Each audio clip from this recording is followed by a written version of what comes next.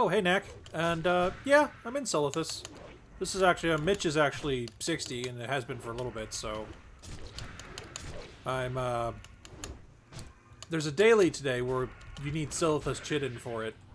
And, a lot of people don't have the skinning to do it, so... Easy money. I've actually got 4 of them sold for a collective of a little under... or a little over 120 gold, so it's not bad. Considering I've bought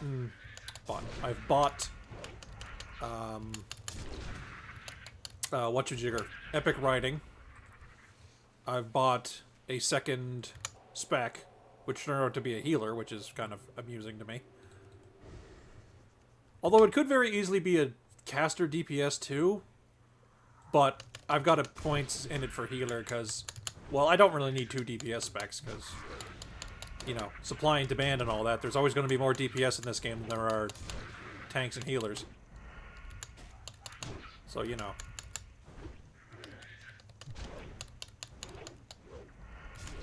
Always a better idea to have one of those specs than just another DPS spec.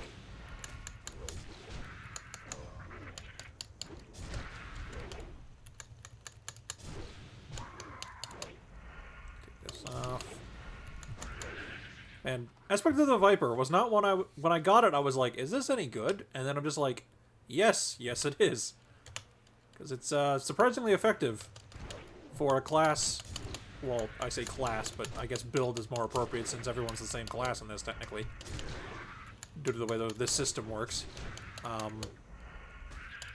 It's pretty good for, you know, a class that isn't, or a build, I should say again, that isn't made for mana efficiency, but just wants to be able to pop a heal off every now and again. So I can just kind of keep going.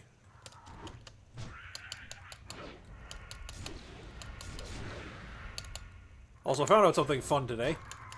The enchantments that act like talents, they don't seem to stack in the sense of increasing your odds, but rather they each act as a separate instance of having 1 point in the talent.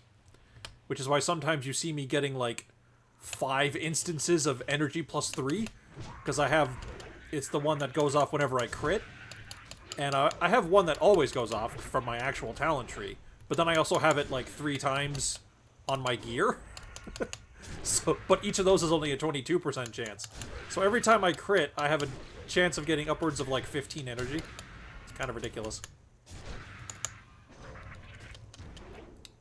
Wish I had a better, combo point spender, though. Hell, I'd take Recuperate, honestly. Or even Meditate, although I don't think that would give me a lot of mana. Since it's off of your base, and, well... I have very little.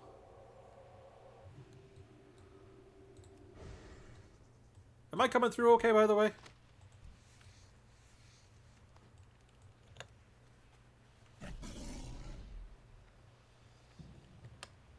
Ooh, someone left me a body. Thank you. Aw, damn it. Knack, you were a skinner, so you might know this, but do you remember if...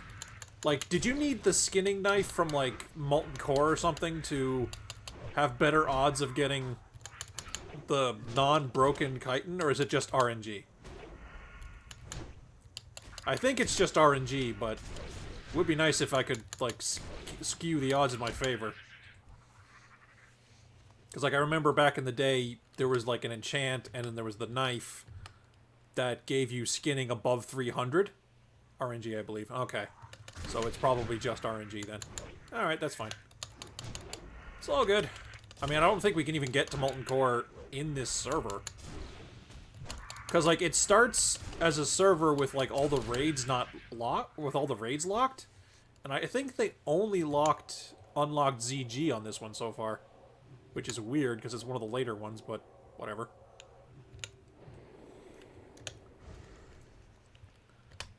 So, yeah. As you can tell, I'm kind of playing an arms warrior, I guess is about the best way to put it. Needed that knife and the enchantment to skin a raid boss. Ah. Yeah, that would make sense, because bosses are always 3 levels higher than whatever the cap is at the time. And skinning needs 5 points for every level of the mob. So yeah, you would need 315 to skin a boss. Yeah, makes sense. That's why you needed the skinning knife off the one boss drop, and then you needed the enchantment. What was the boss that...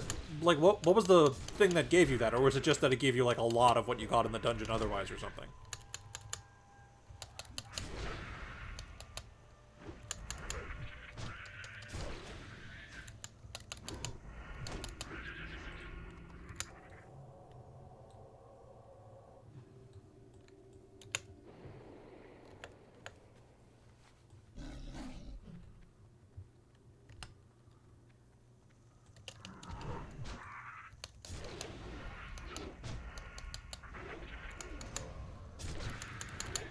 Expose armor isn't a terrible finisher move, but, like, it's a bad finisher move.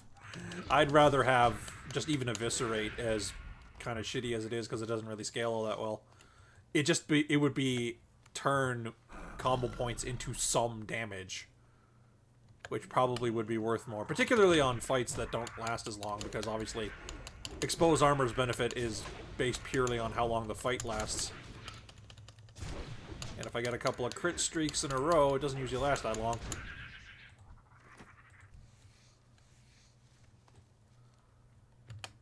So many not quality chittens to sell. That's okay though. The vendors buy the grays chitin for a decent amount. Where's the broken one? There we go. Yeah, full stacks of gold. Can't complain there. Hey, the Mooncloth bag pattern. Neat. That actually sells. Because people are silly and don't know you can buy it in Winter Spring. Admittedly, if someone's bought it, it's not there anymore because it's a limited stock item, but still. Get a couple of gold off of that.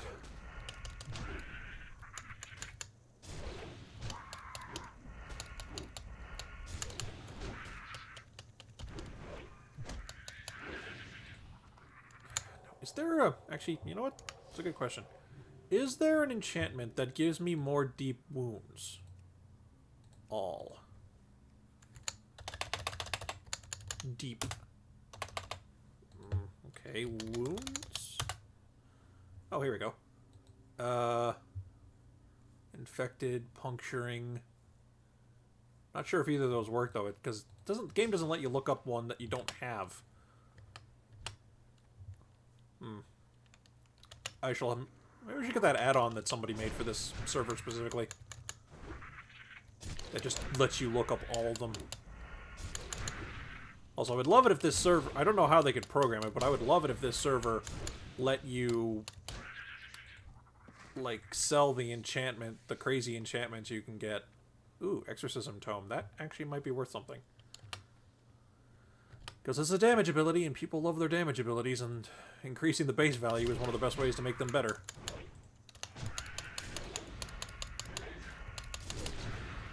Yeah, I have a random enchant that's also Crusader, so that's pretty dope. Ooh, fat-fingered the fear button. Look it up on Thoughtbot? What? The fuck is Thoughtbot? Other than what sounds like some kind of porn bot.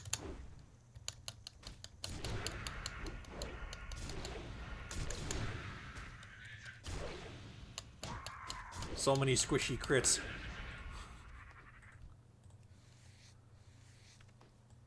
You don't remember Thoughtbot? No.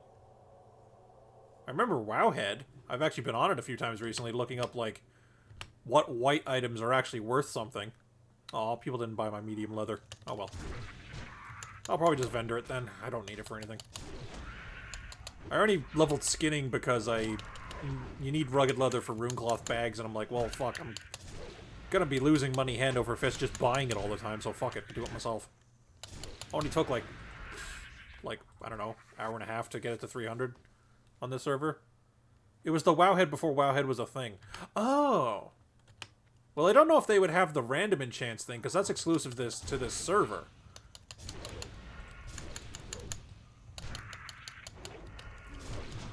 And like Wowhead and that, I don't think they support that kind of thing. Well, with them probably being in Blizzard's pocket these days and whatnot.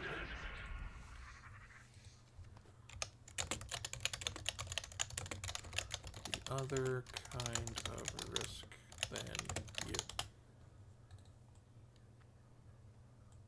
I think I was making a joke. Oh.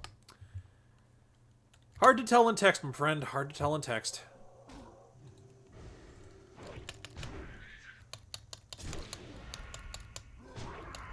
Actually, one thing I wouldn't mind if I can possibly get it is a Rupture from the Rogue Tree. Because, you know, it's another bleed. And then I could actually respec a little bit and grab some stuff that focuses on improving bleeds. And then maybe get that one enchant from Mongoose Bite that makes it give a bleed. It's a possibility. Whoops. Forgot to turn off Viper. Yeah, I don't know if it was... I don't know if this was in the original game, because healers didn't... Or, I mean, hunters didn't have heals. Well, other than Men Pet, I guess. But, Viper Strike also cuts healing and damage in half while you're using it. You know, because you're not supposed to sit in it all the time. You're supposed to turn it off, turn it on, and all that.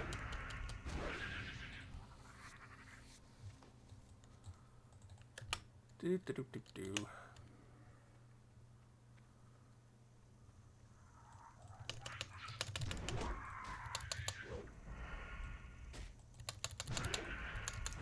Gotta say, I've been having a lot of fun with this, and one of the things is that doing some of the dailies, they'd send you to those zones that are like world elites for reasons I don't remember. Like, I guess some of it was like old raids and shit, like, or old world raid type areas, like those like elite green dragons in Feral Ass, the blue dragons in Azashara, shit like that.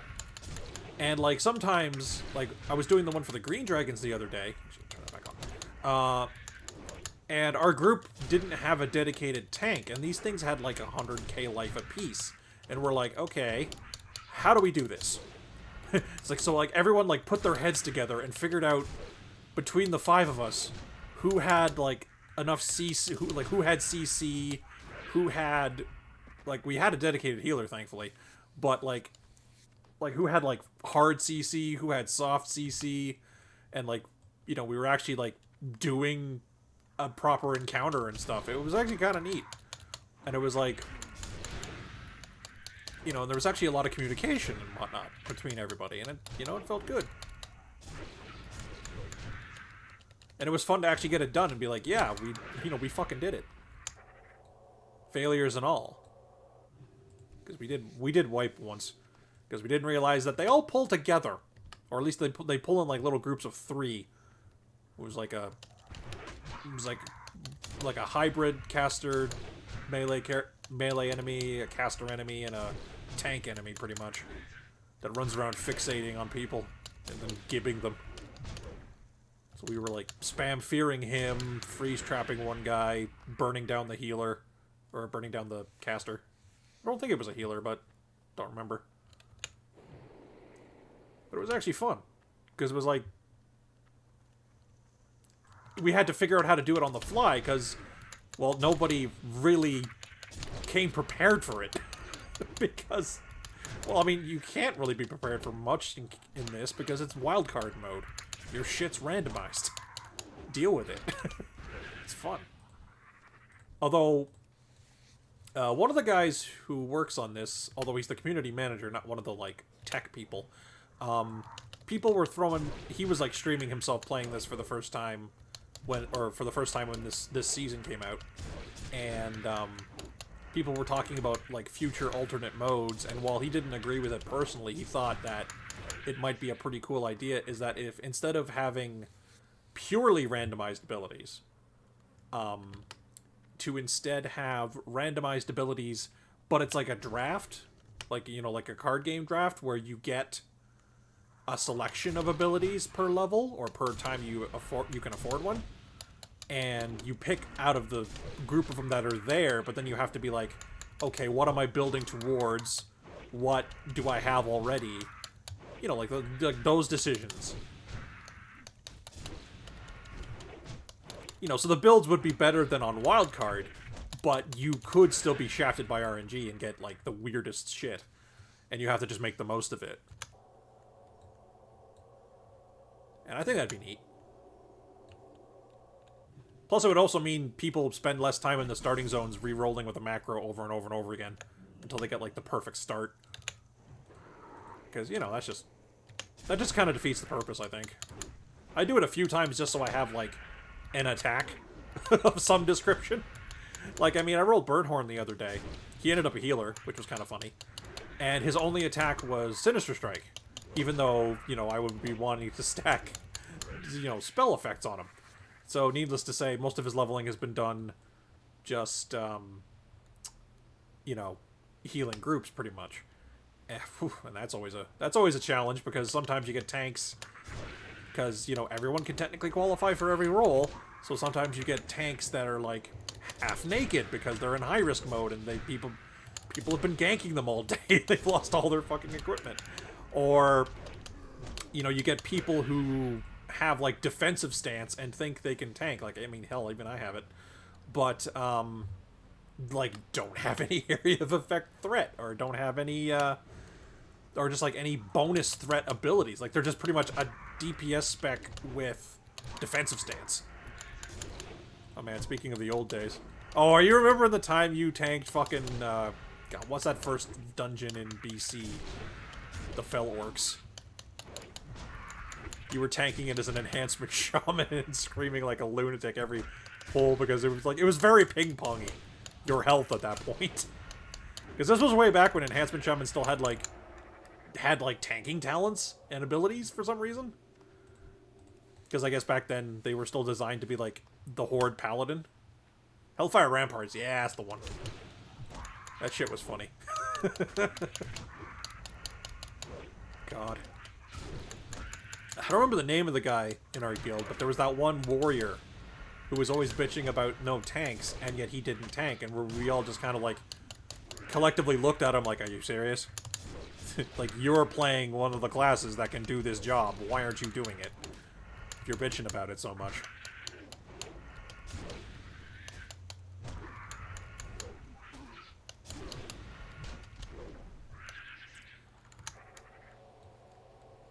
Also, I don't know WoW much beyond, like, Panda. Did they ever make a tank that was in cloth? Because like, every other armor type has a tank, I'm pretty sure. Although Mail might not. Actually, no, I don't think Mail does. It's only leather because druids. And, monks, I guess. Demon Hunters? Do they tank? I don't know. And then, a tank that was what? A tank that was in cloth. Like a mage tank of some kind.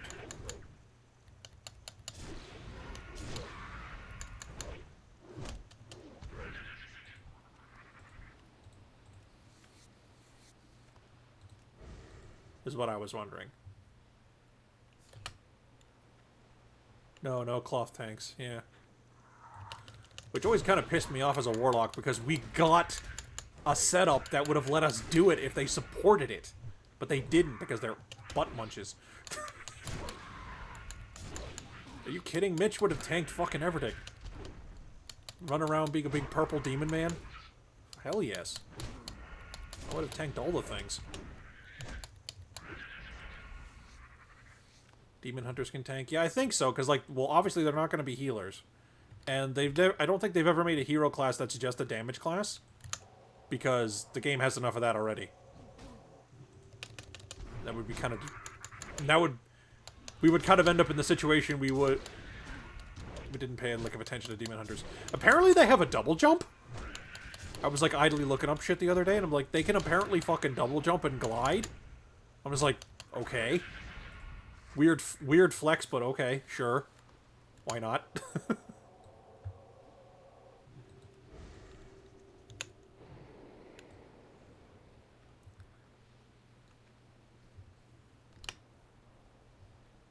Double jump and glide, yeah.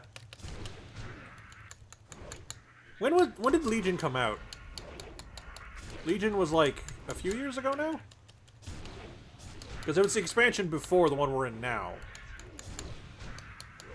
But the one we're in now is pretty new.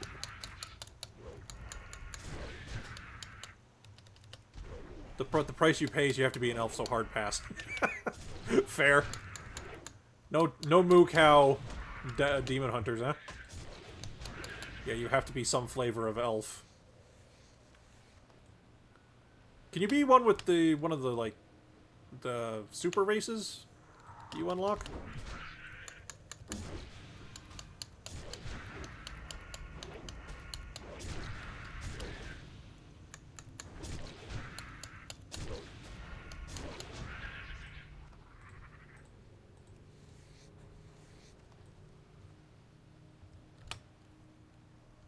Because I know there's an elf amongst those races, those, like, extra ones you get. What is it? It's the Moose Tauren. There's an extra kind of human. Oh, you can't. Interesting.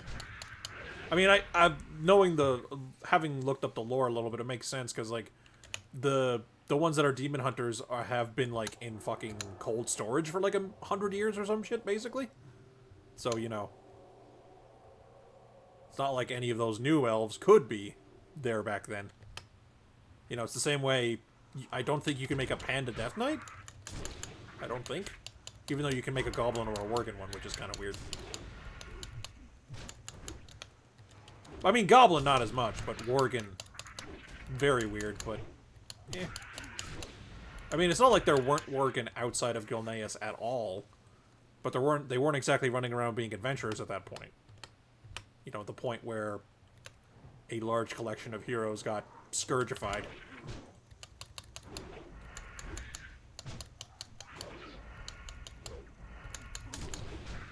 Nightborn, Zandalari, High Mountain Tauren for Horde. Yeah. So many squishy crits.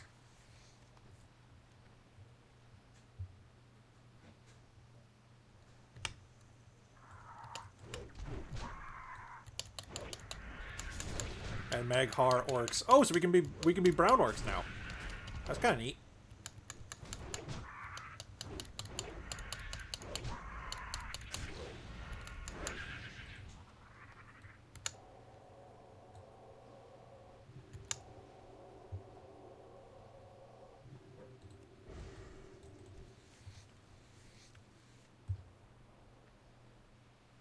Yes, but it's also quite dumb. How so? Is it, like, shitting all over established lore or some shit? Which wouldn't surprise me. Blizzard does that all the time. Whatever fits the narrative they want at the time. I mean, it's their story. They get to. It just isn't quality writing.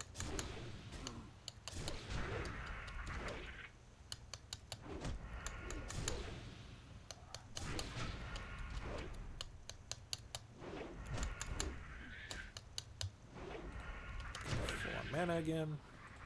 Ooh, hello. What are you? Nice leather, agi, stam, but also a bit of int. Weird, but okay. Yeah. They chose brown oaks from Warlord's alternate timeline of Draenor instead of the Outland Maghar. Oh. Okay. So does that mean there's still, like, a casual time portal open between that timeline and now? Because that seems a little dangerous. And, like, the kind of thing Chromie would thoroughly frown upon. Among other bronze dragons.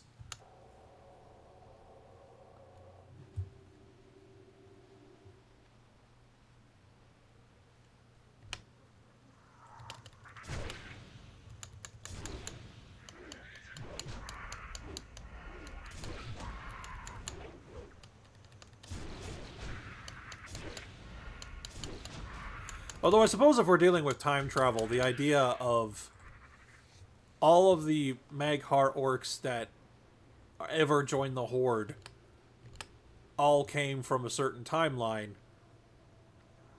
No, I don't, because I stopped giving a damn because they got alternate universe Grom involved again. Ah, fair. That's fair. I mean, I'm not surprised you are not the biggest fan of Blizzard's lore, because they've done, like, They've done nothing but, like, shit on Tauren for, like, every expansion in some capacity. Or just flat out ignored them. Like, I think the only faction that gets, or the only race that gets shafted on lore that much is, like, gnomes. Which is, like, your other favorite race. So, like, yeah.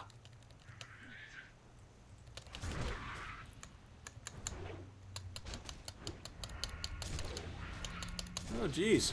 James, look at you. Fucking 9k health, hit cap, defense capped, expertise capped. That's quite the flex. What's the hit? XP cap for 60.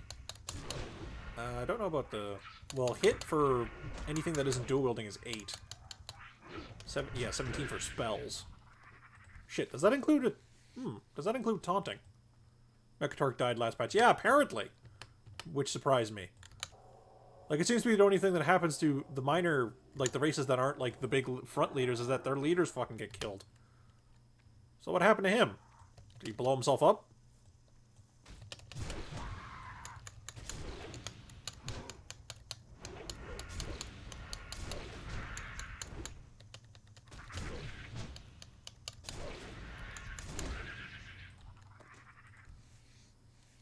Hey, a katana.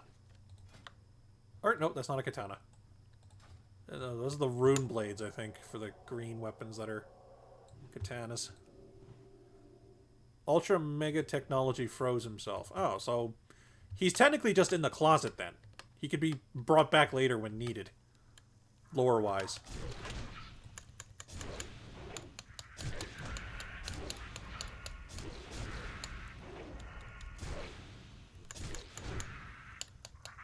So what about, who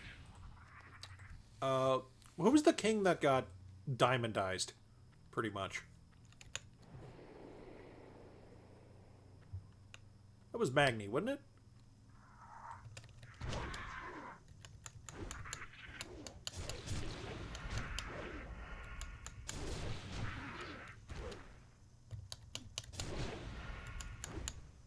Yeah, it was Magni. Didn't he start, like, getting up and walking around after, though? Like, even though he's still a man made out of diamonds? Which is kind of badass. If a little, weird.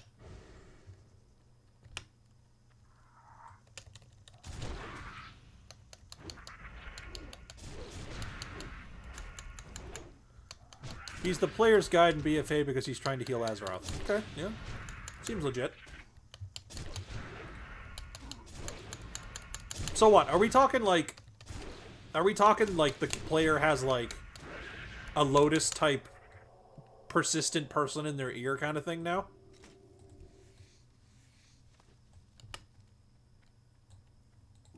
You get over here. Yeah, I have Shadow Bolt too, but I used to use it for a little bit with Backlash. Because since I'm melee, I'm always getting punched in the face, and oh, hey, look, I get a Backlash proc free Shadow Bolt every once in a while, but not really worth the points once I'm at the end here and have more things to be worrying about.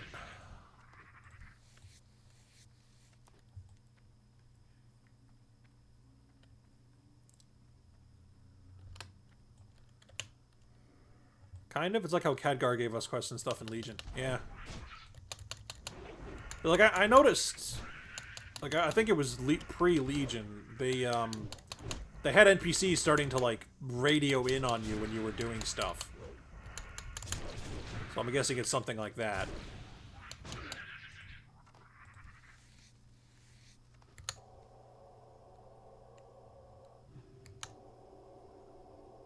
If you're wondering, I just kind of keep doing this until my bags are full. And then I just sell the grays and auction house whatever's worthwhile. I might jump on Elentheria after I fill up my bag once, though. Flex my, like, ridiculous luck getting Wind Fury totem on this fucking server. Or Wind Fury weapon. Yeah, like how they communicated in War 3. Yeah, that makes sense.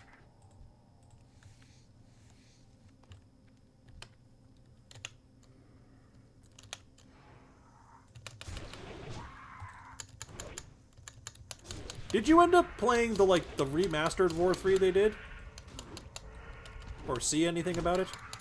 Because, like, it just, like, fell off my radar.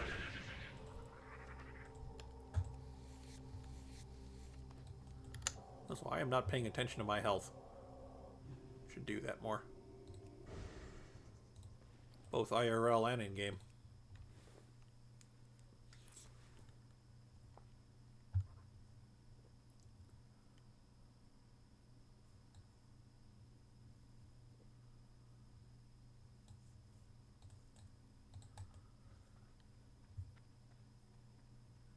Oh yeah, another good thing with Aspect of the Viper is you can just turn it on before you drink. Make everything go faster. It's pretty neat. I wouldn't mind having it on a healer just to use it out of combat, because some people still have the wrath habit of go, go, go, rush, rush, rush. Which is always kind of annoying. I mean, I lucked out pretty hard on the healer spec Mitch has, because I have Evocation. I'm a healer that can get 60% of their mana back as a cooldown. It's like, yes. That's, like, pretty legit.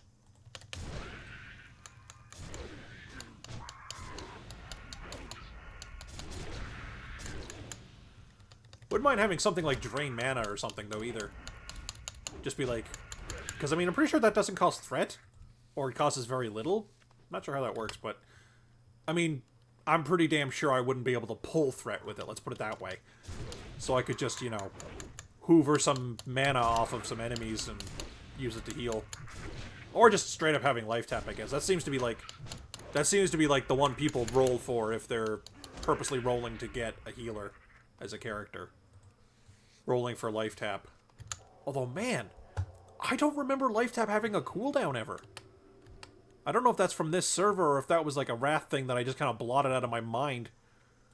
But, yeah. It has a 6-second cooldown. I'm like, what? What is this bullshit? Like, hello? I'm supposed to be able to do this until I either kill myself or can't afford to. I don't remember if you could kill yourself with life tap, but probably pretty sure you couldn't. But, like, yeah, like, what the fuck, game? What's this cooldown bullshit? Oh, well. Rose-colored glasses, I'm sure it was... had a cooldown at some point in my playtime. I just remember having it a lot back in the day. Back when Siphon Life was a thing. Back in, like, fucking vanilla as fuck. With, what was it? Back when the talent trees were only, like, 31 points deep. And Soul Link was, like, the best demonology thing. So your Link would be Soul Link, Siphon Life. And then, of course, the Felguard came out, and I was just like, yes, give, please. And, he was worth it.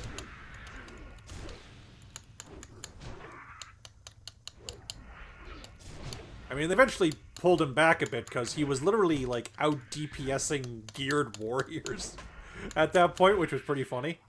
And it's just like, ooh, hello. Another... That's a pretty good belt. Might be better than what I'm using, actually. Hang on. Boop. I'd have to put the... it's only 4... It's only 4 strength better. No thanks. Might keep that for Elentheria, though. Or I might just hawk it.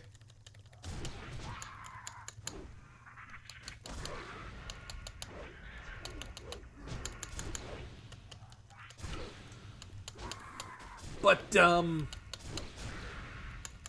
yeah, Felguard, when it first came out, was pretty legit. Never regretted having it, even after nerfs and stuff, so... It was always pretty good.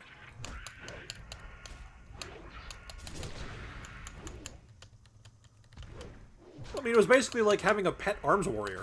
I mean, that's pretty fucking cool. Probably what got under their skin. It's like, I have your entire spec as a pet. Well, it's pretty funny.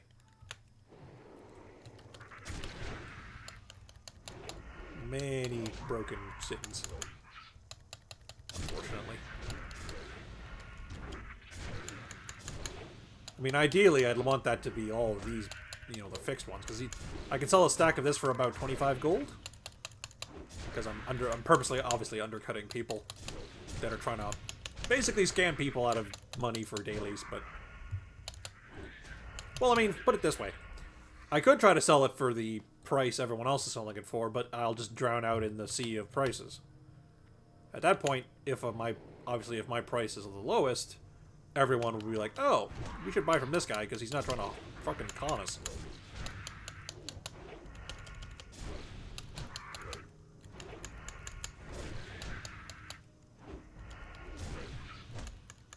Come on.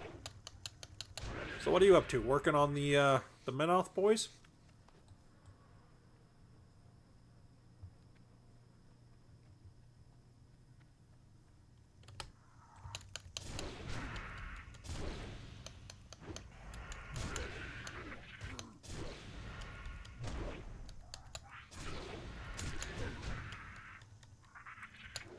So many ridiculous procs. Merchant. More bug armor. Although I suppose it's not really armor so much as it is their skeleton, but it serves the purpose. You put that back on, put that on. Smash you good. Actually, I probably shouldn't have burned Blood Fairy. Let's even get to another fight before it runs out too much. Oh yeah, got a bit in there.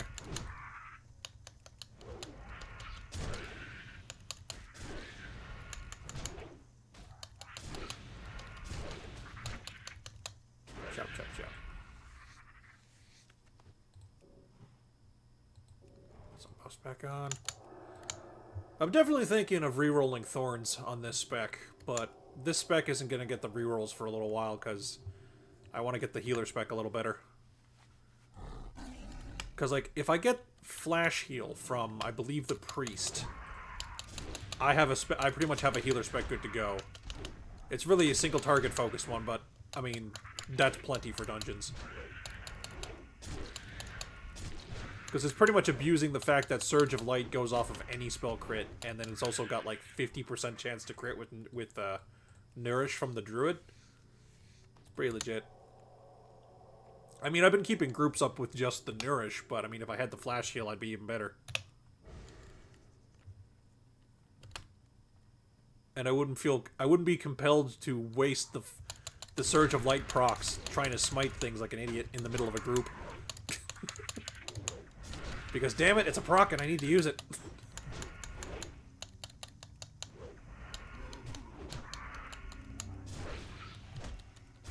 It's like getting a fucking Shadow Trance proc when you've already killed an enemy and you're like, damn, I need something else to shoot this at. Oh, full on mana.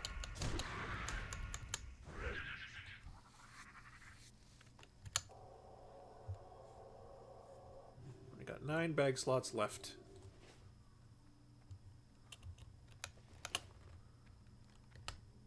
Do.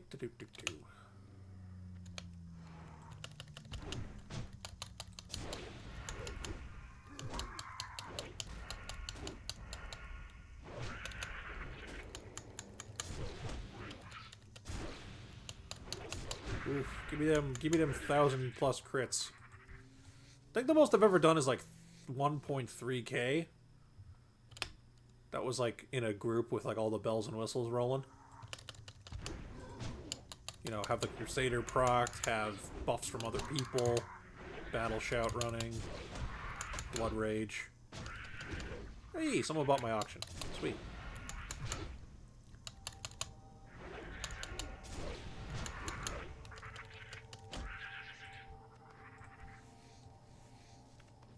Oh, by the way, you were a leather worker too, because obviously you were a skinner. What was the light silithid carapace for? This stuff here. I assume it was something to do with, like, Anchorage raid crafting gear?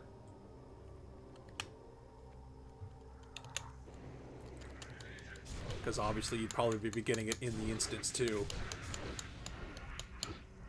God, I don't remember. Probably was, though. I can't think of anything you'd use it for otherwise. Ooh, hey, Mystic Shards. Those are on this. This is unique to this server because you get 10 of them, and you make one of your Mystic Orbs up here. Excuse me. Which you need to apply enchantments that you know instead of just rolling the dice and seeing what you get. But I've not had an enormous need for a lot of them. So, and I have, as you saw, I have like 200 of them. So, I've just been selling the shards pretty much a gold a pop, like a little under. So, I mean, like, hey, that bug just dropped like 6 gold basically. So, I am not complaining.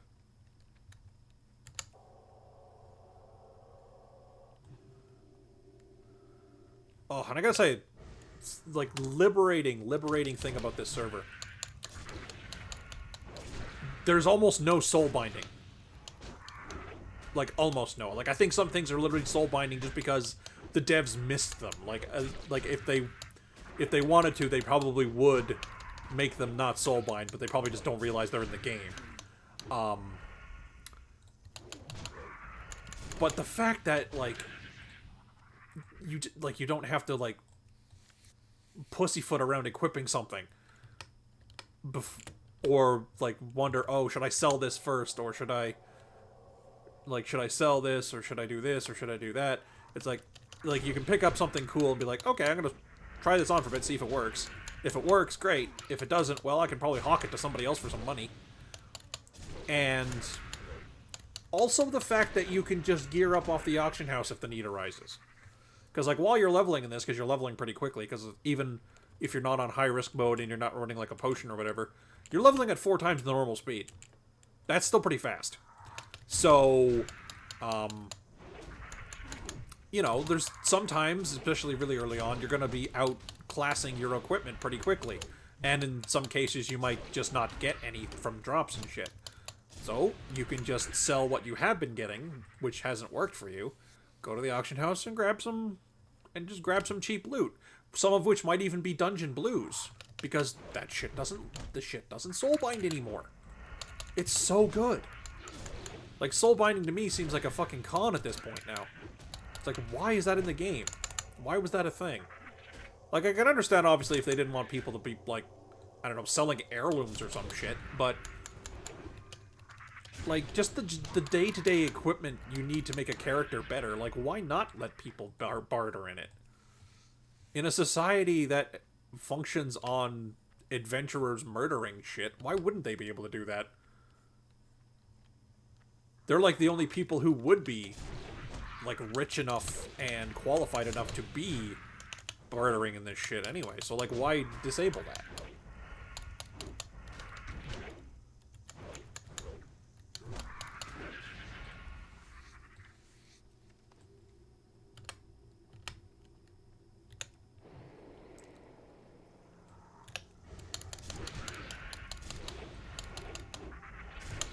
Squish secrets.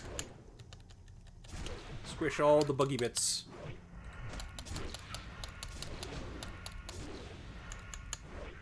And yes, you can Sinister Strike with a two-hander in this, but it is only 80% of weapon damage to make up for that, because otherwise it would just be, like, straight up broken. Or it would just be straight up better to always use a two-hander with Sinister Strike, which wasn't the intent. But it's still pretty damn good. It's one of the only buttons I can think of that is a melee attack that has no inherent cooldown. That is just a straight up hit someone for damage. Because, like, Heroic Strike only goes off when you swing your weapon as an auto attack. It's only in, like, an augment. Raptor Bite is the same thing. Only costs mana. Mongoose Bite's a cooldown. Mortal Strike's a cooldown. Slam is a cast time, which is weird. Never understood that ability. I mean, it's not bad once they started adding, like, hey, you can get a cast time slam on a crit abilities and shit like that, which, you know, that made it pretty relevant, although it was pretty weird that at base the ability was kind of useless. Or at least very awkward.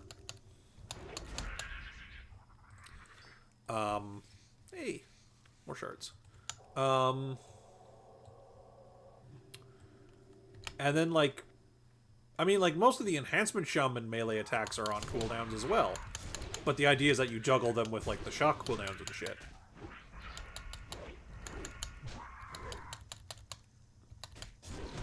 Sinister Strike, I think, is like the only one that's like a filler strike. Death Knights might have had some, though. I don't remember. No, because all theirs cost runes. Although, no, I suppose you'd call them filler abilities. It's just that they have a tighter resource system than energy. Since you had to spend the runes in the right combinations and shit. Man, I don't know. I do not know how they're going to add Death Knights to this system when they do. Because they plan to. They plan to go to at least the end of Wrath of the Lich King proper. Because, I mean, they already have the abilities and the, like, underlying mechanics of Wrath in this version of the game that they've made. But they just haven't unlocked all the content yet. Because they have to make sure that works. And probably have to, like, manually change a lot of shit to make it work. So, you know, it'll be a hot minute before Wrath is, or before Burning Crusade is the thing, and then by extension Wrath. Although I suppose when they release Burning Crusade, they might just release it in its, like, final patch form. So, like, there wouldn't be any time waiting for shit to come out other than it as a whole.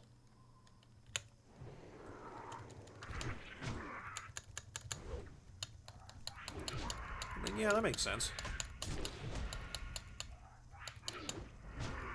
Because, I mean, like, why wait if they have it all, right? Like, they're probably just waiting on getting it all to work.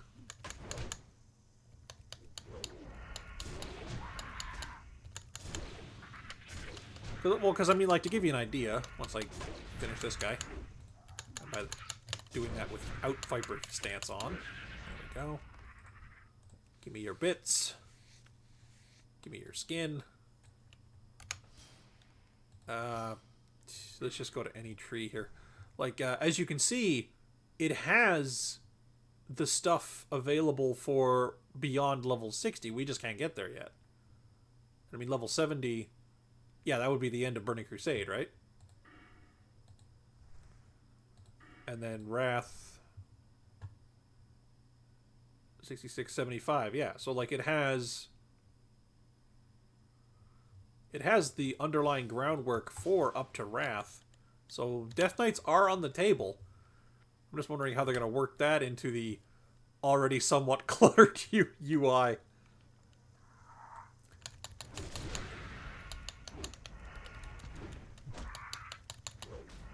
Because, I mean, characters already all have mana bars, they all have energy bars, and they all have rage bars. And they all generate combo points if they use energy abilities that make combo points. Although those are on the enemy, so that's not as bad. Although, did that change in Wrath? Because I know eventually combo points were put on the rogue instead of on the target because people kept bitching about it. A legitimate bitch, mind you, because it makes more sense for them to be on the rogue anyway.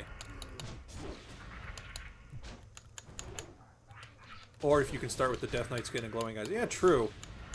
Yeah, that's the biggest thing. Like, if there's no way to play through the Death Knight opening experience, I will be very disappointed, because that was the funnest shit in Wrath. That was, like, that was beautiful.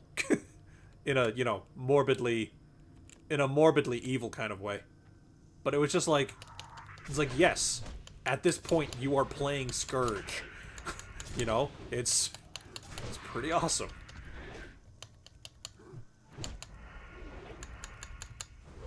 And it honestly gave more of a tutorial on how to play the class than any of the other class quests. Because it actually told you how to do stuff.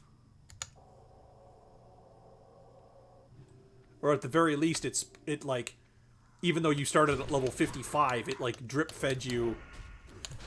It like drip-fed you mechanics. So you were like, oh, okay, that's how this works, and then I can add this onto this, and, you know, it all comes together. DPS is achieved.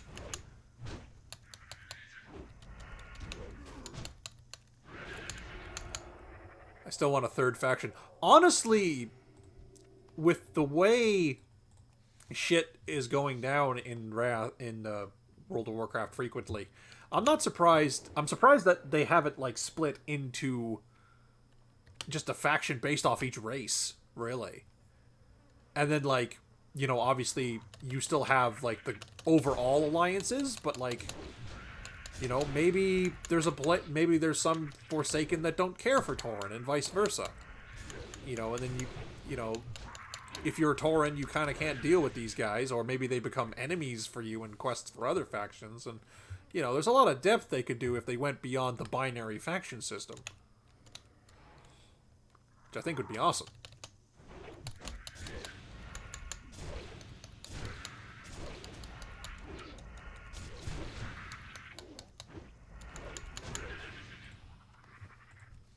Oh, that's my inventory full.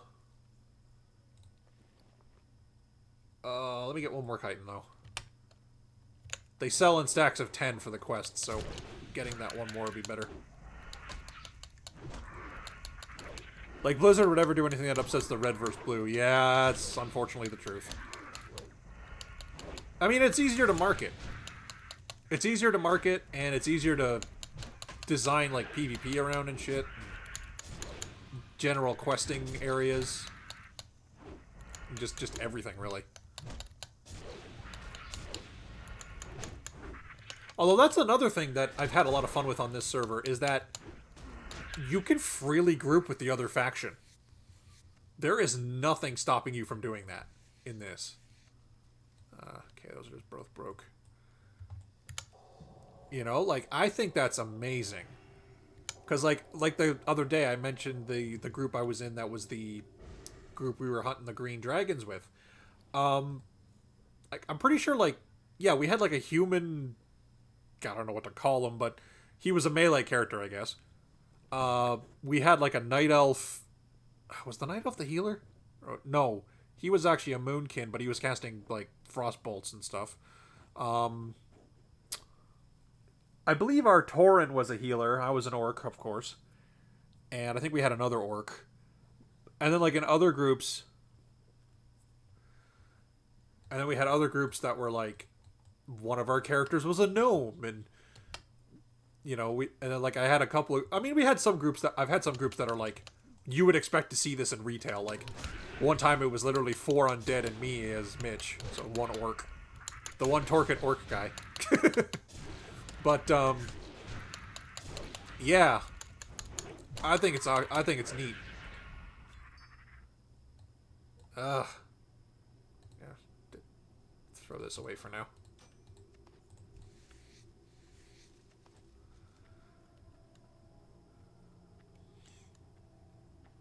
Yeah, and, you know, Horde and Alliance fighting even during Icecrown was kind of fucking ridiculous. It's like, gentlemen, we have bigger things to worry about right now than the proverbial pissing contest that's been going on for like 2 decades. At that point. By now it's 3.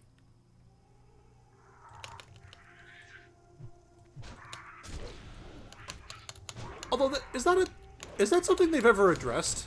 Like, how much time has actually passed in the narrative of World of Warcraft? Like, I don't think they have, but, like, how much of it has actually been, like, the real flow of time versus, like, comic book time, right? Kind of what I'm wondering.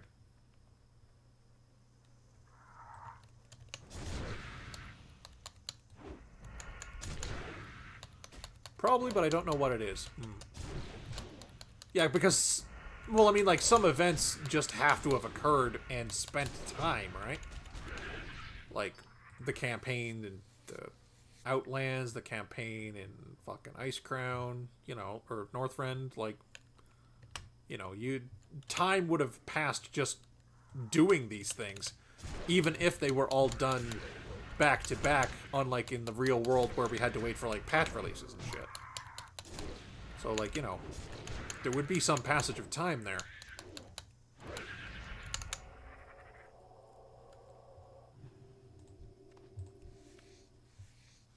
I thought I read at some point a year per expansion. Okay. So if that's the case, it's been almost a decade since the start of World of Warcraft? Because we're not quite at 10 expansions yet, I don't think.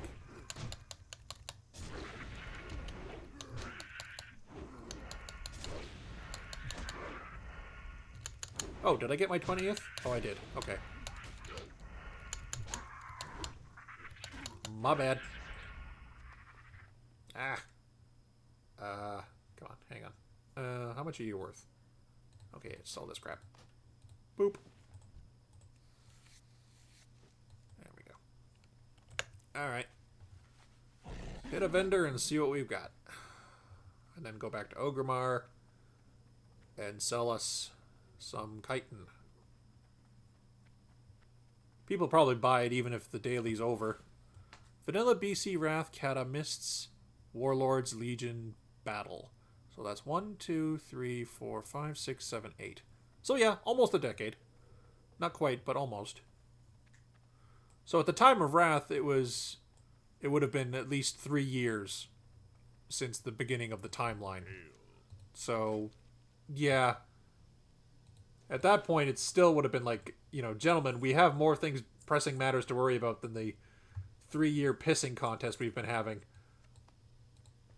Over whose team color is better. Whoops. No, don't want to sell that one. I want to auction house that one. Ferocious Bite. I don't think that one will sell because I don't see many... Enough time for Edmund to go from kid to young adult. Yeah, he's like... That's the thing though, because like there's only one child model, and the child model is implied to be like 5. Or like something really stupidly young. But then all of a sudden, bam, he's like a teenager. And old enough apparently to rule.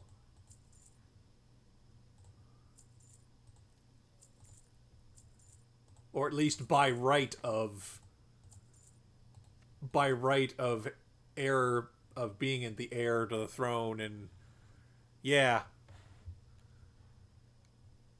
I think the implication is that he's a lot older than his original model would have implied, but still like under the legal age of whatever that would be in Azeroth, basically. And now he's like basically right there. If not, I guess now probably a little older than that, just because, again, each expansion is a year. Or that's what we're working with.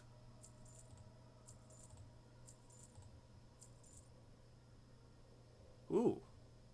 Damn. It's not on a green... It's not on a blue, though. I can't take it off. Damn. Oh, well. Yeah, that's the thing with the... That's the thing with the system. The random enchant system. You can't take an enchantment off of something that isn't a blue. Dwarves. What the fuck is legal age? Oh, the eternal question of long-lived races and, like, maturity. Most fantasy writers get around that issue by saying that they mature at the same rate, but then, like, they just have super long lives after that fact. Which, you know, makes sense. And is, you know, the easiest thing to skirt around weird issues of, like, 20, 30-year-old elves being as mature as, like, 10-year-old children. 10-year-old human children.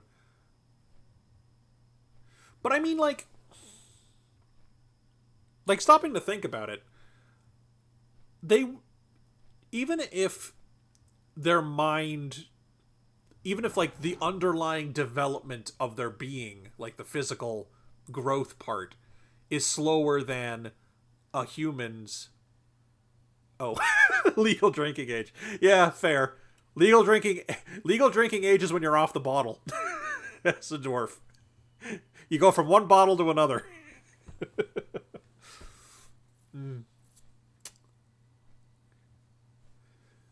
I mean, if they're being breastfed from their mothers, they already have alcohol tolerance.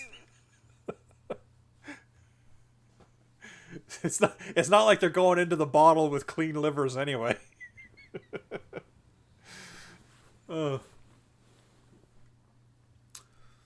But yeah, like, thinking of, you know, longer lived races that grow slower, mentally though, they would probably undergo, like, even though I said like a 10-year-old, like the whole 30-year-old elf, 10-year-old human thing, I still think the 30-year-old elf would still be more mature in the sense that, I mean, unless they've just been completely sheltered their whole life, which is, I mean, this is true of anybody, really. But assuming the same, like, assuming, like, the same value of life experience, I guess, The 30-year-old elf would just have more of it, just from having lived like a literal longer time, right? Whereas the human obviously has not had enough time to go around, and being only 10, they've probably been sheltered more by parents in most healthy households. Whereas the elf at 30, despite, not being an adult, strictly speaking, would, would just have had more life to live at that point.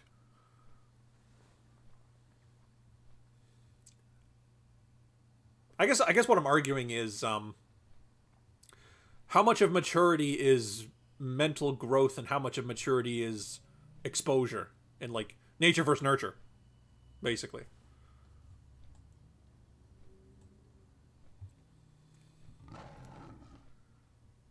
Most fantasy writers go with the whole, how about we just make them legal at the same age as humans so that it doesn't get weird? Because nobody wants to touch that issue with a 10-foot pole, even if they're fully willing to, write stuff about people getting horribly dismembered at any age. The hypocrisy of modern life. It's an amusing conundrum we find ourselves in. Ooh. Fancy stuff. Ooh. Really fancy stuff. Aegis of the Blood God. Yeah, I've seen that around. Doesn't seem like a very effective shield with a giant fucking hole in the bottom of it. But you do you, I guess. Those are just like... Yeah, those are just like the generic... Or no, not quite the generic orc shoulders, because they're... Well, they're lopsided. Yeah. The orc shoulders that are like the grunt shoulders are uniform. Oh no! Let me off, there's a rarity there! Damn it. I mean, I know it's only level 22, but like... There's actually achievements on this server, and... While I don't 100% know what the seasonal points are for, that you get for getting them...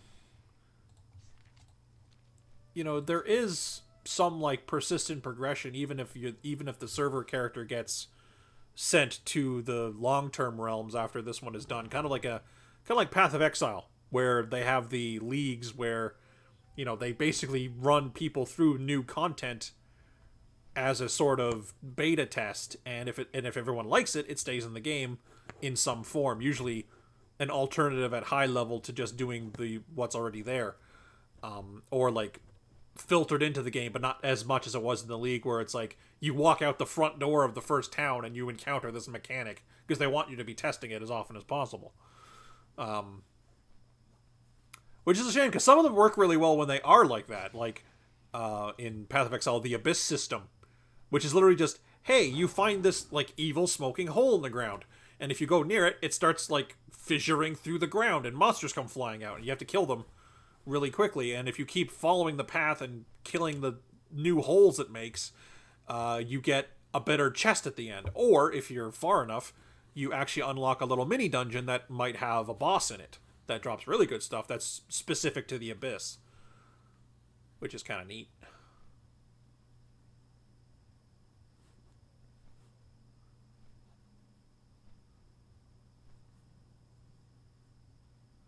And, Abyss has stayed in the game after that fact, but you only run into them at, like, post... I want to say, like, post 55, and mostly in the end game, which is, like, 68 and up until level 100, which is, the hard cap.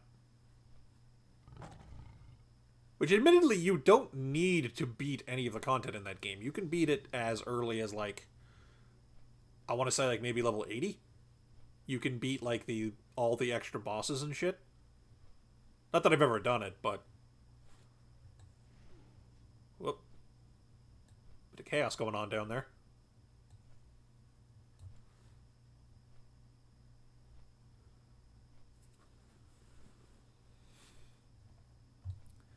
That's one thing I kind of like about this server, too, with everyone re-rolling all the time, is the whole world has a pretty even flow of levels. You know, you never get the point where it's like late in the expansion and everyone's leveled up and everyone's maxed out and like everywhere other than the end game zones is like a fucking ghost town because there's no reason to go there anymore. See, that's always one reason why I think games like this should really focus more on growing out rather than up all the time. Like, I know they have to grow up in some cases to appease the people who are at the end, because you want to keep them on the payroll pretty much, or keep them paying you, I should say. But at the same time, though, it can be daunting to be a new player seeing all of this content being added at the end and it's out of your reach. Like, that was one of the reasons why Warframe has been doing so well, is because whenever they release something new, or at least most of the time when they release something new, it's something everyone can do at some level. Like the Plains of Eidolon, the first time they made the big open world section. Oh yeah, I have Levitate, by the way. The first big open world section they did. It has leveled content for people as low as like the first time they've ever had their first Warframe kind of thing. Like there's content where the enemies are as low as like level 10, and there's content where the enemies are as high as level, I want to say like 60. You know, which is pretty high. You know, it's not the ball shattering depth that some people go through to get to like level 100 plus enemies. Not worth putting up. Not worth the effort. How much is the chitin going for? I'm still the cheapest. Good times. Okay, so put them up in stacks of 10, as many as possible. 1 and 275. Boom and boom.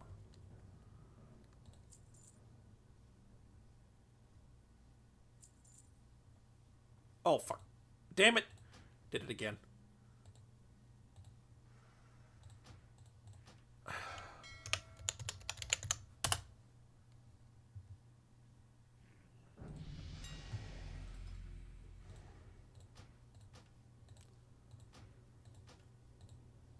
No!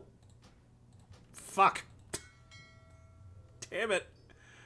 Why is per stack the default? Ugh.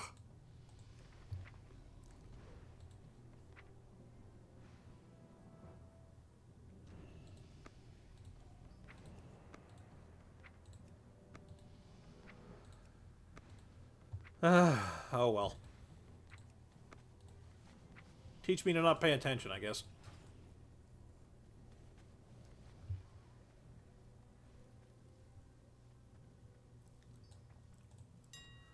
Well, one lucky bastard will get his dailies done for cheap, so I can take some comfort in that, I guess. Per item, 1, and 275. Hey. Okay. One of these are going for anything. Yeah, I didn't think so. What else we need to sell? We need to sell Mooncloth bag pattern. Oh, those aren't going for much. I mean, put it up. There's no reason to hang on to it. Wait.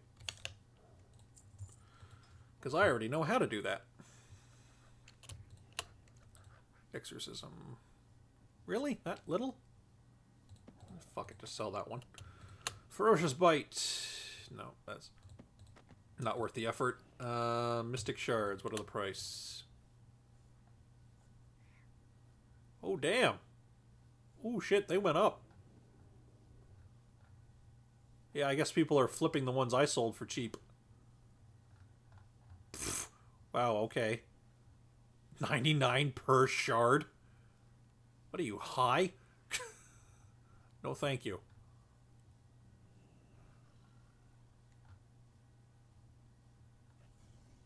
Yeah. So, like, 250, 375 ought to be good. So, boom, boom, per item, 2 and 375. That'll make it nice and cheap. sure everything's set up properly. Yep. Away we go.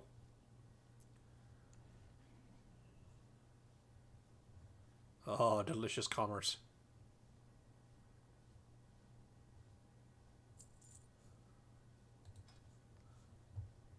Okay, fire resist aura.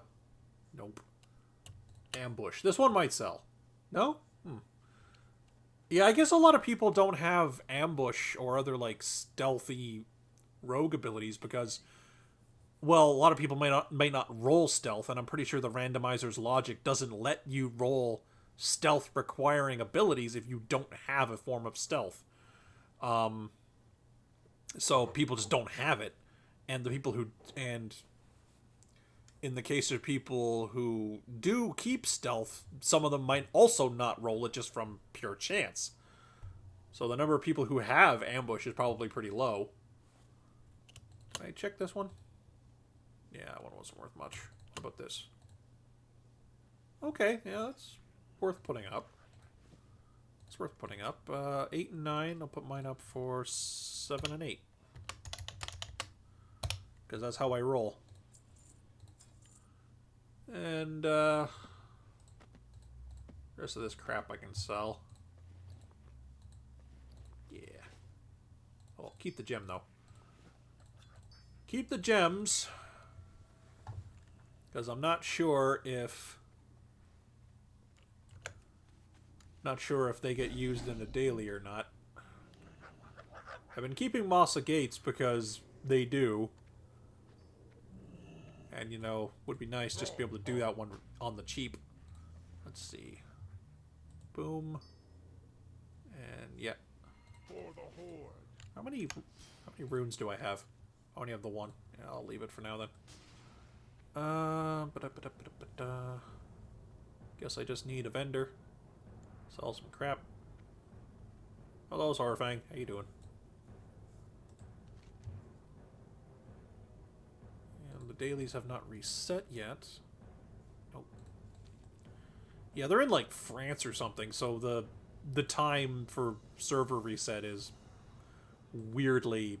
Or it's, like, weirdly late in the day, but it's probably for them, it's, like, early in the morning of the next day. Should I just vendor these? Yeah, I probably should. They're not selling, and they're worth a 3 gold in the amount I had, so fuck it. Sell me some money. Don't sell me some money. Sell me some stuff for money. Oh, and that's the thing, too. The server... Gold is... It doesn't feel like you have to pinch every goddamn copper. You feel like you can actually spend money. It's great.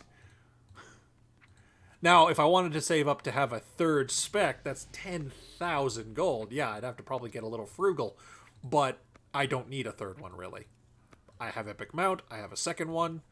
I even purchased the riding training off another player, because that's a thing you can do in this, for pretty cheap, and for like half price, and, you know, it was pretty good.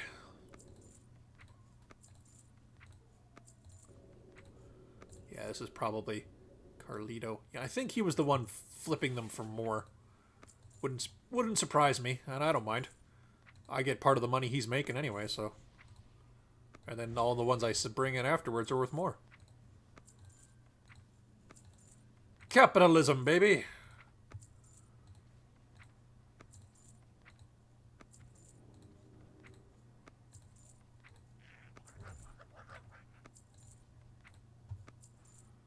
Hey, 26-ish a piece for them.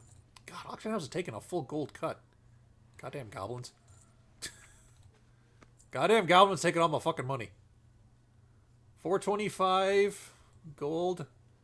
Made about 100 so far. Probably going to make another 100 and change.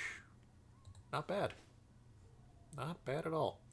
I might even be able to buy myself a Book of Ascension.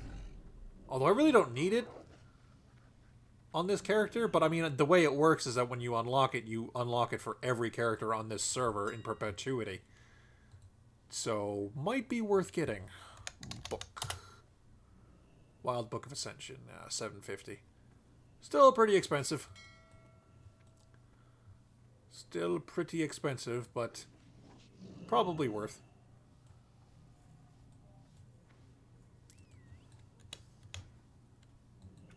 We will go...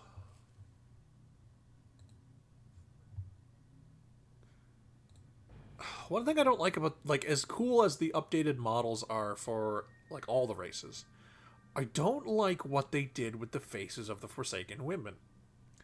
Because I'm the weirdo that always made Forsaken female characters. I gave them the, like, porcelain doll face sort of thing, where it was, like, they looked really, like, smooth and innocent almost looking, even though they're, you know, horrible undead zombie monster people. But now the Forsaken ladies always have this, like, perpetual scowl. And, like, there's no way to get rid of it. I'm just like, fuck. No, that doesn't look right. It's not what I want. Like, she's always got this, like... She has resting bitch face, basically. Which, I mean, if any race deserves to have resting bitch face, it's the undead. It's the Forsaken, because, I mean, fuck, they've been through some shit. But, like... You know, it's still a bit of a pain. That's regular clams. I've just been murdering things for this character's levels. I haven't really been doing anything special. I haven't even done dungeons. Speak quickly. Hillsbrad. Level 35. I think I'm ready for the next zone, Alterac? Or no, Alterac's to the north. Fuck, I don't even remember what the zone is after Hillsbrad. South Shore, Hillsbrad. Arathi, that's where I'm thinking of. Yeah, I think I'm ready for Arathi just on the grounds of level.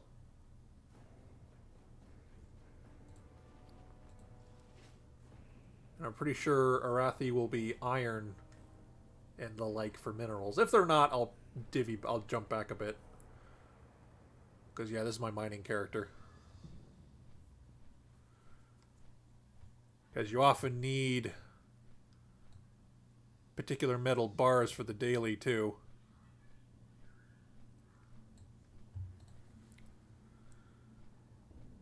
And it's often tin, which is weird.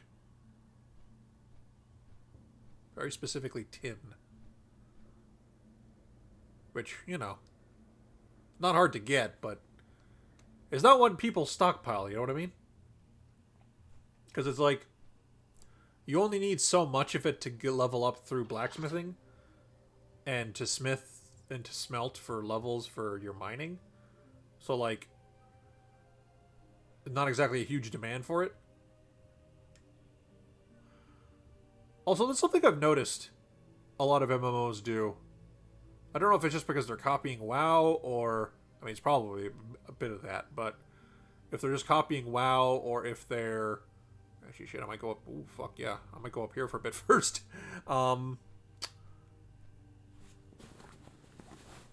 don't know if it's because of them just copying the way WoW did it, or if it just becomes a matter of complexity, like anti-creep, or complexity creep prevention.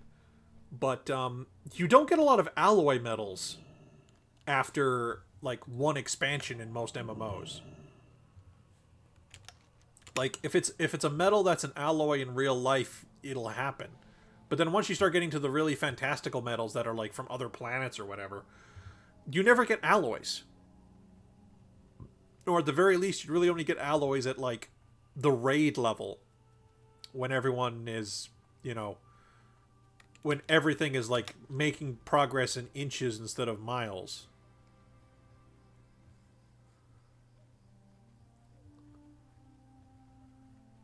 Like, it has the... You know, when it feels more like you're really trying to crank out every minor bit of growth you can, that's when, like, alloy metals at the, like, raid level become a thing.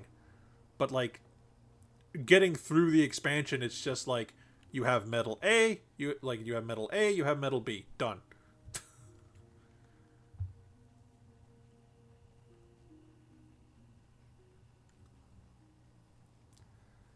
It doesn't quite feel as like generally world building, you know? Delicious Wind Fury procs.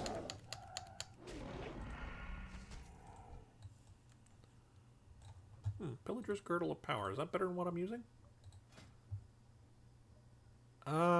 Yes, I think. Yeah, just barely. And I don't have any, like, strength multiplying talents, so... Yes. I lose a little bit of health, but that's fine. You want to keep upgrading your stuff in this server too, anyway, because your like gear score pretty much is a factor in getting world drops. And if you're like trying to farm naked to get purple stuff, it ain't gonna happen. Because that was a problem on one season of this, and they went, okay, we're gonna have to fix that because that's not how we want people playing the game. Because that's silly.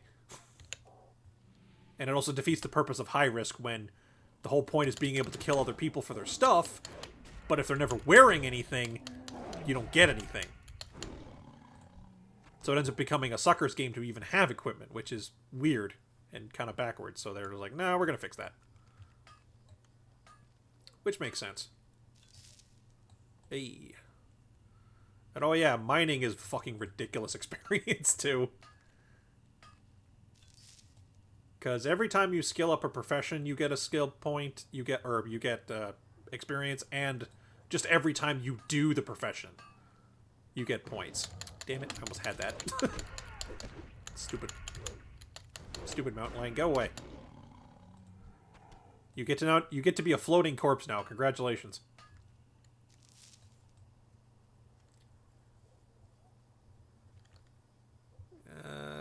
Iron.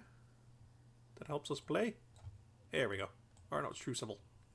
Damn, it's true silver. Can't fucking mine it yet. How much do I need? 205. Ugh, pretty far away from that. Can I get mithril, I wonder? Because if I can get mithril, I can go into the Yeti cave and get a lot of it.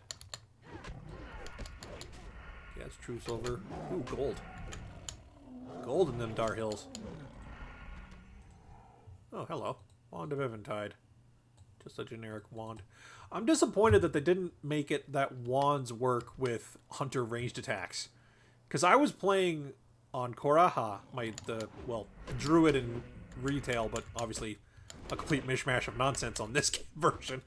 And, oh hey, lots of stuff. Whoop. I got Arcane Shot, and I'm like, okay, can I use this with my wand? And the answer to that is unfortunately no. So I had to get her like a bow or something, and like half spellcaster, half hunter, and it's really fucking awkward. Like that's like the one thing that kind of doesn't really work much with anything in this game is that mithril. I need only 6 more points. It's not bad. 3 more iron nodes, and I probably get that. Is hunter doesn't really work with anything in this. Like, a few choice abilities work with other things. Like, for example, there's an iron. There. It's like hunter, like, a couple of choice things work with other specs, but, like, if you're actually wanting to do any ranged physical combat or, like, weapon-based combat, congratulations, you're basically playing a hunter. There's no other class that does that. So, like, you kind of lose out on the whole multi-classing thing if you try to do that. Now, melee classes can do really well with a hunter pet, because the hunter pet scales off of the physical stats, and, they still have good physical stats. But, it doesn't really play nice with, like, any sort of casting, really. Or even, like, hybrid melee. Excuse me. Like, Enhancement Shaman or whatever. Although, no, I suppose Enhancement Shaman wouldn't be terrible. But at the same time, though, like, all the hybrid stuff is melee plus spell. So, like, doesn't really work.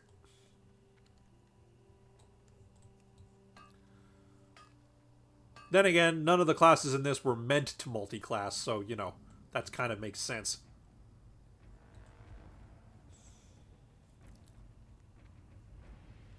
Although they did make some considerations for things multi-classing in this, though. Like, they purposely added, like, some abilities to lists of things that trigger certain procs, and, like, and, at the same time, you've also got stuff like talents in the rogue tree affecting some spells, but it's like, rogues don't have spells. But obviously that's for people that are part rogue and part something else. Or, like, if a rogue in Wildcard, or if someone who's basically a rogue in Wildcard mode picks up, like, I don't know, Frost Shock or something. It's like, okay, well, I still get hit rate on my Frost Shock with the hit talent that gives me hit for my physical attacks as a rogue. But I also still get it for my physical attack, you know, that kind of thing. Plus, it also cleans up the trees a bit, because, like, they can take out some of the redundant talents in the trees that aren't really fun. Because, like, sure, it would be neat if you could always be hit capped based on your talent points, but, like, that's not exactly making your character interesting. Also, 175. That means I can farm Mithril now, I believe. So that's pretty cool. Are you still there, Nick? You've been awfully quiet. Not that I mind just being company for you, but, you know, I do like talking to a void that at least somewhat responds. Cool thing about this, though, is that since I'm doing this on YouTube, since I'm doing this on YouTube, I actually get a video uploaded automatically afterwards. So, win-win.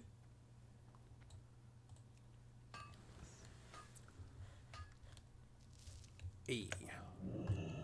Yep, so we're going to the Yeti Cave now, I think. Get ourselves some t-shirts, and by that I mean mithril.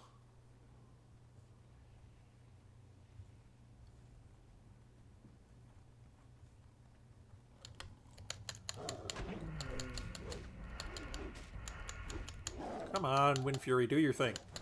Murder him for me. Come on. Wow, no oh, there we go. That was kind of annoying.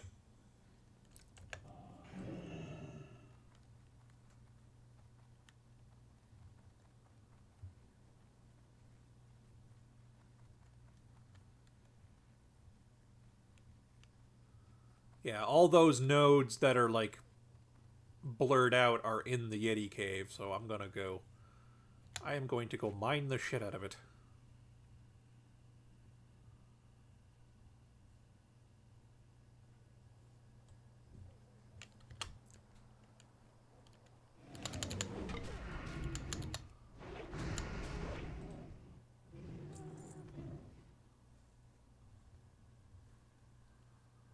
Oh, there is one on the surface, though. I shall go acquire it.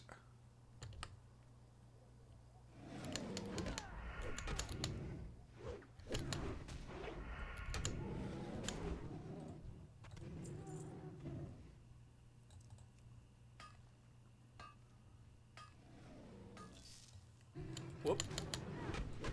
Oh, that was a tin node. Damn. I mean, I have some tin stockpiled for the daily. Ooh, hello. Probably nothing worthwhile. No, and no. Sorry, I got cut off there for a bit. Oh. Were you not seeing the stream, or were you just not... Or were you just busy?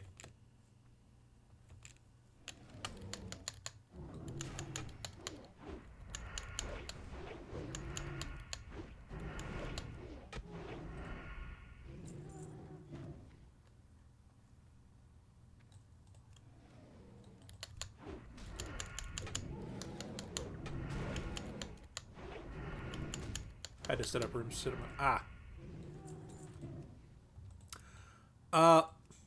Jeez. Lots of failed attempts. I don't know how much you had seen or had heard, I should say, I guess. But we finished filling up Mitch's bags and selling all the Titan. And, is it still the Splatfest that's, time travel versus teleportation? As for which one you would want to have as a superpower?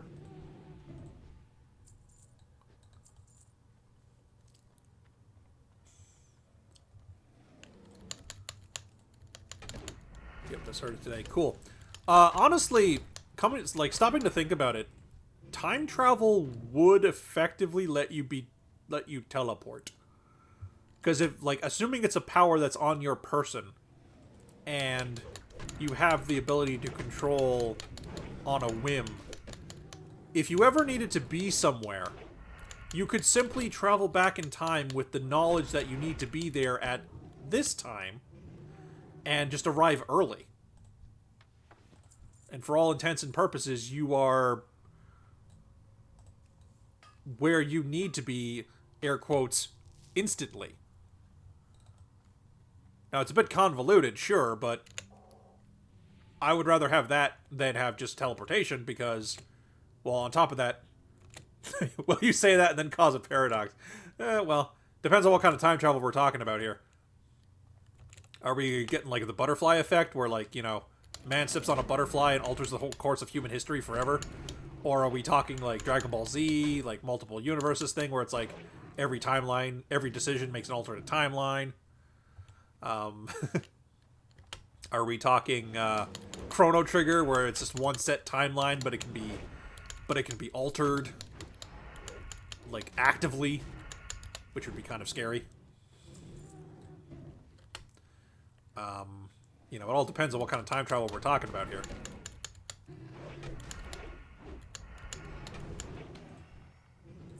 Whoops. I fired off an auto shot I didn't mean to. I mean, that's okay. These guys are chump change.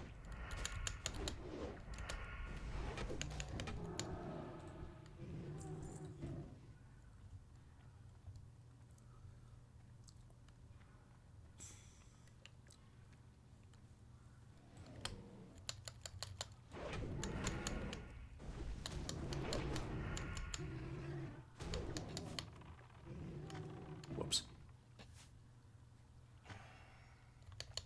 Yeah, having auto shot is a little accident-inducing, because every time I, like, over-tap my buttons, I end up shooting some random dude in the distance. Then pulling him. I need 205 for True Silver. Okay. What am I up to? 181. Okay. Not too bad.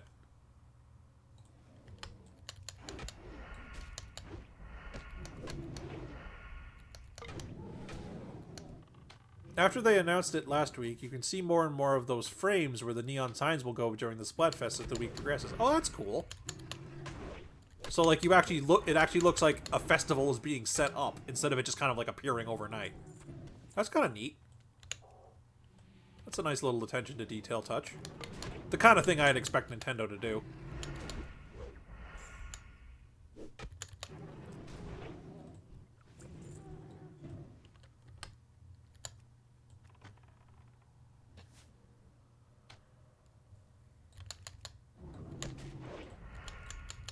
I do love having auto shot for pulling, though, because...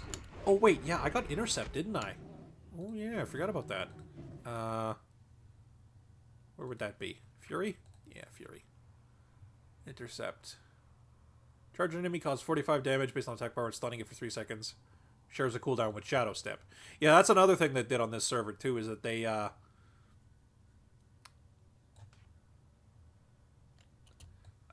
made sure that, like, you couldn't overstack certain things to gain a ridiculous advantage.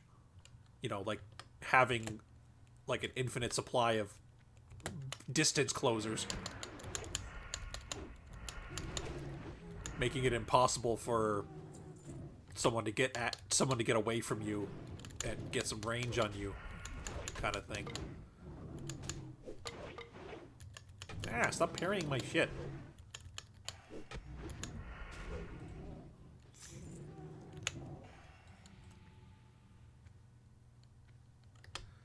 Haven't had the best luck with heals on this character, though. I only got the renew. So I've actually been keeping my...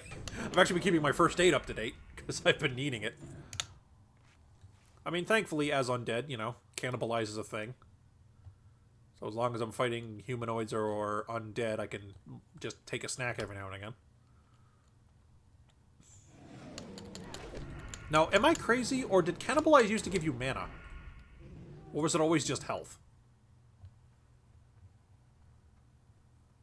I might be crazy.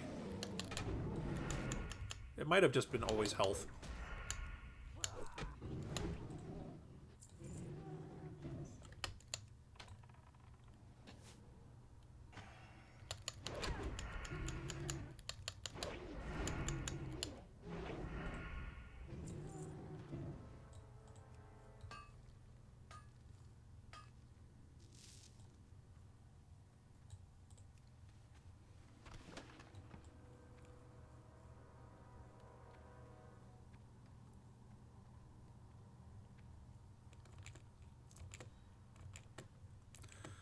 What about that station makes you want to have to set up things all the time?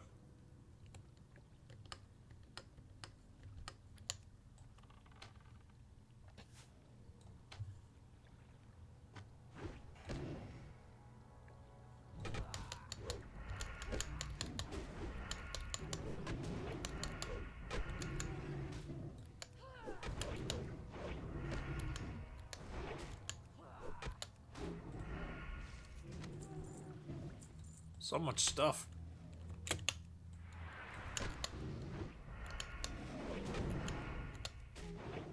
Oh, hello. Where the hell did you come from?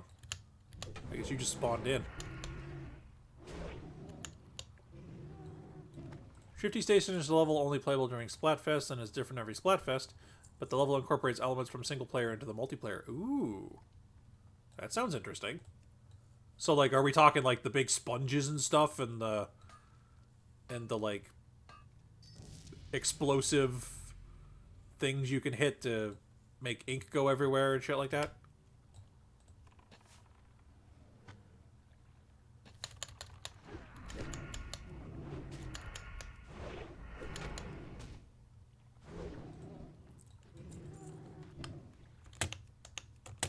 Meow. Oh man, I almost killed him before the stun wore off. Not enough Wind Fury procs, that'll happen. Just kind of funny.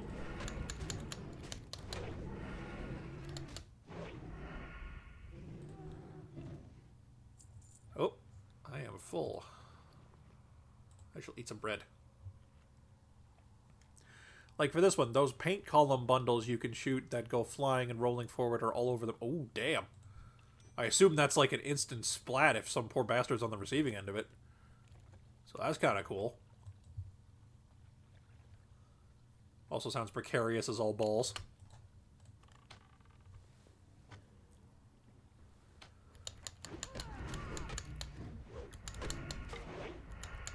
No, but it's a huge chunk of damage, yeah. Plus, it's still turf mode, or turf war, isn't it? Oh, hello. Big things to sell. Let's see. Drop you. Drop you. And they can chain activate each other if you line up the shots right. Oh, that's got to be satisfying. To, like, just run over a team with, like, a billiard shot.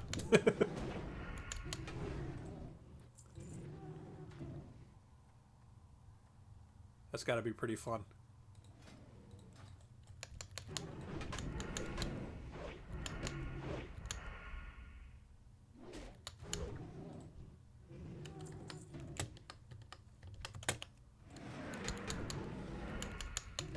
So even though Eleutheria was my rogue back in retail, she's definitely turned more into a Fury Warrior.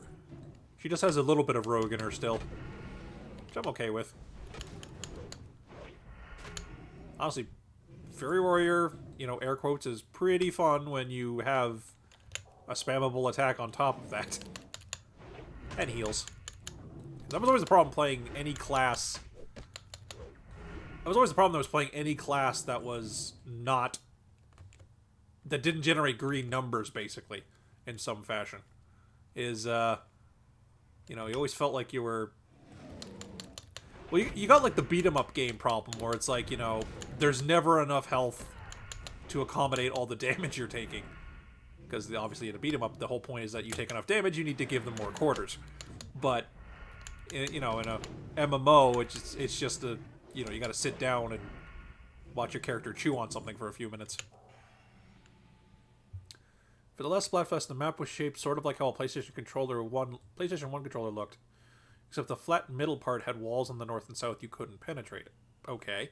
There was a shootable switch that would feed the track into the middle that you could paint, but once it went past the south, it was effectively locked and couldn't be painted further. Ooh. So there would be like a scramble to get that painted to have the turf painted for your team. But at the same time, you could also like pick off people that are focusing too much on doing that. Oh yeah, I get you.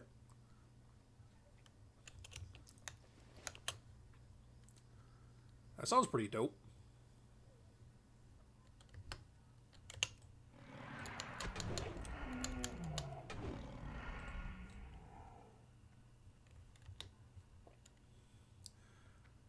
When we get back to town, I'm going to take a short break for biological needs. And, get a water and such. I'll leave you all with dancing lady zombie. Have a bit of fun with that. And we'll just continue playing once I'm back.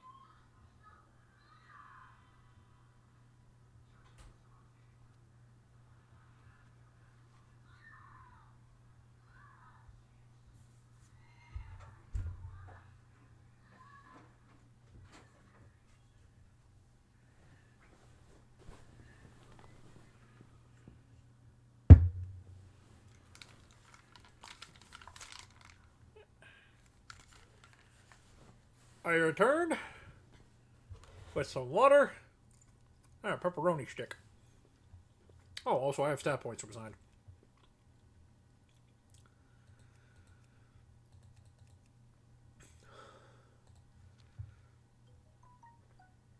Yeah, cool thing about the stat points in this system is that these are completely malleable. If I wanted to, I could take all of these out and dump them into fucking intelligence if I wanted to. Would be silly, because I have really nothing that scales off of that, but if I wanted to, it's a thing I could do, which is great. Also, someone's beeping me.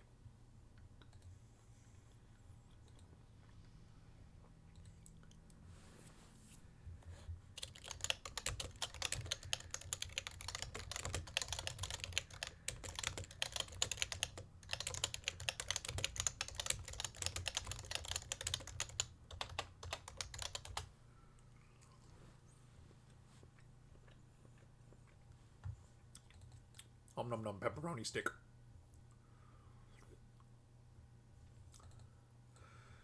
Anyway, I has to go smelt some things and sell some stuff. The things you do as an adventurer slash miner, you know, the usual.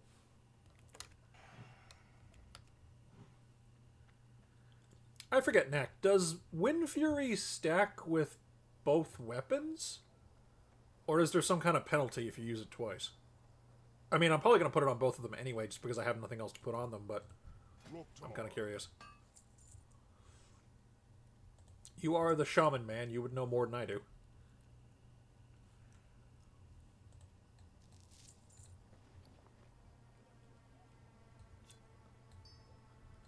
Don't think heavy stone's worth anything.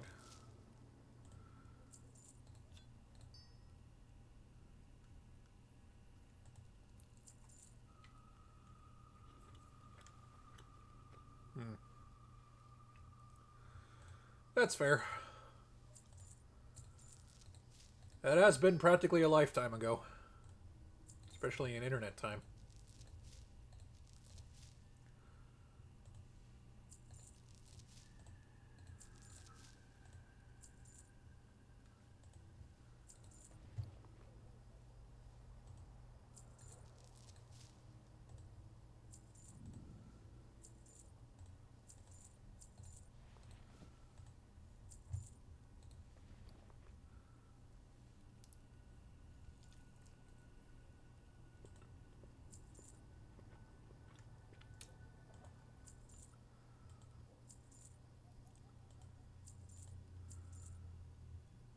Is that helmet any good? It's so good, it's what I'm wearing.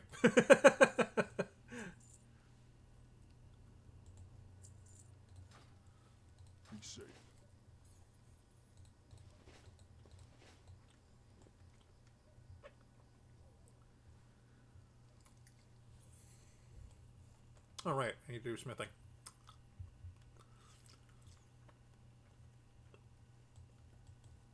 Or, well, smelting.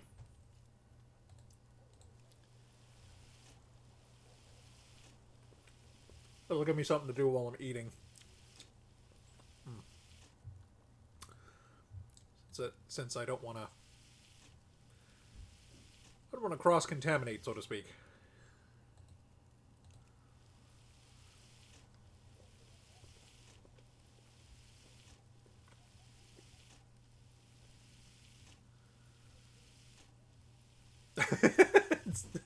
Really? So you can just be running around like the Incredible Hulk with nothing but a pair of stretchy purple pants. That's hilarious.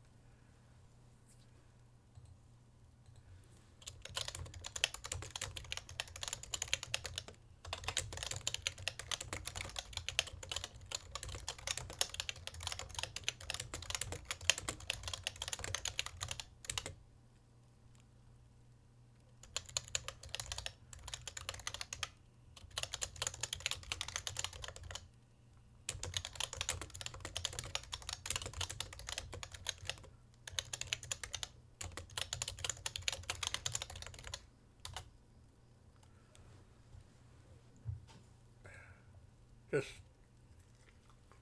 doing a little type and see if I get some additional people in here.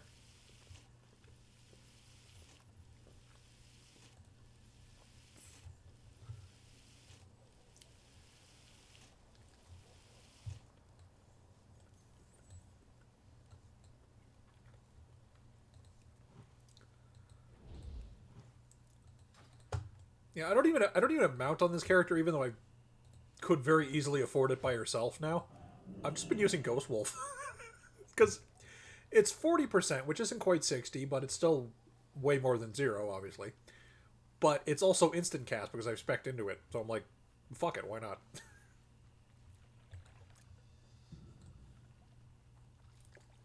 We're gonna go see if Arathi Basin is level 35. Or I guess 36 now.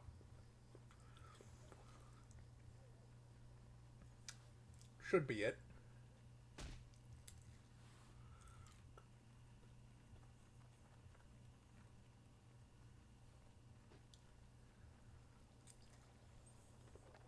Again, this is mostly an excuse so I don't have to use both my hands to play the game while I'm having my pepperoni stick.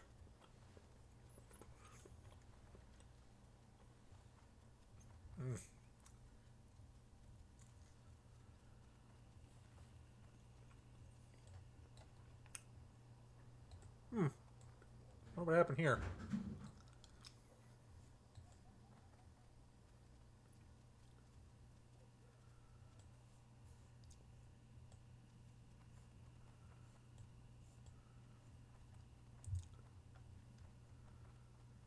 I feel like a surgeon working on this one trooper. Yeah, you start getting like that when you're making war minis and you get to like the individual infantry. That's kind of why I like preferring to work on the bigger stuff. It's a little easier on the old fingers.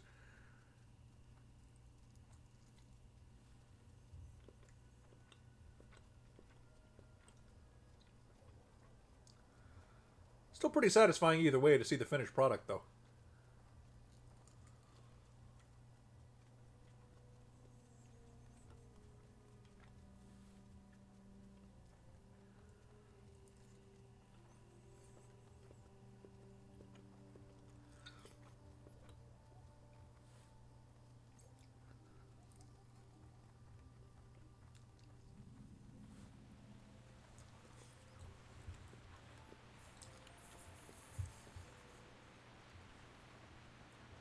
Well, the zone has iron, so that's a start.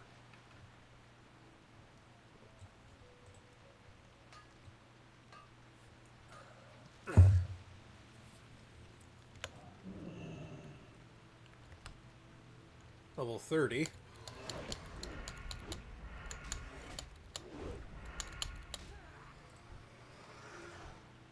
Did they ever explain why the raptors have, like, tribal accoutrements? Like, are they intelligent? Are they, like, approaching intelligence? Like,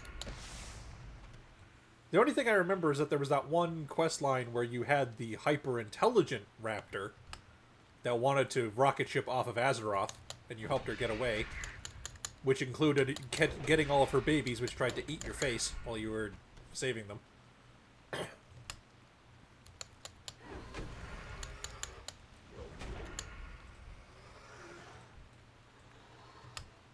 It was like a kata quest of some kind. Because I remember it being an Azashara, but it was lower level, so it's when they restructured the zone. Also, was Azashara ever used for anything prior to Kata making it a low-level horde zone? Or was it just there to be a zone in the world? Because it doesn't feel like it was, doesn't feel like it was used for anything that I remember. Other than, like, fuck, I don't know, the Hydraxian Waterlords or some shit? Old vanilla endgame stuff, okay. Yeah, like, the Hydraxian Waterlords were out there. And, like, I guess there is like a world boss out there, like Azure Dragon world boss.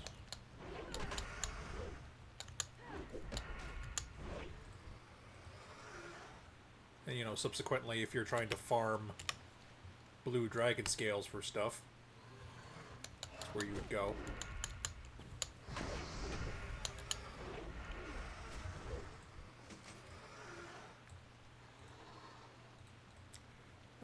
We're getting item level 35 stuff, so that's good. And getting some God, it's been a while since I've been out here. All I know is this is where you go to get your first aid to artisan, because you had to do the little triage quest, which was actually kind of neat.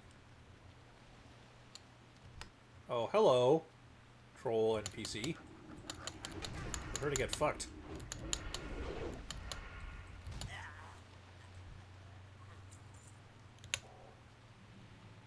Oh my. Oh my. That's a lot of nodes. I think I'm going to be here for a little while. Huh. Was that always a thing? These trolls and these ogres working together? Probably.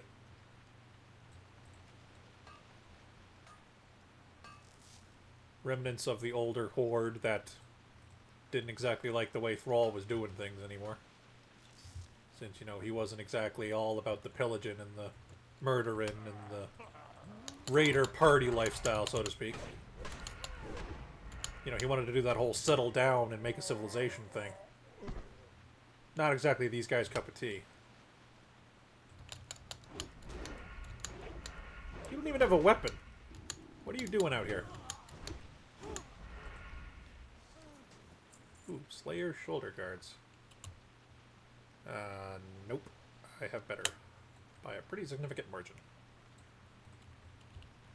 Also, I really should make proper 14-slot bags for this character. So I use her enough, but I'm still rocking stuff she's found.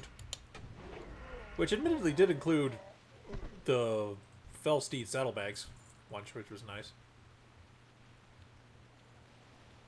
Now, where's the inn to this mountain?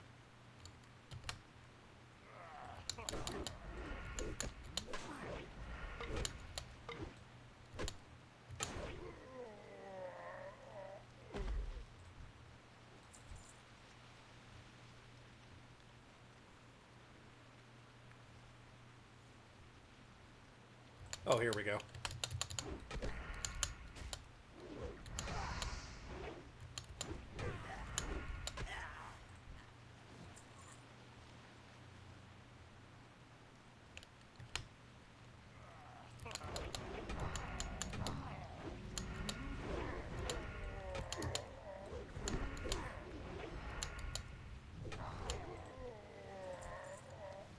Azeroth's favorite pastime. Beating the stupid out of ogres.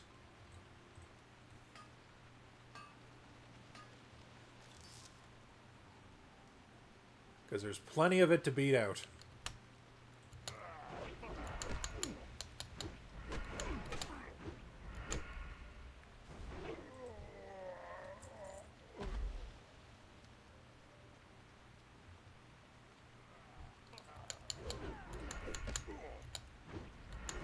Okay, so these guys are yellow. Which will give me the most experience from my efforts without being overly difficult. Okay, well this guy's only a green.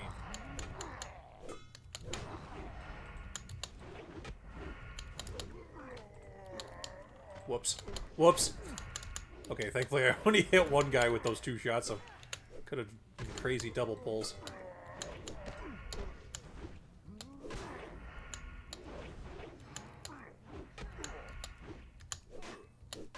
Come on.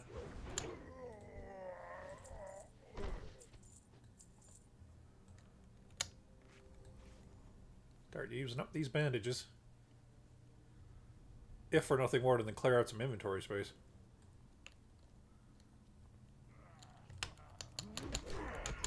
Oh, look at this nonsense. Yes. I don't even use it for anything, but give it to me. I am a greedy bitch, and I want it all. God damn it. You couldn't have just dodged for me, could you? I guess maybe professioning counts as casting a spell, and I don't think you can dodge when you're casting, so... Probably what happened.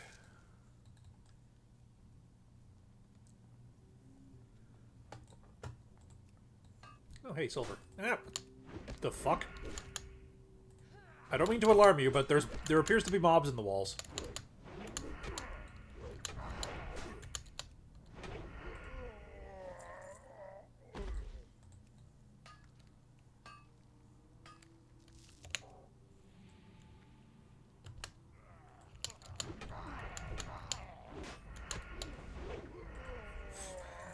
You gotta love it when Wind Fury just, like, deletes someone.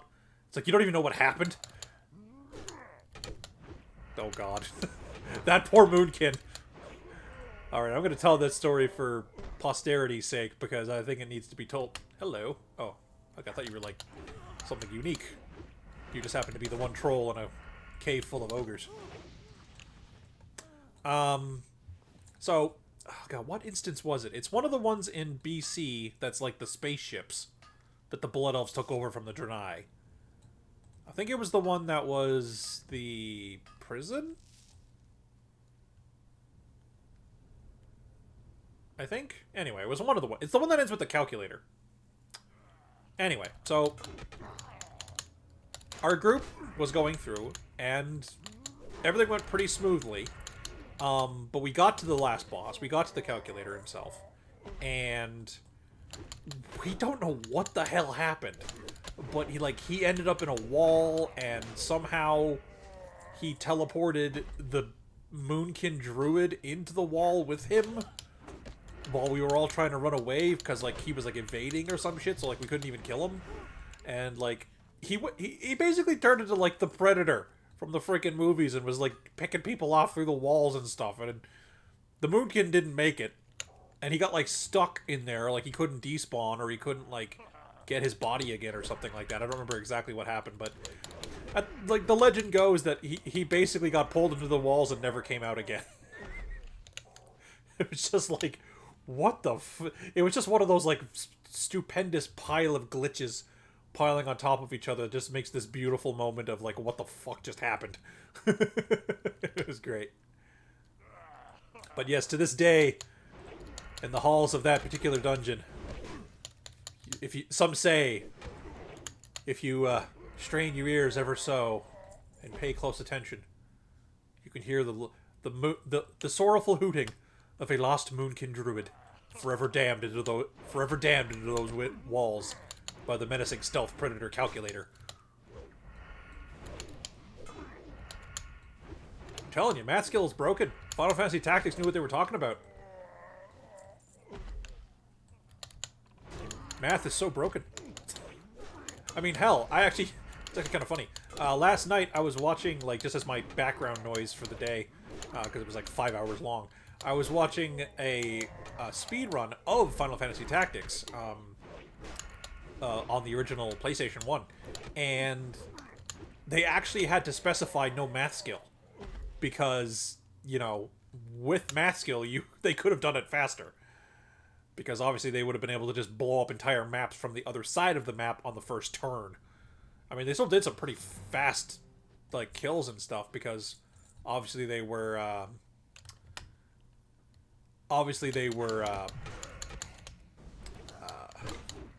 they optimized, obviously, the amount of time they would, or they optimized the amount of time they'd be playing the game to as low as possible by virtue of finishing every mission as fast as possible, because, you know, it's what you do when you speedrun. And, you know, a lot of the times it would involve giving Ramza extra turns with Quick, and then just through AI manipulation, having every enemy be exactly where they wanted them to be, and having him just use the ridiculous samurai abilities that just, like, hit everyone around you and do a ton of damage that can't be dodged. So, like, they don't have to worry about, like, RNG and shit. Or at least not as much. Because that's always the big thing, too, because that game is full of RNG. And if you're not using the couple of things that actively, like, ignore it, you know, you could be very easily screwed over by just something not... invisible dice not rolling the right number. need a vendor.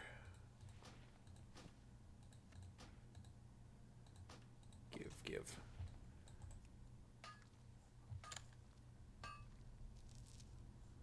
Although, quick question. Yeah, I should probably start sharding some stuff. Just to make room.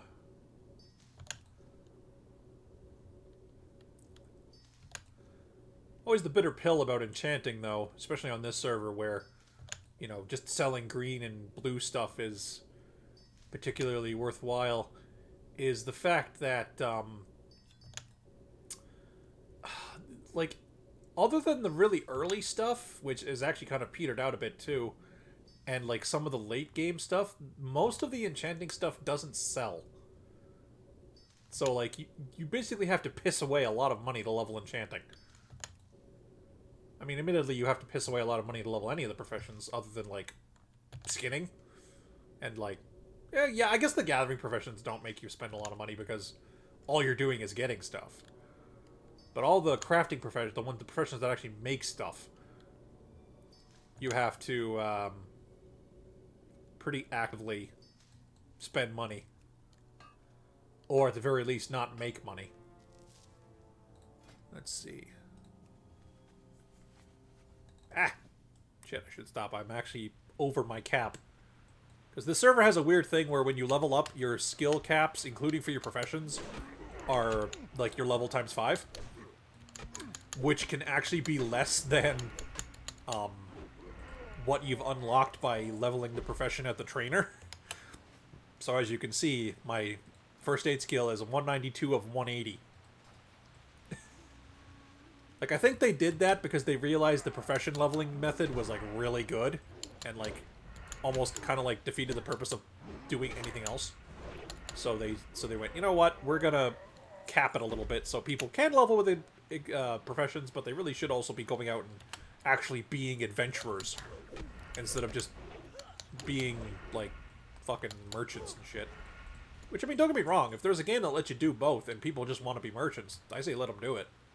But, you know, people were doing it just because it was a shortcut to get to level 60, and it was, you know, easier than actually going out and fighting things, and, you know, that's not fun. Especially on a server that's supposed to be, you know, a server with the risk of player versus player combat that costs you equipment. Like, where's the risk if everyone is just in town noodling around with enchanting stuff? You know, it doesn't really make any sense. So, that's why they changed it. I agree with it. It does make for some weird situations, though, as seen. Actually, I think I'm... Yeah, I'm also capped on mining. That's fine. I don't think I can get to this other node. It's like one of those weird ones that's like in the terrain and like in the texture, and I can't really... physically get to it. Oh no, this one's good. The one up top, though, I think is one of the aforementioned offending nodes. Did I pull someone else? No? Maybe someone inside did, and I just heard the ogre declaring his intent to indeed smash. The ogre indeed declaring that he would indeed smash.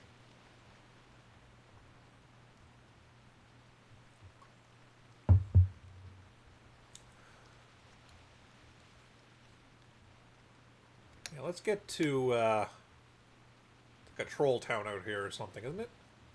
Yeah, let's get out here. Actually, that's an interesting question. Knack, if you happen to know this, what happens to, like if... So, like, in BFA, Teldrassil is burnt down. So the Night Elves lose their capital. And the Horde lose the Undercity, because instead of having it be taken, Sylvanas basically biological blows it up and reduces it into a nuclear crater, pretty much. But what happens to, like, these, like, little cities and stuff? Like, are they still there, or do they get taken over and, like, switch sides, or... Like, how does that work? I'm curious. Because like the intent I'm seeing of them taking out the capitals that are on the other continents like that is to basically make the continents belong to one faction. You know, Kalimdor belongs to the Horde, the Eastern Kingdoms belongs to the Alliance. But like, I'm wondering. I know Arathi and Darkshore are now war fronts. Okay. Yeah, that's probably how it's going down.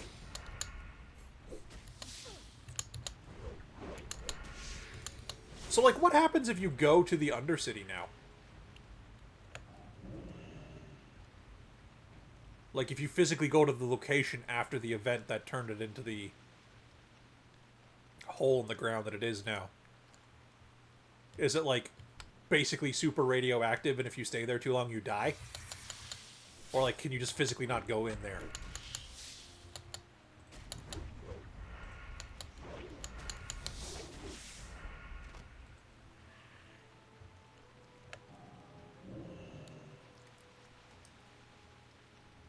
Because it'd be kind of neat if there was, like, Easter eggs hidden in what was once the Undercity, but, like, getting to see them would be, like, next to impossible. Because, you know, the whole plague irradiation type dealy. My bopper.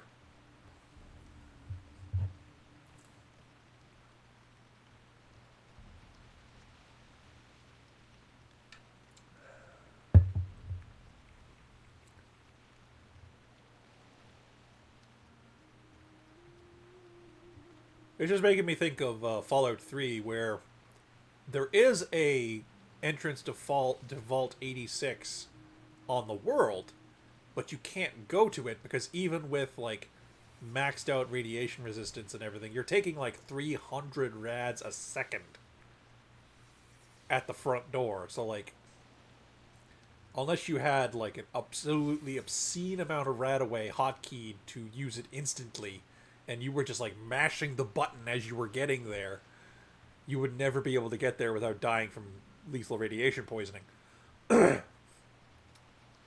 But they still put content there, even though it is highly, highly, highly impractical and pointless to go there. Meaning, like I wonder if Blizzard has done the same thing with the Undercity. I think that'd be neat. And especially if people actually manage to get down there and find it.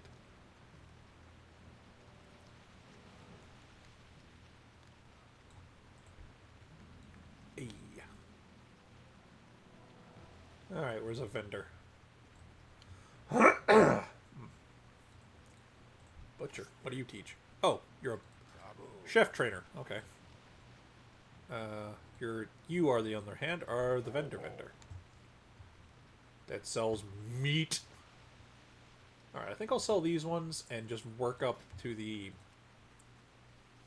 Yeah, I'll lose a few points of actual skill gains, but inventory space is a premium.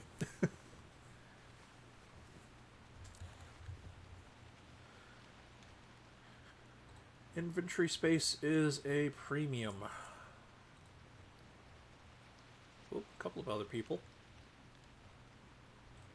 Didn't expect to see many other souls out this way. That's pretty cool.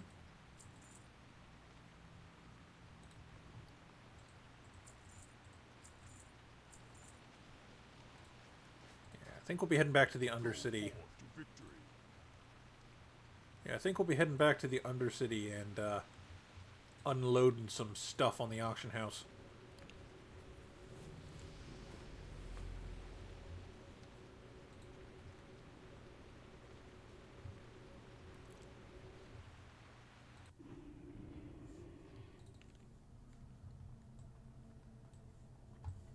Okay. Whoop. Fell in the goo.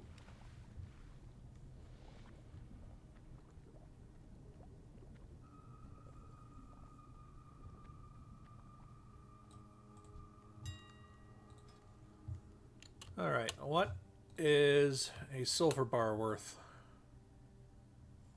Silver bars are worth 50? By the looks of it?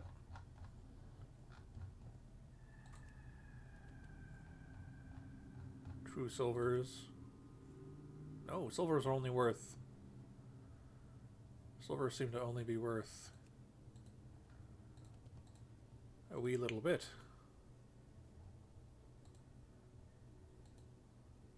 Okay, I think the auction house is slightly bugged. Silver bar, 29.29. Yeah. Guess we'll sell them for like 15 and 20. Just to unload them. Yeah, they're only worth 3 apiece normally, so. Blizzard has made a blue post in the classic beta of things that are not bugs. You do not have to report them, and it's hilarious. I imagine, because there's going to be a lot of shell-shocked people that are like, wait, WoW wasn't always like this? It was like, this used to be how it worked? Like, ooh, geez, this guy's not selling them for any buyout, which is weird. So I can probably go 35 and 40 on my iron per item. 35 and 40.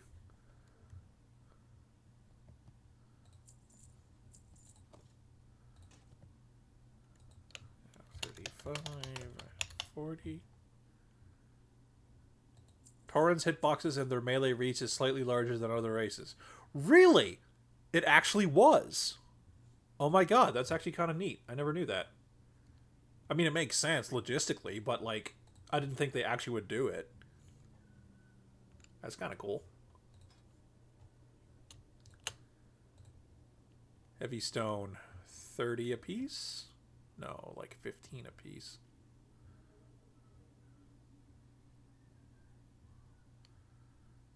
Using the automatic quest tracking option... Automatic quest tracking option does not auto-track newly accepted quests. It instead will start to track an existing quest once progress toward an objective is started. Warrior health regen is working at an expected rate. Does that mean it's really high or it's really low? Yeah, I think I'll just sell the stone. Honestly, not worth the trouble of trying to fucking auction it.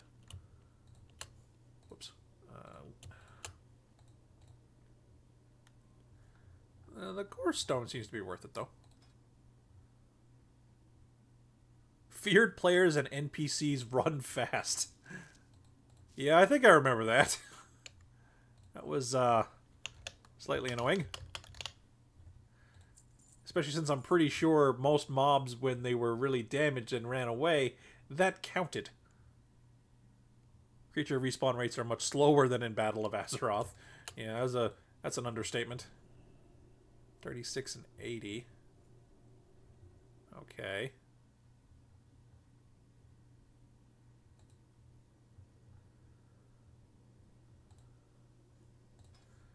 So I guess I can put mine up for like, I don't know, 36 and 80, 25 and 70? Yeah, that'll do.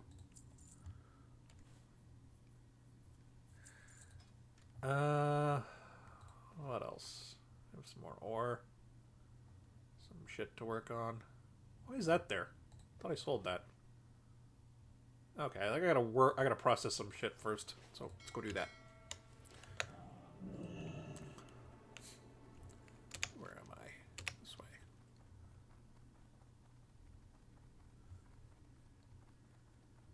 You all demanded vanilla. You did not know what you were demanding. Also, aged gorilla sinew? I don't remember that one.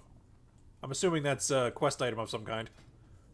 Or some kind of leatherworking thing.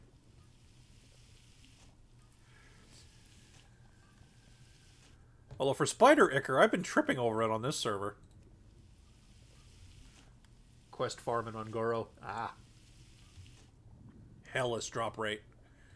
I don't remember doing that one, so I either blocked it out of my mind or just never did it.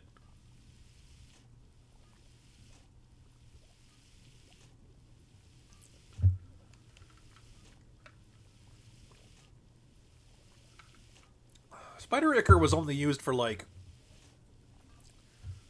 was it? Are we talking this was a quest drop, or was this like or was that used for something? Because I think that was used for something, but then they made it a gray item. because the thing that used it no longer used it, so like it was just like, well, don't want to mislead people. So they just made it a gray item instead.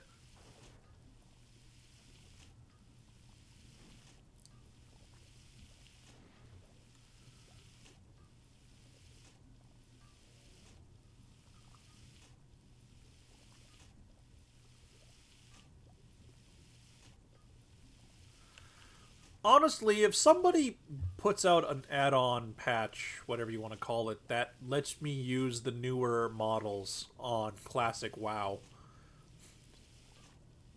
I'm like half considering buying like a month. Maybe.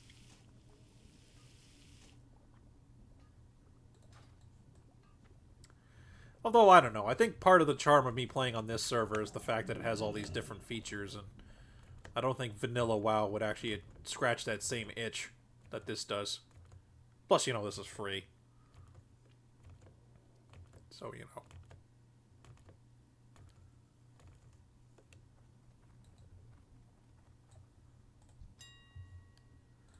Like, I can't help but think some of what I was, some of why I stuck with WoW as long as I did, other than the company, of course. Because obviously the company is definitely a big factor.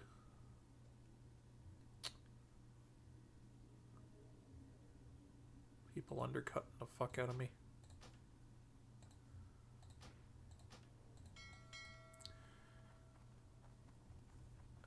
There's one.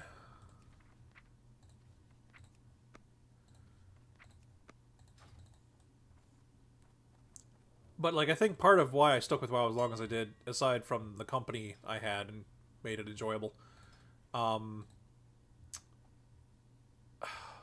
you're paying for a subscription game, you get a kind of a, I guess you get, like, buyer's remorse slash,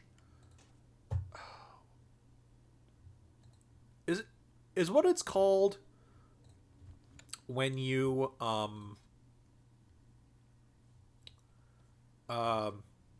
gambler's fallacy. Would that work for this? Whereas, like, I'm in too deep? I mean, kind of, but not really. But I mean, it's kind of the, it's kind of the mentality I'm getting at.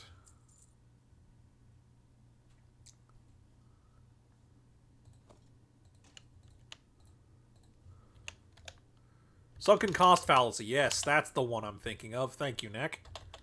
You're a gentleman, a scholar, and a snappy dresser in no particular order. But yes, sunken cost fallacy. AKA, I've been playing this game for like 2 years now. And I've also been putting money into it for 2 years, so I would be wasting my money and time if I did. If I didn't play it. Whereas, you know, if I don't actually enjoy the game, then why play it? And so, you know, that's ultimately why I quit in the original timeline.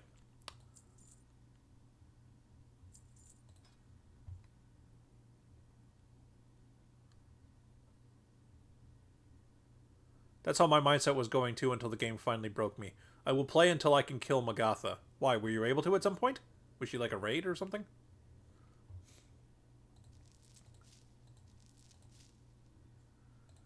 Can I not smelt myth? I should be able to. I can mine it.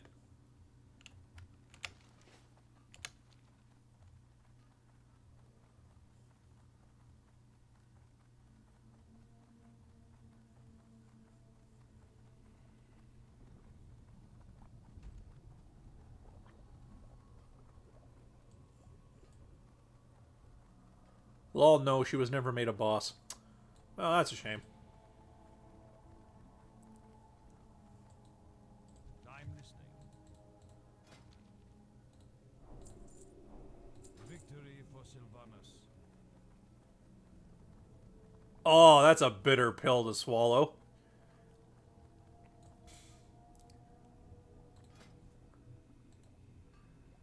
That is like the bitterest and chunkiest of pills to swallow.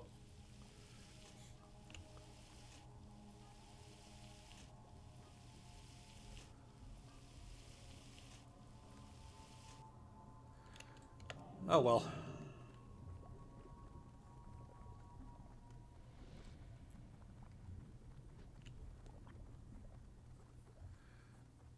Was that the straw that broke the camel's back? For you, Nick?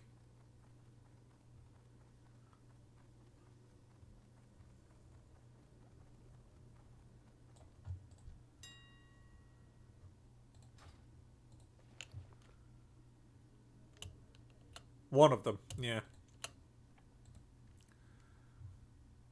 Had something to do with that Navy thing, too, wasn't it? Where it was like one of those bad mobile games with the shitty, like, chance of permanent progress lost with no control over the, like, variables and shit, wasn't it?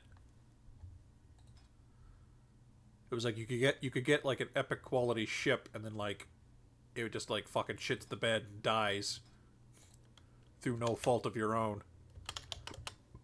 And then it's just gone. Pardon me.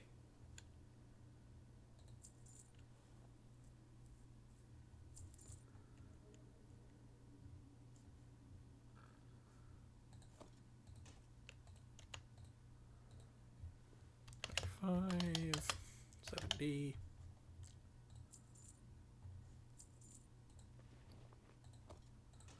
I'll hang on to the tin because I could use it myself.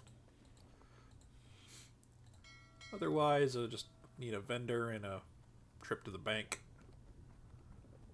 Clean up the old bags. And actually, while I'm thinking of it, I'm gonna go farm some leather with Mitch and make this person some, make Elentheria some fucking bags, because I am getting, like, I mean, this isn't helping either. Also, why am I not selling, I mean, I keep the tin, but, and just vendor the copper, but I should be selling this other stuff too. There's just a gun I had. Enchantment pattern for later. Drop all the dust and stuff. Okay. Yeah, I think farming some bags is the next thing on the old agenda for Mitch to do. Speak quickly.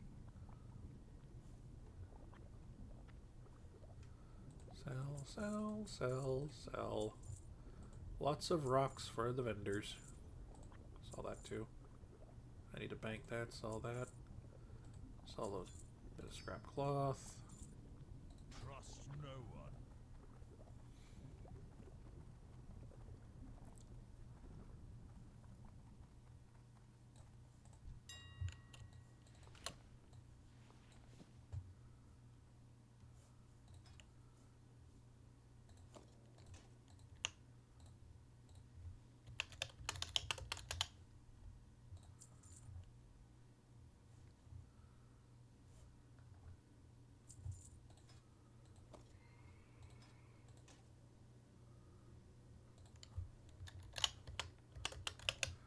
$30 and $75.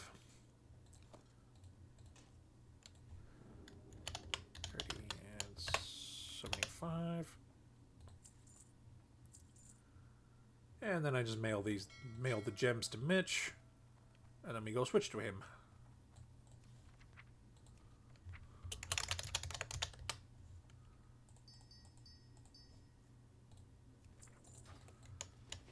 Ah, the ding of gems. Like a dog whistle for any old Diablo 2 players.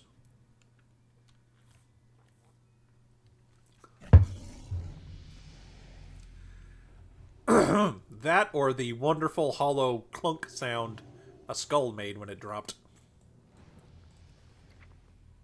Sale pending. Nice. Oh, pardon me. I'm right nasally. The one stack I accidentally sold for way under cost. Damn UI problems. Oh well.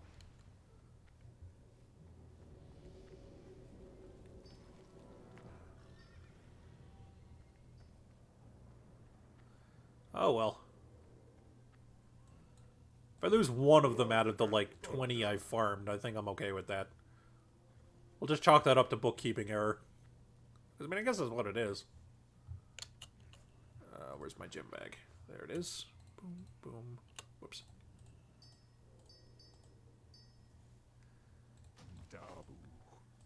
Okay, so I need at least 4 bags, but I would like to make more. Every bag is 5 bolts? Yes.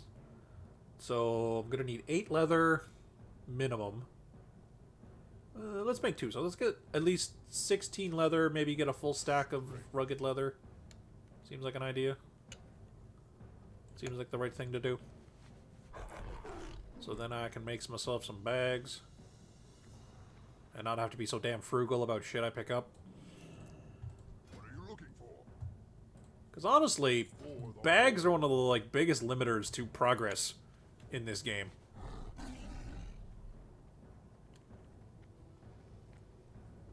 Because it works pretty much the way pretty much the way it works in Warcraft 3 when it comes to getting resources.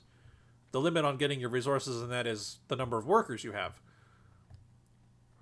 And if you think of the bags you have as basically your workers, and their size is like the number of them. Where's a good spot for this? Actually, Winter Spring might be better. I've been doing it on Garo, but I think Winter Spring might be better for, excuse me, rugged leather.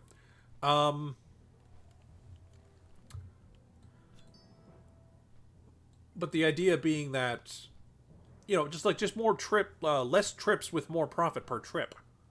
You know, like you spend less time back in town, foodling around with stuff, more time in the field, getting more raw material to sell for either sell for money or professions or whatever.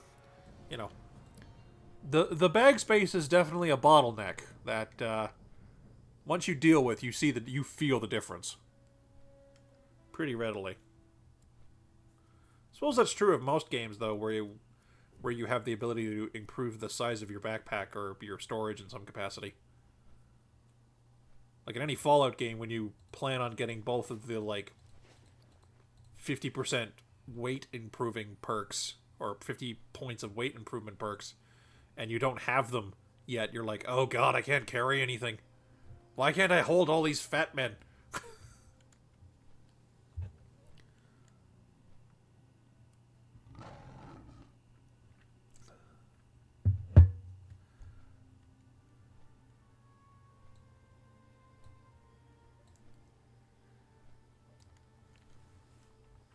Do you remember? It's pretty new, or I guess it's old by internet time, but it's not exactly that old by like real world time. But do you remember the meme that was, you know, the car salesman talking to the one guy, and then like he would slap the roof of something and say, "This bad boy can fit so much X into it," whatever you were being funny about at the time. I remember there was one where they replaced the 2 guys with 2 orcs, specifically ORK, as in 40K orcs. And it's like, the caption is just, orc slaps the top of the truck, and it's just a nuclear explosion in the next panel.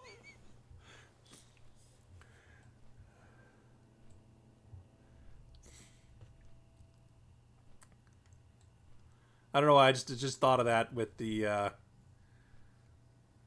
don't know. I'm not sure what brought that to mind, but there you go.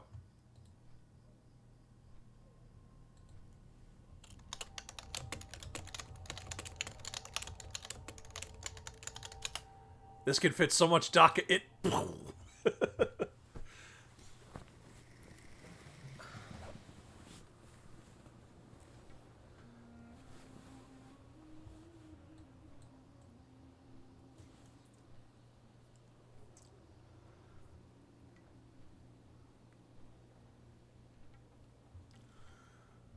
So it's apparently a ritual in Orc society, ORK, where if they manage to defeat an enemy vehicle, there's a sect of them that will, when they defeat an enemy vehicle in combat, will rip the engine out of it and then consume the motor oil. Take a guess what this ritual is called.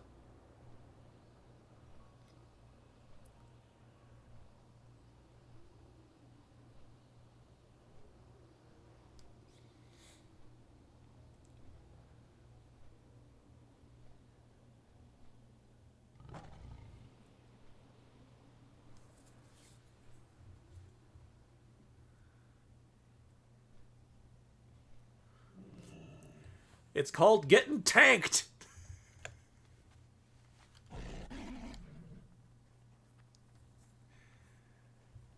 I just think it's clever.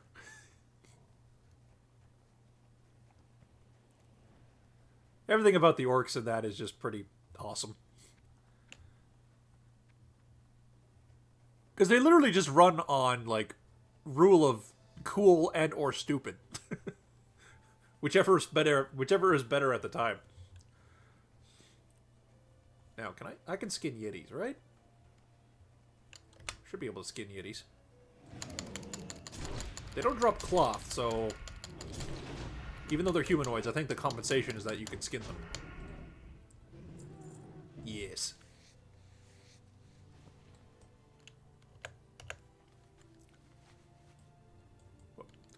Fuck it, just put Cheetah on. What's up, bitches? I'm here for your skin.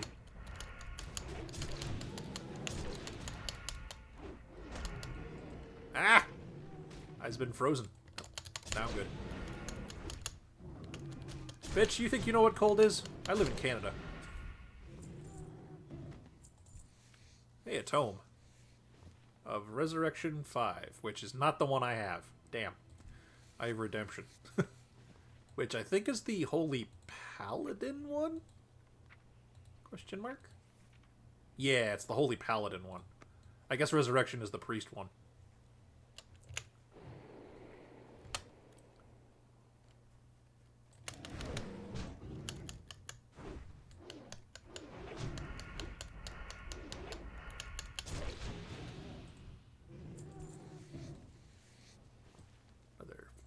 Why am I getting thick leather? I want rugged leather, damn it. Is rugged leather just inconsistent to get, or is there like... Is it like level 60 mobs only given consistently?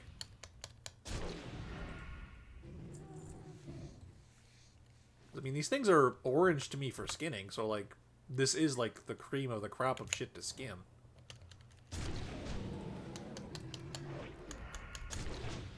Oh, I am missing a buff. There we go. There's one. I mean, I only need one stack, so I'll be here. I won't be here that long. So many squishy crit sounds.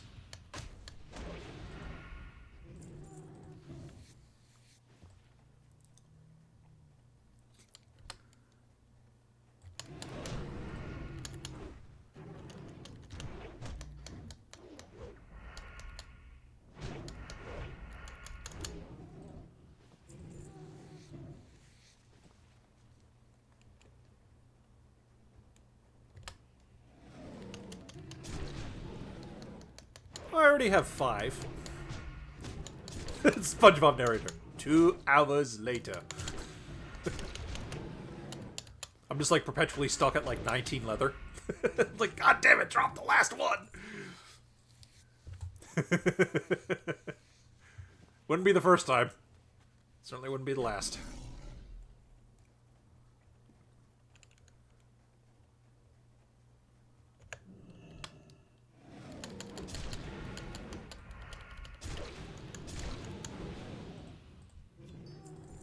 Some shards. Nice.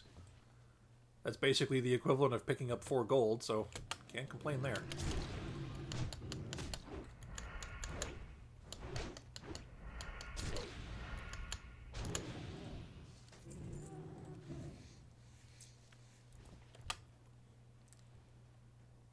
Thick hide.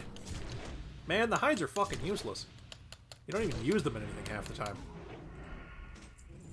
Like, I don't even know what the distinction is between leather and hide. It's the same thing, isn't it? I mean, obviously in the game mechanics, no, but... Hey, more of my chit sold. Sweet. But like... Like, is there any actual leather-working distinction between the hide of an animal and the leather of an animal? Because, like, honestly, I thought that the leather of the animal... The hide of the animal is what you turned into the leather. You know, so, like, technically we should be finding hides and then needing to work them into leather. But I guess I just wanted to skip a step. But then you still get the hide drops. It's like, what the hell? Like, I noticed hides, I do believe they stopped being a thing after vanilla, though, so they probably realized, hey, you know, this is kind of stupid, let's fix this. Also, wasn't there that one kind of leather that you needed, like, a fucking engineer salt shaker to make that was on, like, a stupidly long cooldown?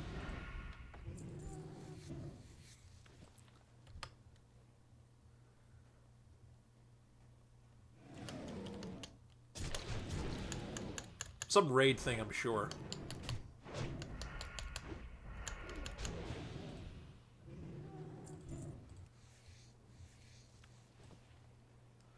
Which, I mean, you know, don't get me wrong, hats off to Blizzard for making professions actually kind of work with each other beyond the character who has the two of them. Which, in a way, makes an economy, but, like... Rugged hide, cured rugged hide. Yeah. And I'm assuming cured rugged hide was used for a lot of the raid patterns.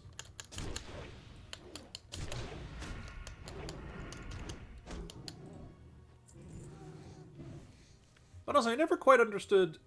I mean, like, I guess I kind of... Excuse me.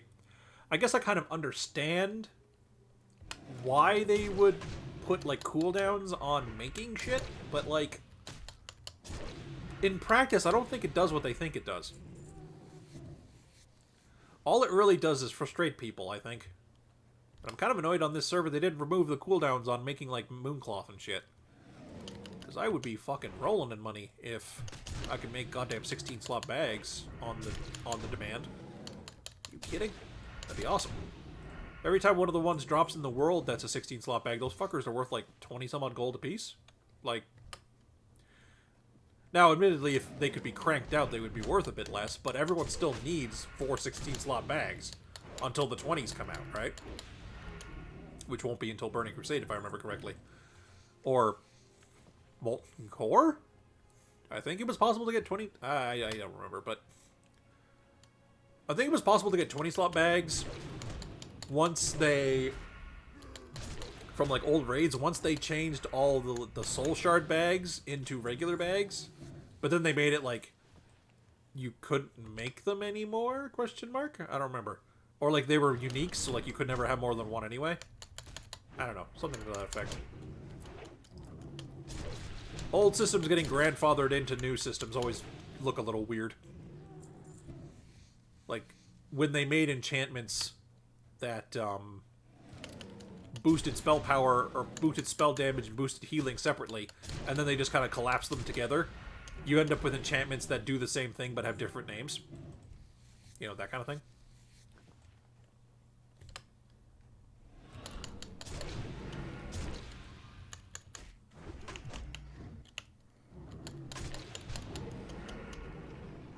Yeah. Stupid ice blast.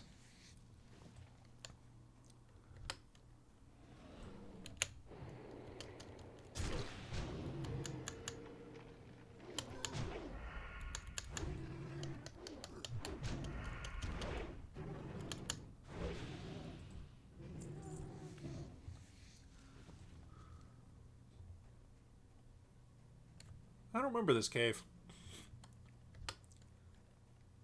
I mean, I'm pretty sure I've been down here before. But that was such a long time ago. In the days when dinosaurs roamed the earth.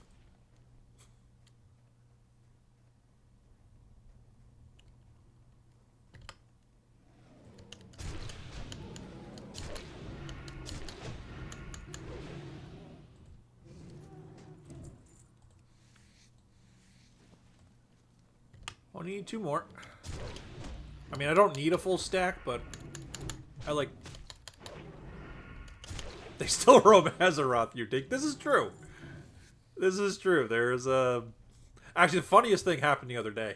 There's a Scourge invasion popped up in Ongoro, and when the invasions happen, players from both high risk and low risk can be in the same phase at the same time, so that everybody can compete in the same... Like, or everybody can participate in the same event, right? But this caused, in Ongoro Crater, this caused 2 King Moshes to spawn or to be in the same place at the same time in the invasion, and like it was funny because like the King Machas were fucking ripping up the Scourge, because the Scourge are hostile to everything when they spawn in, not just players. So they actually so they were running around. The King Machas were running around like fucking up abominations and stuff. It was hilarious. Like we literally had to let them like kill things and then like path away because we couldn't deal with them. Because King Mosh was actually pretty fucking legit as a like a raid target, pretty much. 185k freaking Devasaur with like does like 1k damage on a hit versus a non-tank. Like, yeah, you probably need a raid for that guy, or at least a group that was like dedicated to doing a boss fight.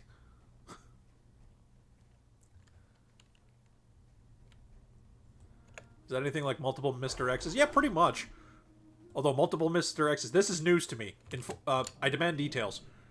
Because this sounds hilarious. Although, isn't it in the lore that there is multiple Mr. X's anyway? Like that almost seems canon. Like, I think, anyway. I might be wrong.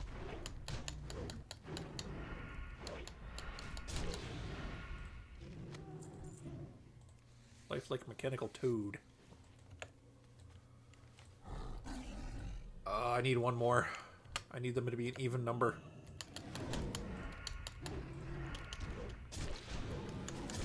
Someone got a bug in a Claire playthrough where they have two Mr. X's spawn. Man, that's gotta suck. Now, unless they can hit each other. Because if they can hit each other, that would be funny. And might actually work in your favor. Because Mr. X can, like, slap zombies out of the way and stuff, right? So, like, if he gets in the way of himself, when there's two of them, you'd think they'd, like, try to, like, slap each other out of the way and probably, like, stun lock each other. Or one of them would, like, stun lock the other one for a little bit, and then the other one gets out and stun locks the first one, so on and so forth, and you just kind of, you know, cheese it. Oh, and I've never played the game, but, like, I've watched it plenty of times, and, like, oh my god, they captured what Resident Evil actually is really damn well in that game. Even though they brought it forward to more modern design of video games. Although not that modern. They stayed pretty true to the originals. About the only thing they didn't do was like the fixed camera. It was like the fixed camera and like well, by default you don't need ink ribbons. Did I show you the video where somebody modded every enemy to be Mr. X? I think you did. I do remember. I at least remember seeing it. I don't know if it was you specifically. But, yeah. That's kind of, whew, that's a bit rough. I don't think you'd be able to get through that game. Not without dying a hilarious amount of times.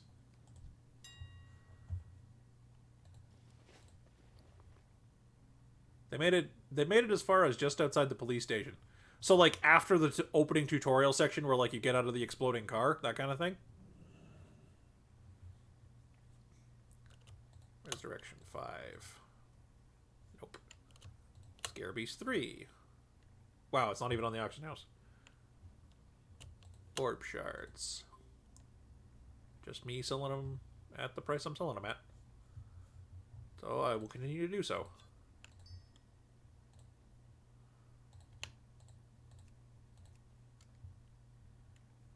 Yeah, the bit where you're supposed to ignore all the zombies at the start. Because this is not... Or I should say, this is your Grandpappy's Resident Evil. Where killing every zombie is not practical. It's pretty hard, yeah, pretty hard to ignore half a dozen Mr. X's. Yeah, I'd imagine it would be. And of course, we can't talk about modding Mr. X without talking about the Bulletproof Speedo mod. Where, you know... He's just running around in an Umbrella logo Speedo, and even though he's not wearing his bulletproof trench coat anymore, you still can only shoot him in the head, because apparently his abdominals are what's bulletproof, not his trench coat. Have a good one. Which includes shooting him square in the dick, apparently. Which I think is funny. Is there a general trade vendor around here? So I don't have to go all the way back to Orgrimmar to, to make fucking bags. That'd be great. Mining? No, it's mining supplies.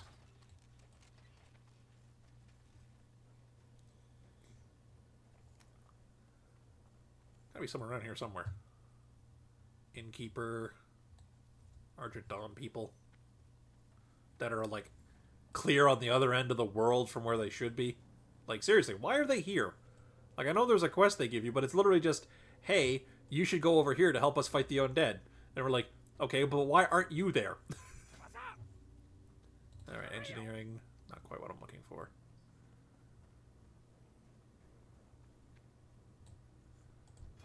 Alchemy. Damn it, where the fuck's the...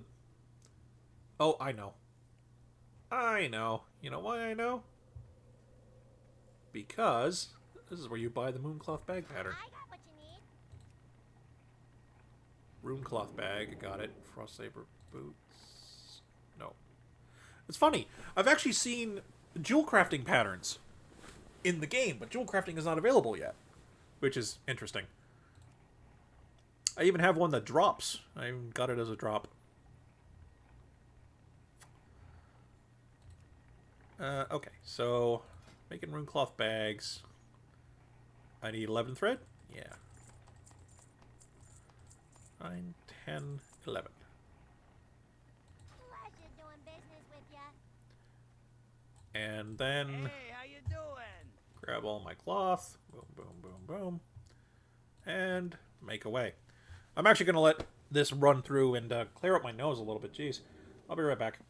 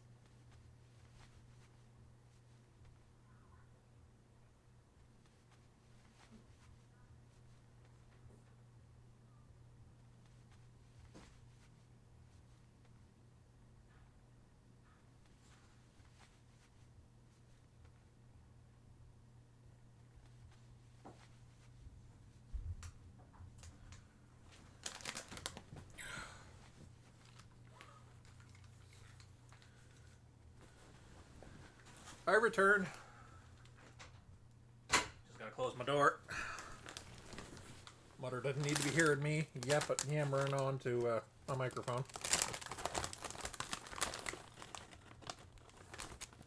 I has chips.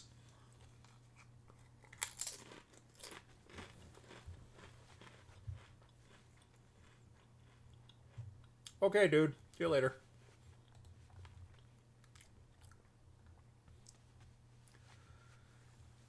Now, it says I have 2 viewers, but the other one has been very quiet, and I respect that. Sometimes you just want to watch. But if you want to say hi, that's fine too.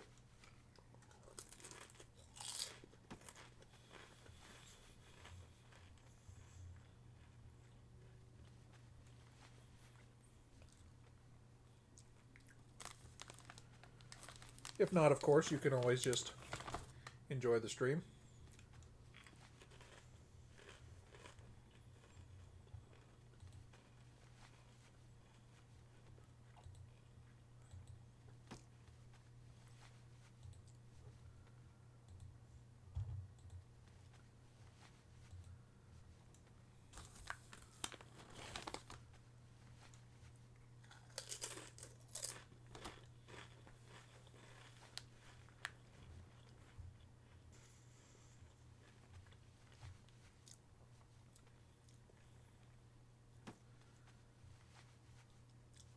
Like, I understand that they didn't want to make professions something you could do, like, in the middle of combat or some nonsense, but, like, does it really need to take, like, 30 seconds to make a bag? It's a video game, dude. You know, let us just hit the button and make it happen. That'd be great. Oh, well.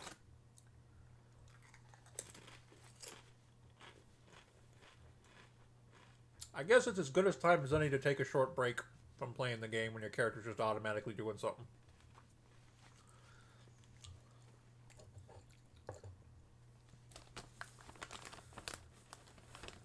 Maybe even been intentional, considering the original design of experience, the Rested Experience system. Because it used to be, like, I think this was only ever in the beta, because I don't ever remember it happening. But it used to be you had to actually, like, rest to get normal experience. And then if you stayed rested, you also could get bonus experience. But if you actually, like, if you just grinded like an absolute madman, you could basically become tired and get less experience from, like, everything. Naturally, this wasn't very enjoyed by the players in the beta, so they quickly nixed it. But, you know, the long profession timers might have been a holdover from that. Hey, more money. Neat, I am back up to 500 gold. Good times. Guess we'll send these over. So, she's gonna need 4. And I'll give her 3 more. Yeah, I'll give her 3 more for her bank. But I'm gonna sell the rest. Because that's a lot to give away. Or a lot to, not spend, or not sell.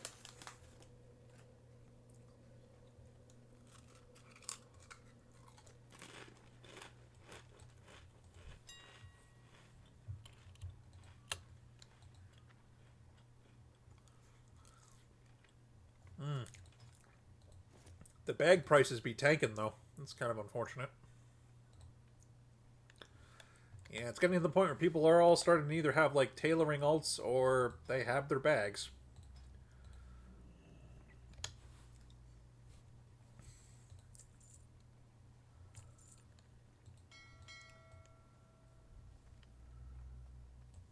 But that's fine.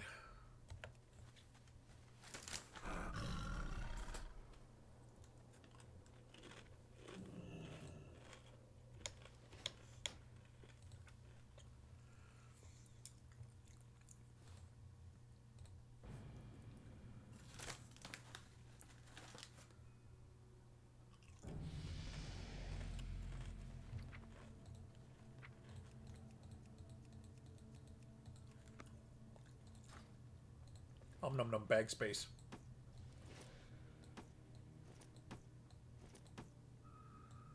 Yeah, each of those is 6 slots more than the little blue ones I had, and at least 4 more on the saddlebag I had, so that's pretty good. Can buy a few slots here.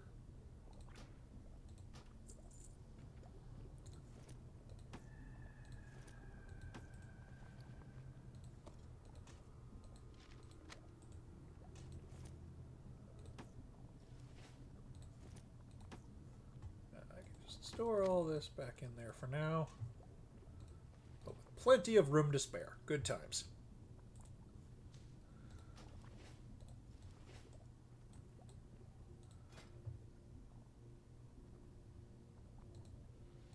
Do I have large glimmering shards? Don't think I do. No. No, I do not. Oh well.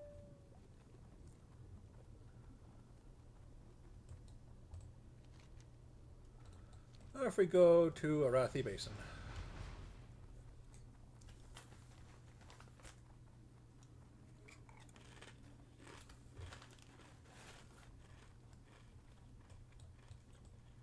No, that's not it.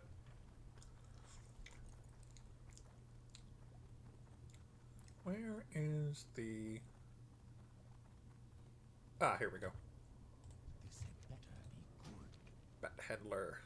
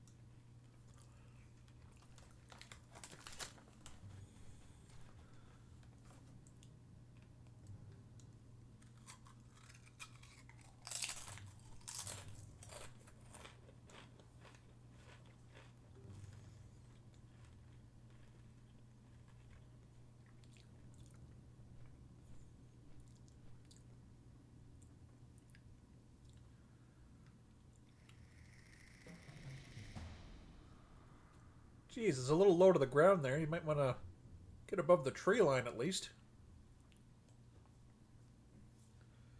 I could pick you off at that level. Yeah, don't give me any lip.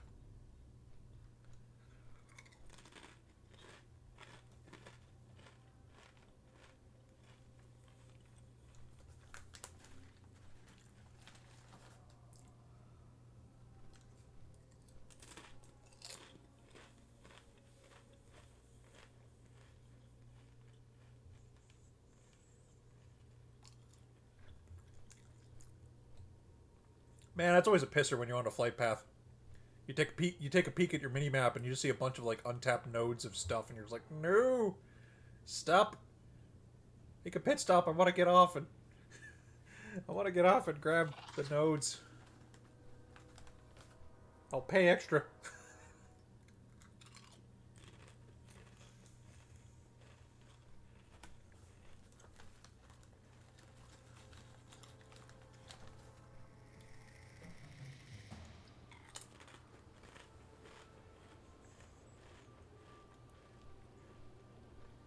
God, I hope my chewing doesn't get into the microphone too much.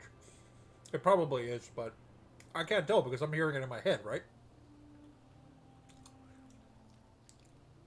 If so, I'm either sorry or you're welcome, depending on if you enjoy the sound of potato chips, or not potato chips, corn chips, being munched on. I mean, it's a pretty satisfying sound from my perspective, in my own head. I don't know about for anyone else, but it's how it be.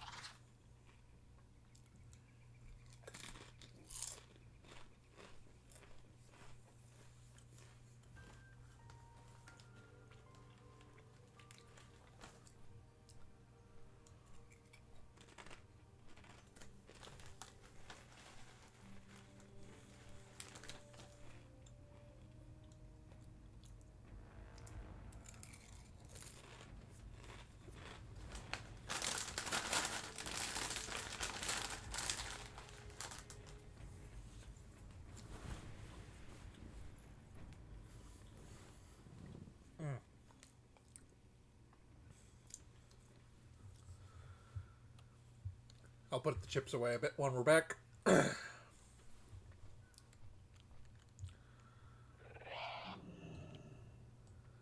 Since we'll be back to actually playing the game, whoops, and needing both my hands.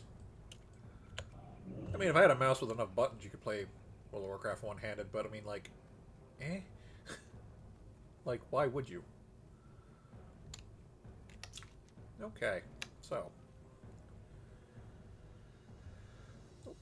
We have found both mobs of the appropriate level and mining nodes of the appropriate level. Well, a little under our pay grade, but that's fine.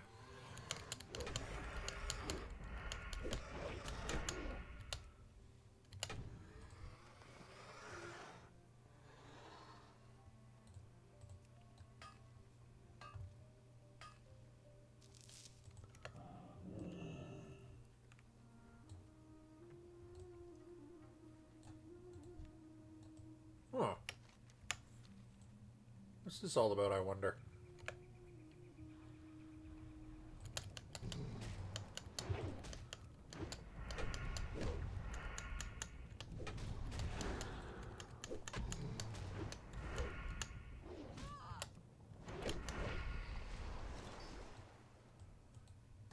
Well, I got a...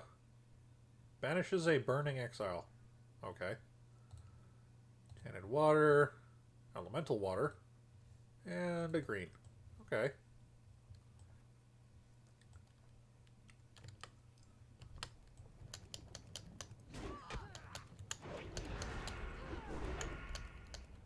Slap, slap, slap.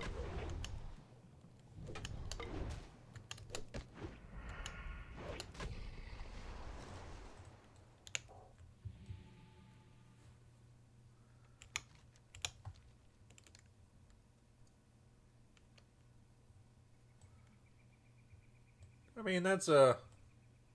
I'm sure that's a quest or something, but don't think I need to be there. Not really all that profitable. Like, if anything, I should find somewhere where there's, like, humanoids to fight.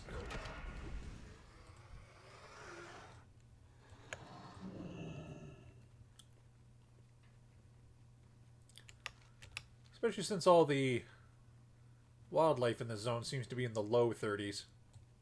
Hello, what are you?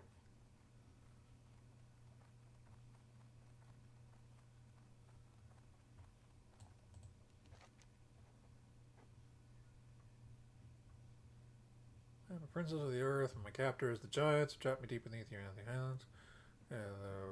Please help me. Allies the giants, the kobolds have stolen stuff. You can rot. I don't care. I think I know that quest line. I think it's one where, you know, surprise, the NPC's a bitch, and you know, you help free them, and now they're free to do whatever they want, and you have to live with the consequences of your actions. Here's a pittance of experience. Like, you know, not really something worth my time, to be honest. I mean, technically, it probably is faster to do quests instead of just doing what I'm doing, which is just being a meandering murder hobo. But I mean, like, what I want to do. I just kind of want to be a murder hobo on this character, and she's doing a pretty good job of it so far.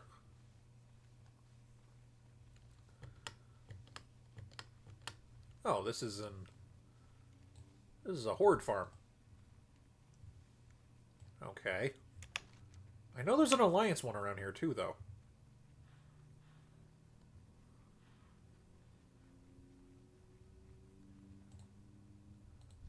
Well, there's some... Yeah, those are like the alliance NPCs that give you the quests to go do the murder. Not quite what I'm after, though. Plus, quest NPCs never give you anything. To discourage griefing, of course.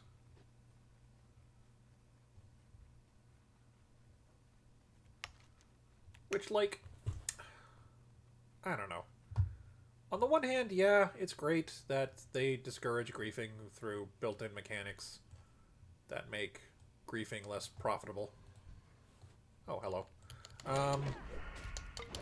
But at the same time, it's like... I don't know, it feels less organic. Oh, hello. What do we got? Show me the money. Frost Nova.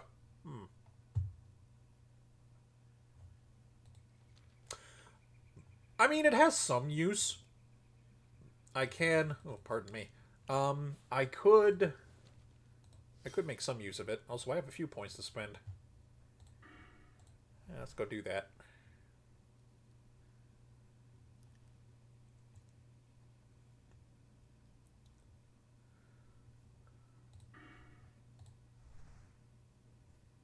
This needs one more point.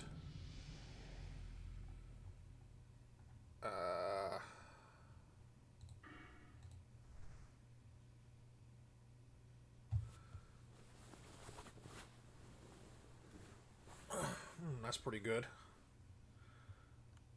There's more direct damage boosty stuff I should be getting, though.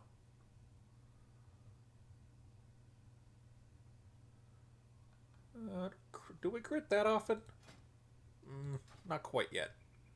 So I could get some crit, but I don't know. I feel like there's something else I need to get first. I want to have 2 swords, because the whole point of this character is to do 3 points in hack and slash and the 5 points in sword spec, but I keep getting maces. I mean, go mace spec, I guess, but like, 5% chance for a stun? I mean, that's kind of cool, I guess, but like, I don't know how like frequently that'll be relevant. Crits from rogue abilities that give combo points give another combo point if you fully invest in it. Also makes your rupture and eviscerate do more damage. I think I'd wait to invest in that until I had the full points, because like, don't really want to do that otherwise.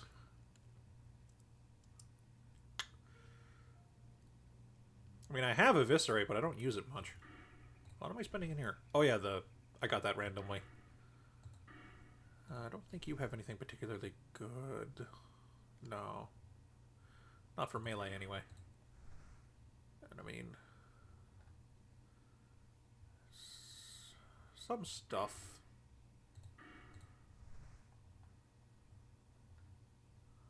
Where's that one? Is this the talent that gives... No. Where's that one talent that gives a shit ton of hit for, like, no points? Yeah, it's down here. I mean, I don't have any judgments, but increasing your chance to hit with spells and attacks by 2, so for 4 for 2 points is pretty legit. You know, that's pretty good. You know, I might go for the dual-wield spec. Although precision. Let's, like, alternate between these two for the next, like, fucking 10 levels. It's a lot of points, but, improving your offhand damage is pretty good when you're always dual-wielding, which I will be.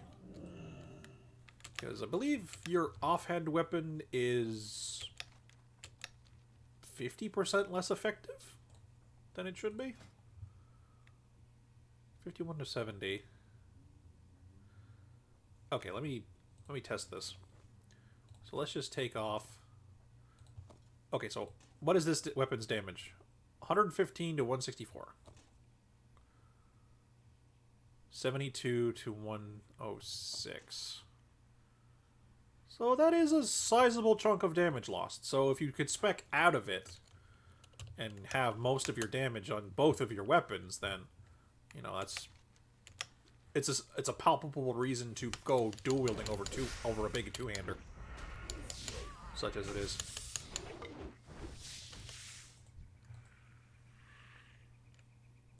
Oh, it has poison cure.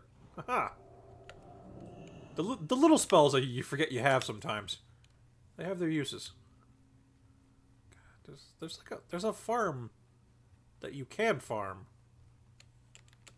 Is it only for a horde? I mean, only for alliance because there's that horde one. Feels like there has to be an alliance one too, though. Because whenever they do zones where they have like NPCs that you don't really use as the faction they belong to, they're quest targets for the other guys, right?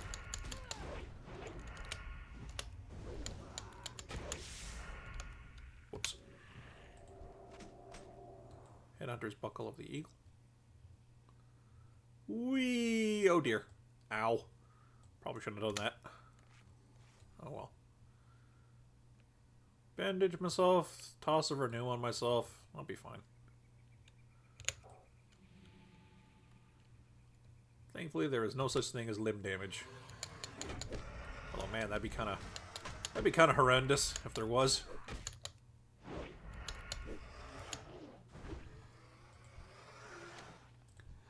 Torn note. Can I read it?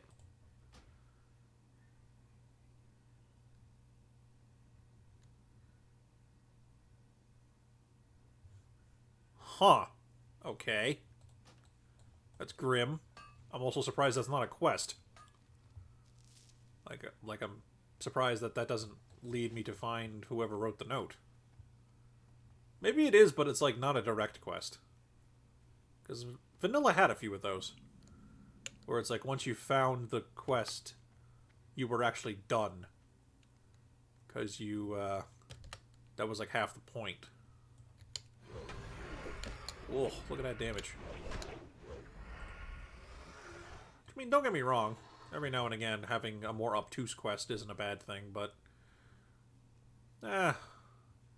sometimes you just want to be pointed toward an objective and get on with your day.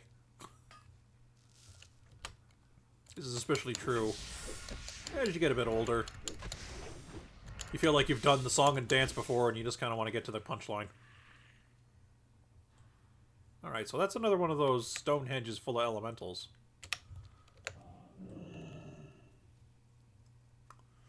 Not quite what I'm after, though. I remember... I mean, maybe I could just farm the Witherbark Village. Or that cave I found with the ogres. Up north of me here. It's probably the smart thing to do, but I'm curious. Like, I remember... Oh, hello. You guys are elite, and there's 3 of you. That's a problem. I can polymorph one of them. Yeah, fuck it, why not? I will polymorph you. Drop a trap. Walk away. One person gets trapped. And then I fight the last guy. Better keep a renew running. Oh, he got out of the trap already. That's not good. Yeah. I can heal myself a little bit. And, oh shit, but, oh boy, okay, yeah, time to run. Fuck it. Cheese it. If I could polymorph 2 targets, that'd be pretty good, but I don't think there's anything in the game that ever lets you do that.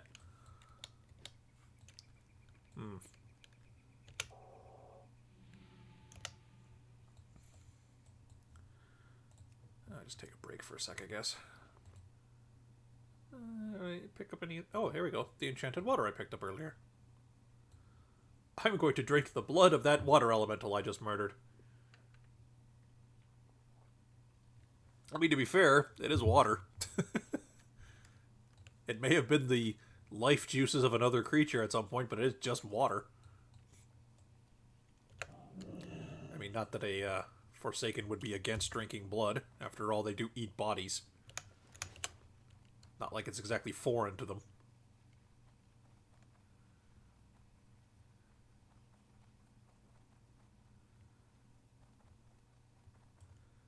Oh, if I had fear instead of psychic scream, I could probably do this.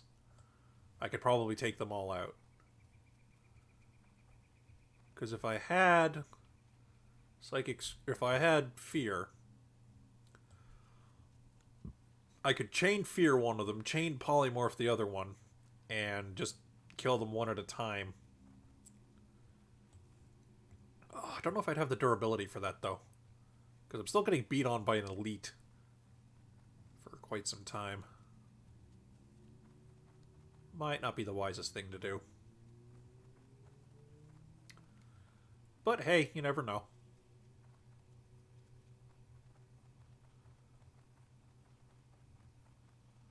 Oh, I remember this place being precarious. Yeah.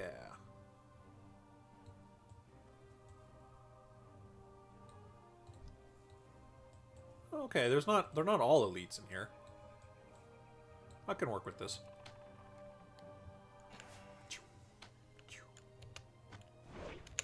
Free cast to renew. Ah! Bitch, disarm me. Ah, I can't hero strike with my naked fist.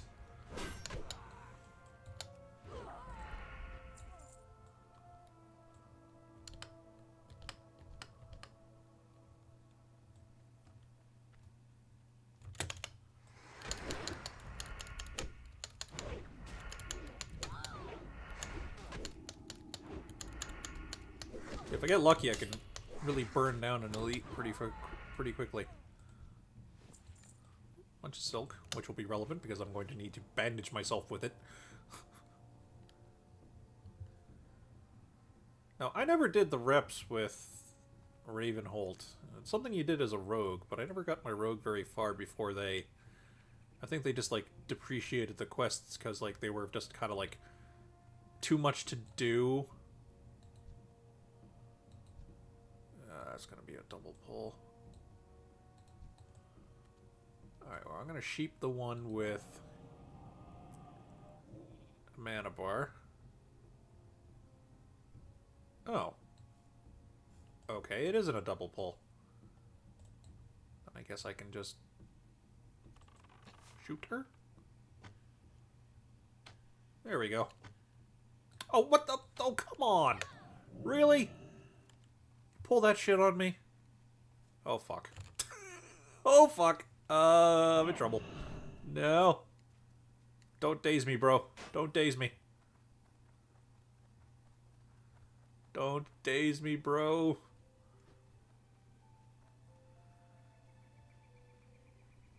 Okay, we good. We good. Oof. Okay. So this might be a no-go. Maybe up here is the thing I'm thinking of? Where it's squishy, defenseless, delicious peasants instead of hard-to-crack elite knights? Might be what I'm looking for here. I know there's a couple of horde quests in Stormgrad Keep, which are obviously group quests. Sort of like an open top dungeon. You know, where you don't actually go in an instance, it's just in the world. Which is kind of neat. Okay, yeah, there is a path here. So that means we're going somewhere relevant.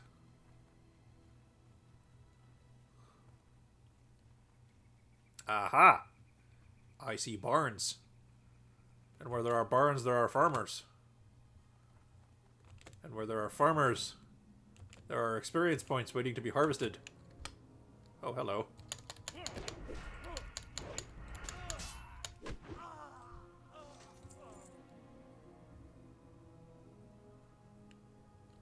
Oh, a bunch of stealthy boys.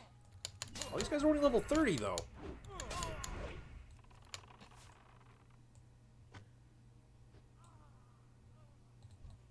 Yeah, these guys are only level 30, level 31. What the hell? I guess I gotta go to that village.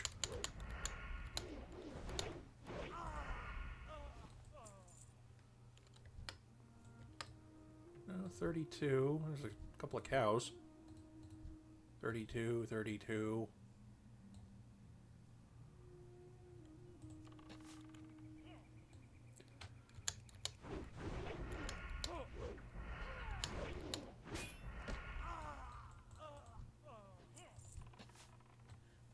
Oh, you have a bow too.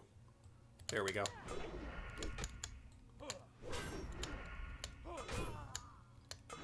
But unlike you, I have 2 melee weapons. Aha.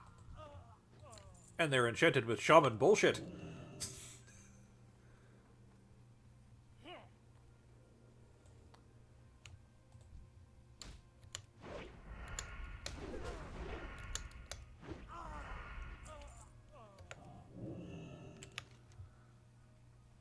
Oh, I've only got this one section in the middle here. Like, I guess there... Is there an Alliance outpost out here? Or is this contested territory, but there's only a Horde outpost out here? And the Alliance, like, work from, like, another zone in here? Maybe. Yeah, I don't remember getting an alliance character up through Eastern Kingdoms.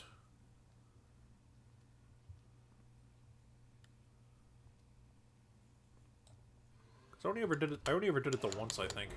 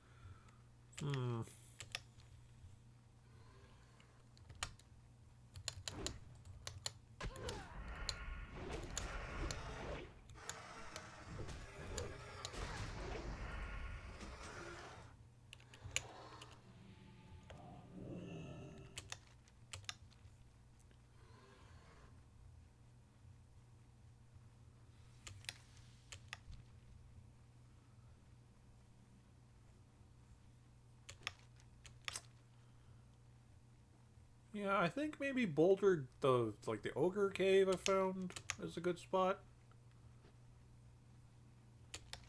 Again, unless there's like a farm or something. Oh, hello. Refugee Point. Okay, yes, there is a town here. There is a town out here. I just never found it. Or at least I don't remember it was there. Okay, yeah, so this is a contested zone. But, yeah,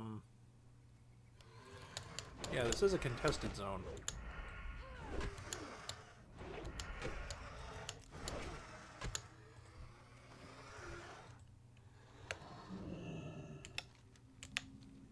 Yeah, Refugee Point.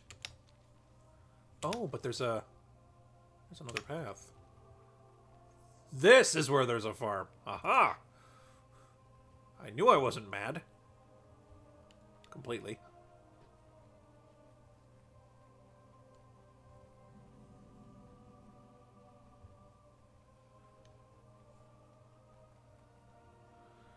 Yeah, I think the fluff here is that, like, this is such a... Hello? Are you a rare? No, you're just an elite.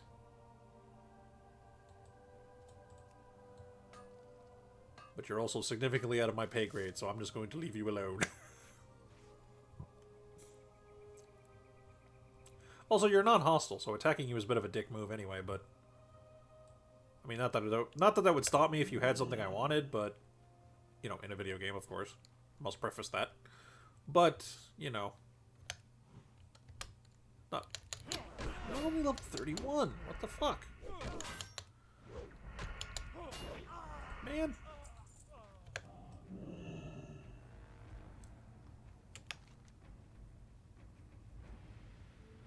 Yeah, I think big thing with the basin, I believe, is that it's like it's a breadbasket type situation, and obviously all the factions fighting for it out here, you need to eat. So, you know, everyone's trying to hold on to this spot and also deny the enemy the advantage, because an army marches on its stomach, and this is very true. Industry marches on its stomach. Well, I say the human race, but obviously there's more than humans in this world, but, you know, you gotta feed your people. So, you know, the humanoid race, there you go. The humanoid races march on their stomach.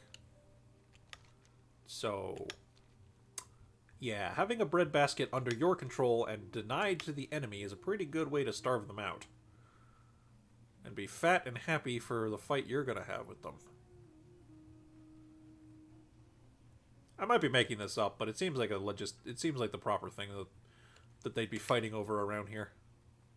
And of course the trolls here are just the natives that are getting displaced in one way or another. Ugh, again with the 33 mobs. There's one thing I liked about the Kalimdor leveling progression. It seems it's a lot more straightforward.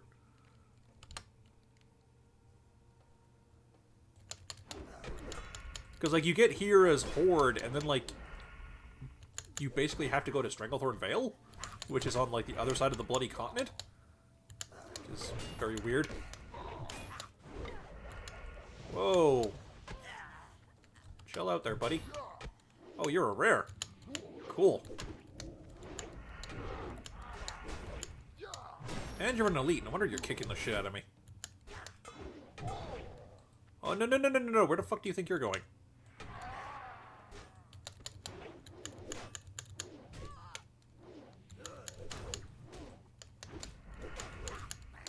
Ow, ow, ow. Die, please. Give me all your shit. Give me all your shit.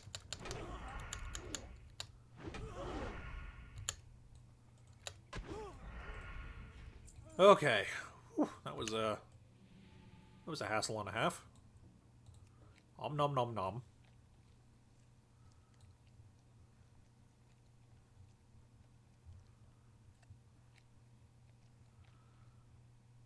And we'll sit down for a drink of delicious elemental blood. Otherwise known as water.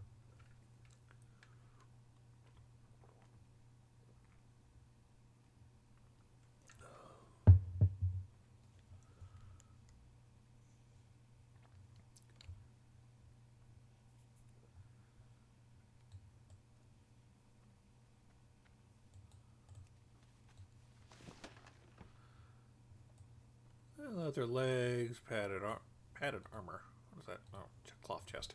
Figures. Legs.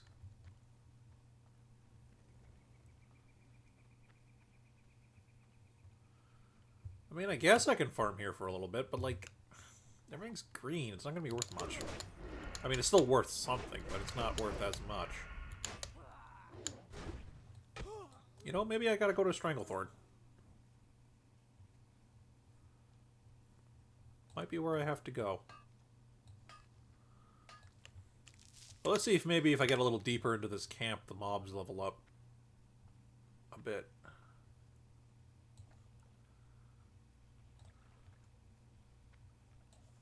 The medals are, so that's a start.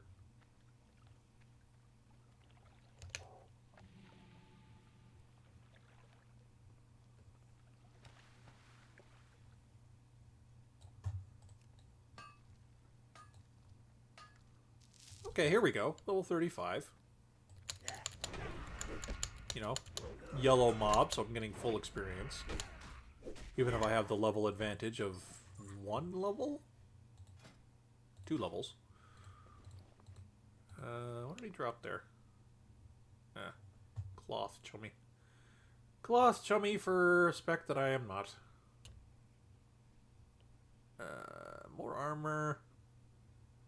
Lose strength, though. But I get a bunch of armor. I get a bunch of health, so I'm gonna wear it. Ooh, plus it's fancy. I like it.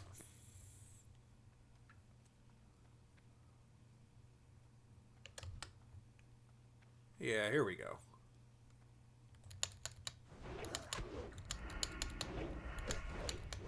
Nah. Man, I have poison removal. I don't have curse removal. Oh well.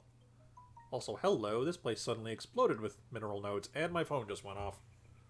What do you want?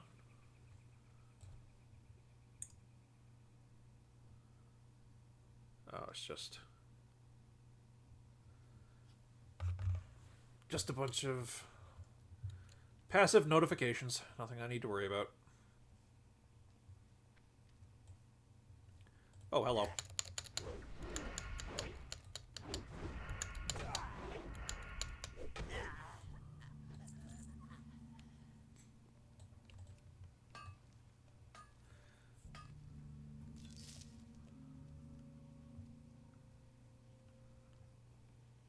Loads of metal.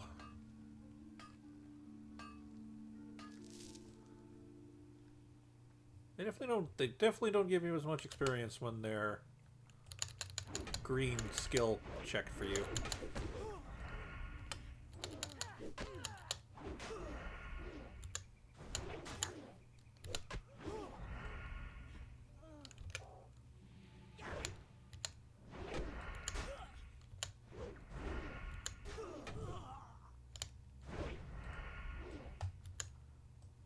Yeah, stop. Take damage, damn it. That's annoying. Should I just start... Whoops. Wrong button. That's okay. Man, even when I hamstring them, they really book it.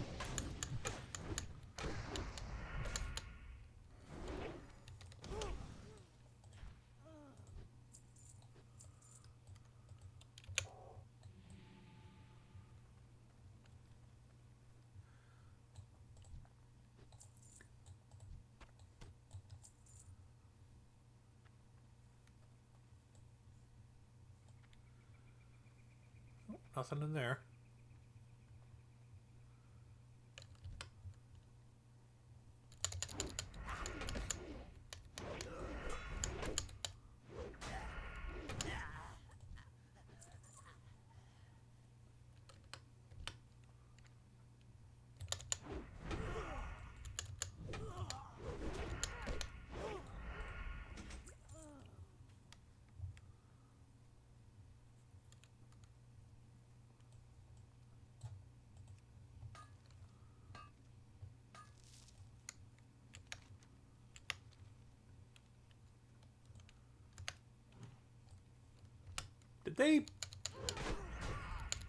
Did one of my enchants fall off and I just didn't realize it? Or did they dispel me?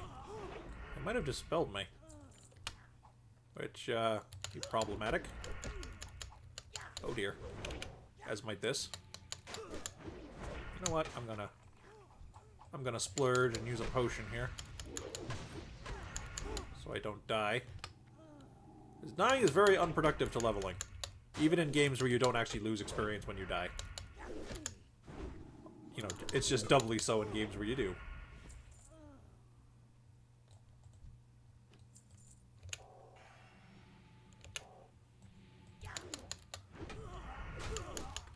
I would love even like the chintziest... Well, okay, maybe not the chintziest because, you know, lesser heal is a thing and it actually stops scaling after a certain level. Because you're meant to replace it. I don't know why they designed it like that, though. Or they didn't make it scale, but, like, have a different purpose than the... Really? Really? You fucking book it. Like, at more than your normal speed when running away in fear. When, like, most mobs don't do that. What the hell?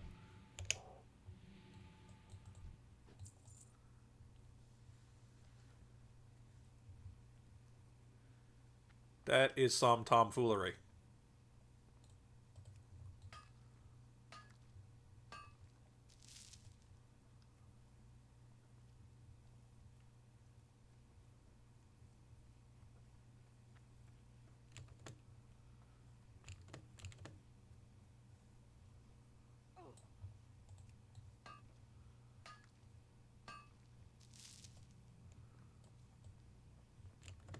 Lots of minerals. Find us some Vespian gas, we're in business.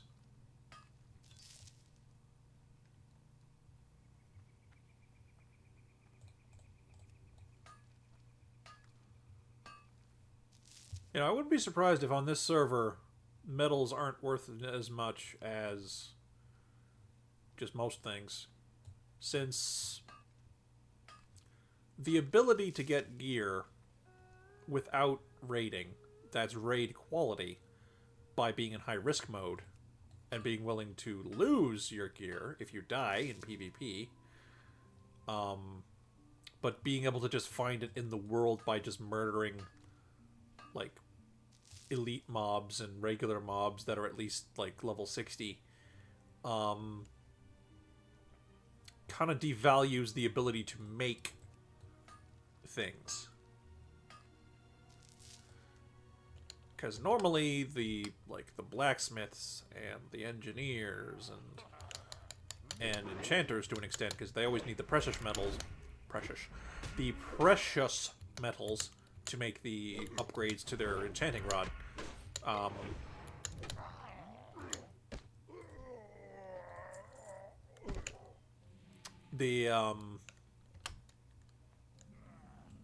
you know, they, you know, that drives the metal economy. That, and once jewel crafters are a thing, they literally burn metal ores to find jewels. Since they need so many, but they're normally an uncommon drop, you literally just get the ability to mulch up ores to make more. Which definitely makes metal eventually... Well, it gets rid of metal excess in the economy, let's put it that way.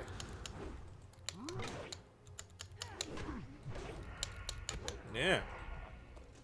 Ooh, hello. Ooh, it's a sword. Ah, but it's a spellcaster sword.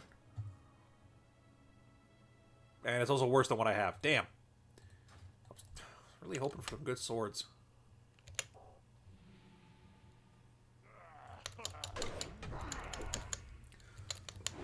So it may not be the farm I thought it was, but we've got a nice little ogre camp here. Ow. Fucking war stomped.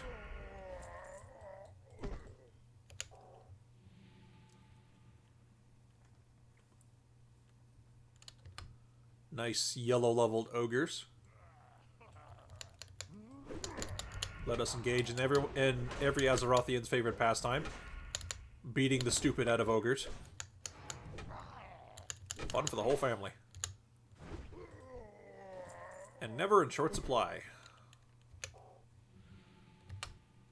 Because there's always more ogres. And they're always stupid. Well, when they have one head. When they have two heads, they start getting real intelligent. I guess between the two of them, they managed to knock enough brain cells together to make a couple of interesting thoughts. Oh man, this place is covered in nodes. I like it. I guess because there's like no one out here. Oop, true silver. Mithril, iron.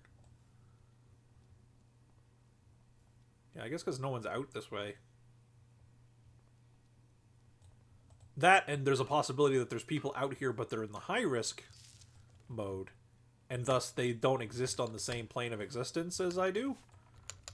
So, even though if they are here, and there is traffic in this zone, there's an additional chance of it not being compatible with me, basically. So I don't have to worry about it. Which is kind of hilarious.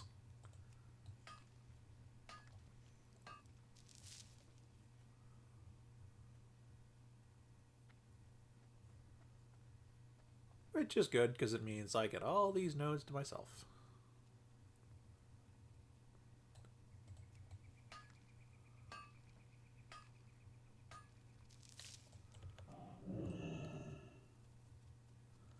I need some kind of mana sustain. I do not get, like, fuck all of mana.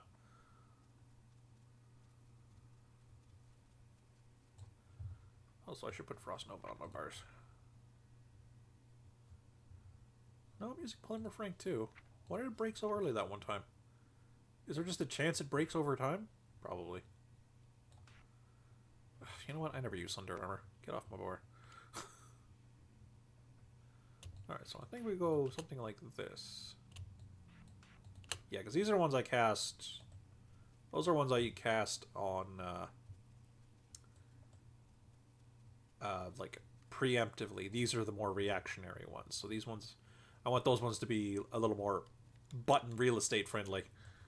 Because if you may have noticed, I actually have my bars set up here to...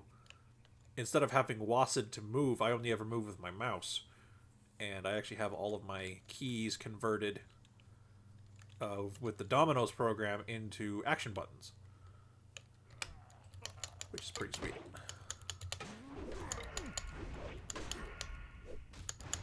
Ah, you're not a Tauren. Stop cheating. I mean, I know you're big enough, but, like, come on. The Tauren don't have much going for them. Don't go taking what they got.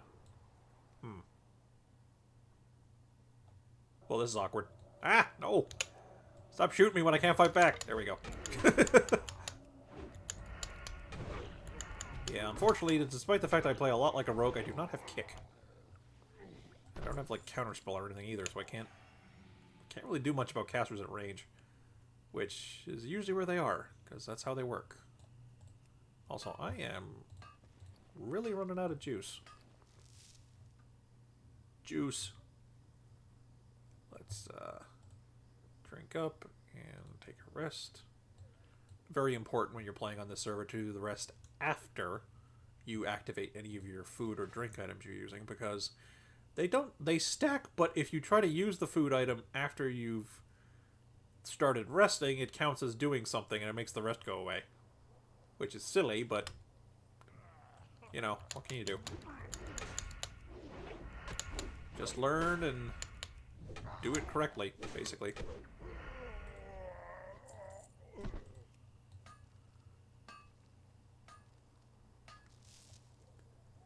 That's all you can do.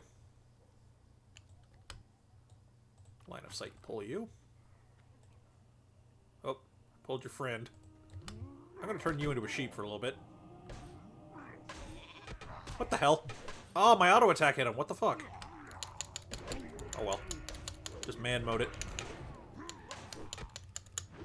They're not that tough anyway. You know, for all their muscles, they don't think of wearing armor all that much.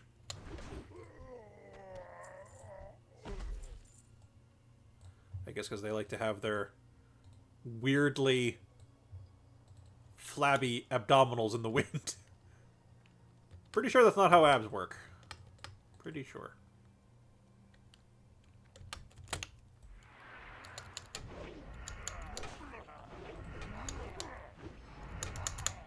Yeah, you got to recuperate off before you died. Neat. Yeah, I might go back to two-hand or a one-hander for a while. Although no, I have all those points in dual wielding. No, I really should stick with dual wielding. Oh, hello. Unless something like this falls into my lap. Might be worth. Here's a shovel. We shovel knight, boys. What am I missing if I do that? What am I losing? Not much, but... well, good enough I didn't put a point in there, because that literally does nothing unless you're dual wielding. Fury Warrior has one that doesn't... Yeah, that still gives you hit rate, which isn't bad. Oh wait, I already have 8% hit. Why am I putting points into that other one?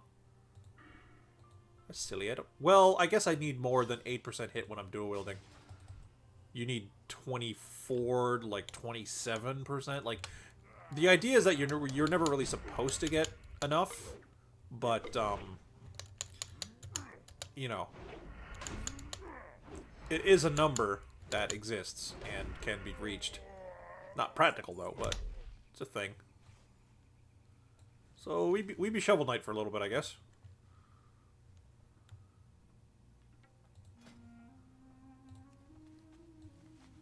If he was undead and had a sex change. Don't know if that happened before or after, but... It's an honest question now.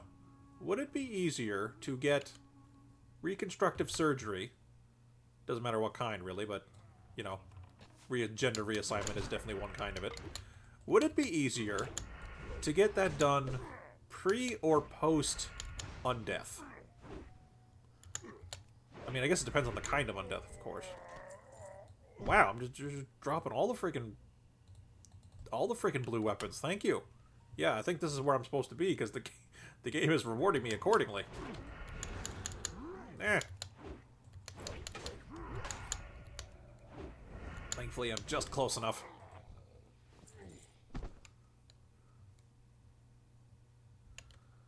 Hopefully, I am just close enough. But yeah, I mean, I guess if you're undead and you, like, feel no pain, then, like, any surgery would be easier, because they could just literally pop you open while you're there. No anesthesia needed. No... I mean, they wouldn't have to worry about killing you. Like, unless whatever they're doing is near your specific weak point. Like, you know, if it's your head if you're a zombie, or if it's your heart if you're a vampire, or whatever. Although I suppose a vampire needs to worry about being decapitated, too. That is one of the traditional ways to deal with one of those... to deal with a bloodsucker. Chop the fucker's head off. Oh, wow. Guess I can use this, and then... take the shards out of this node. Yay. I need to actually find a vendor. Wow. Mind you, I have a lot of, like, disparagingly... not disparagingly, but, I have a lot of unique items in here. I don't have a lot of stacks of the same thing, unfortunately, which is not good. Not efficient use of my space. But we know where to go now, so we can come back here real quick after visiting a vendor. Pardon me. Should I visit a forge too, or... No, actually I shouldn't, because then the bars are a different item in my inventory, and then any ones I have won't stack unless they're... even if they're not already maxed out. Yeah, probably better just to, wait until I get back to Undercity at some point for that. Also, I noticed a few people coming in. How's it going? Glad to see you. You know, give a little hi in the chat if you can, but if you don't want to, that's fine.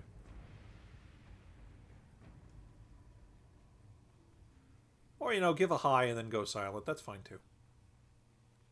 I do not mind being your company while you endeavor in whatever it is you're endeavoring in. While I simply run around as a spectral wolf. Because I still haven't bought a mount yet. I really should, though. I like the skeleton horses. They're the right kind of weird. Although the skeleton horses that are only the 60% speeders are pretty ugly. Because they don't have, like, the cool drapery on them that the 100% speed epic ones do.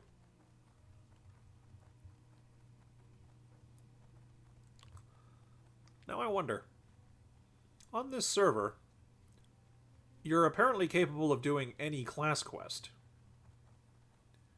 So I'm wondering, can you do the ones that give you mounts? Because if you can, I wouldn't mind getting a Dreadsteed again, because that was fun. Admittedly, bit of a grind. Although, admittedly, probably a bit easier than actually getting the money to just buy an epic mount of the, like, normal types. Like, just the one for your race. Because, well, all the stuff you need is stuff you could get from players. And you could very easily get guildies to hook you up and stuff. You know, basically favoritism. Work in your favor.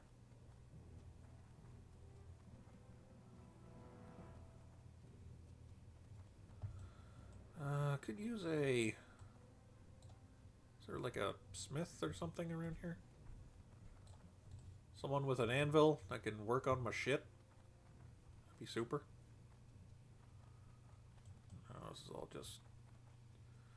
this is all just storage and the like.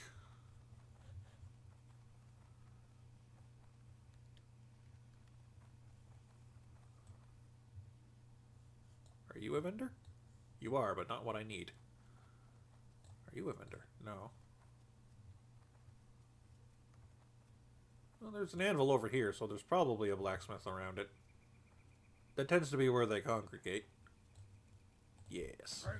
You're a boyer, but that'll do. Okay, so sell this stone, because no one buys it anyway. Sell this thing. Sell that, sell that.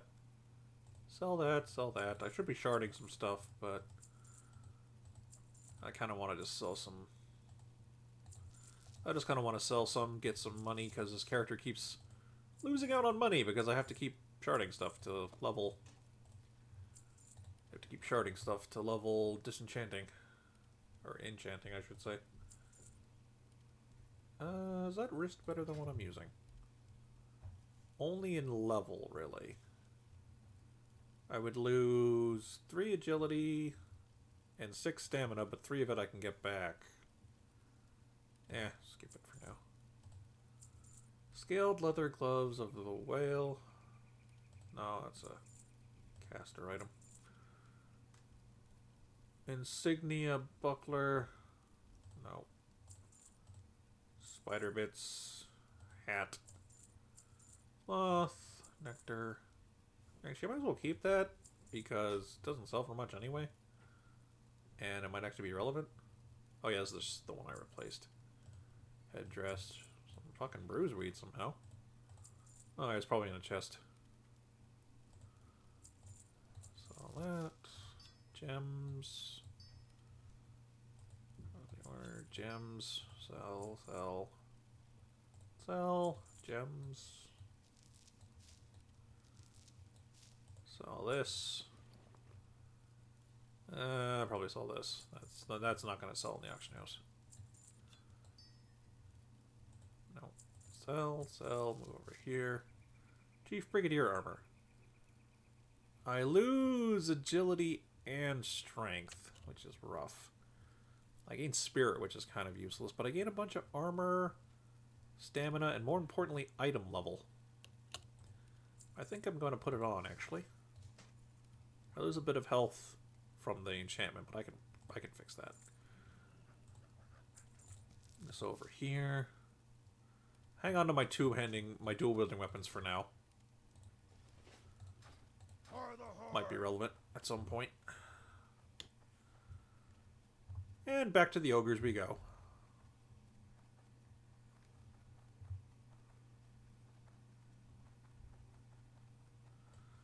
Now I gotta ask, why are these guys blue? Like, that's not Horde color. That's Alliance color. Like, unless you're trying to camouflage or something, fellas and ladies, I think you're in the wrong color. Don't know if it's something to do with being, like, part of the Defilers faction, like the PvP faction out here, or if it's something to do with... I don't know. Couldn't tell you. Just being, like, part of the Forsaken, like, not literally, but, like, being the orcs deployed on Forsaken land or some shit. I don't know. But, you know, Horde orcs, you typically think red, right? I mean, Horde is red team. Alliance is blue team. It's what they do. That was one of the reasons why Warcraft 3 was more interesting than Warcraft 1 and 2. I mean, it's hard to... Like, or I should say it's unfair to compare a later entry in a series to its predecessors and, you know, call out the predecessors for doing something that they didn't think of doing at the time. But it's one of the reasons Warcraft 3, I think, endured as long as it has, and has, you know, come back recently with the re-release, the HD remaster or whatever it is. With the idea of it, you know, of it being 4 factions fighting instead of only 2. Because, you know, the earlier Warcrafts was just orcs and humans. Now, orcs and humans had a lot of stuff they don't have in Warcraft 3. Because a bunch of those units got co-opted into either the Night Elves or the Scourge. And, well, in the case of the Horde, they were getting, like, a aesthetic makeover / like, ethos makeover, so a lot of the stuff they had in Warcraft 2 just doesn't apply anymore. Like, I mean, they had Death Knights back then. Admittedly, they're a little different than what we think of when we think of Death Knight these days in Warcraft terms, but, you know, they had armored, dark magic using knights in the Horde, which is, like, really weird compared to what they are now. Go away, Mr. Raptor. You're not worth my time.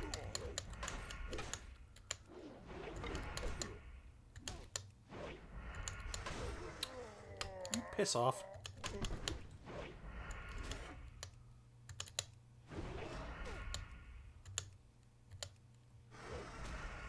I'm used to having attacks go off more frequently. Forgot I was using a two-hander. Illusory Rod. Neat. Isn't that from Scholomance? Or not Scholomance. Scarlet Monastery? Huh.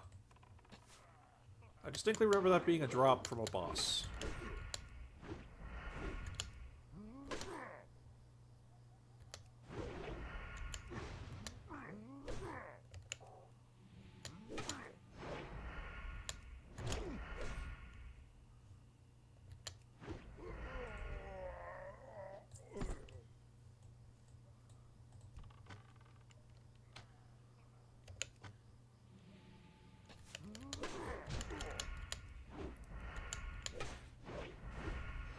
Ooh, look at that damage. Oof, get wrecked. Many crits in a row. Good times to be had by all. Except for the poor bastard on the receiving end of them.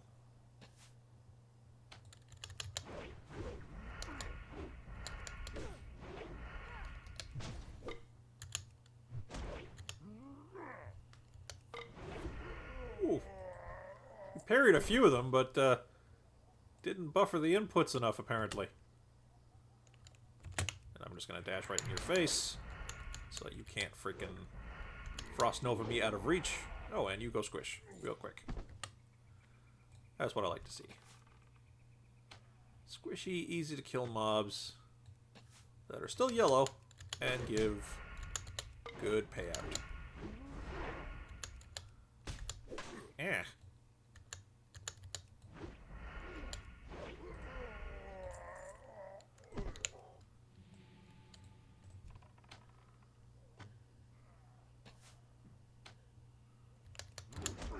Ow.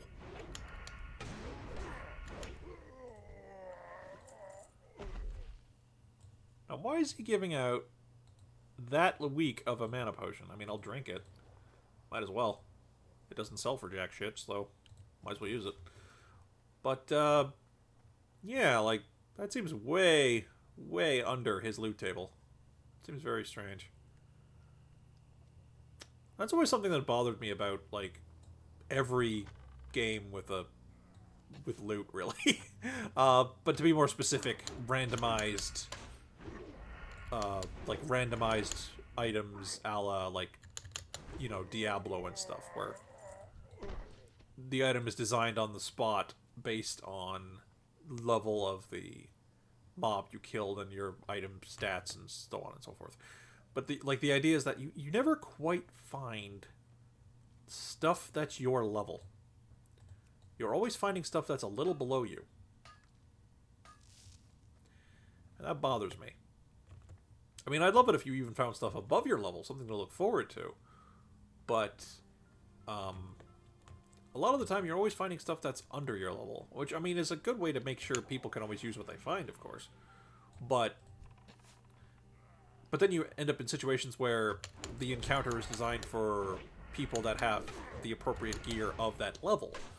And so if you're at that level, in a typical game, you're never designed to be ready for it, basically. A good example of this that I found was Borderlands 2, actually, was pretty bad for this. Now, for a lot of the game, it didn't matter. A lot of the game, if you were the right character level to do the quest, you were fine. However, there was a couple of quests that are like battle arenas, where the enemies scale with you. Oop. And, actually, I'm going to turn you into a sheep. Damn it. Auto shot, don't.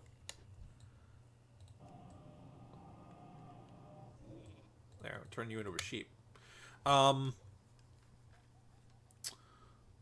But these battle arena quests in Borderlands 2, they scale with you and they expect you to have equipment to match, but you often don't. Because the things you were fighting beforehand weren't leveled with you. And, you know, it's like, it's you know, it's a little weird. Slash a little, kind of obnoxious. Admittedly, because they are leveled with you, the stuff they drop tends to be appropriate for your level. So even if you fail the quest a few times, you can kind of use it to, like, catch yourself up. Which might have been intentional. Might have been intentional, you never know. Without asking somebody who specifically works at Gearbox. Oh dear.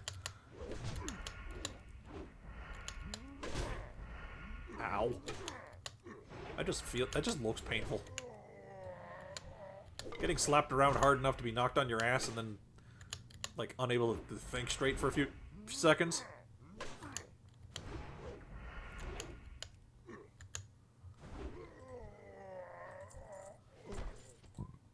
Pardon me.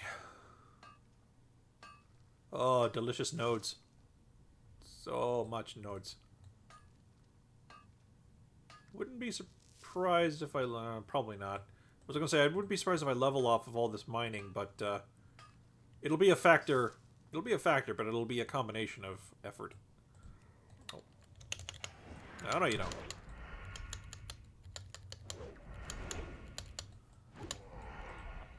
Oh, intercept is fun to have.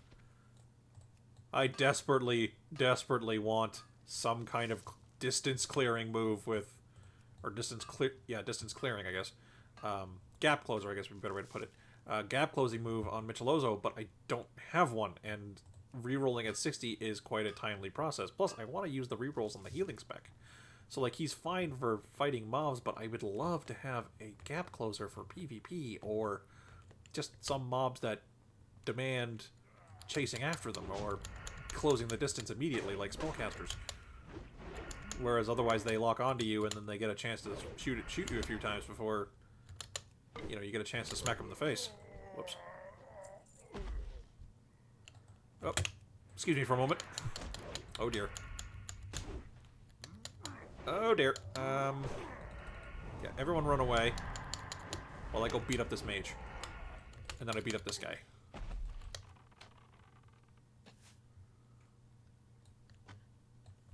And we're going to turn off our auto attack, and we're going to... There we go.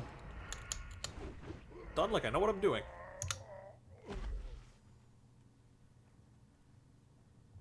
The sheeps in Warcraft have very big butts. I don't know what to think of this.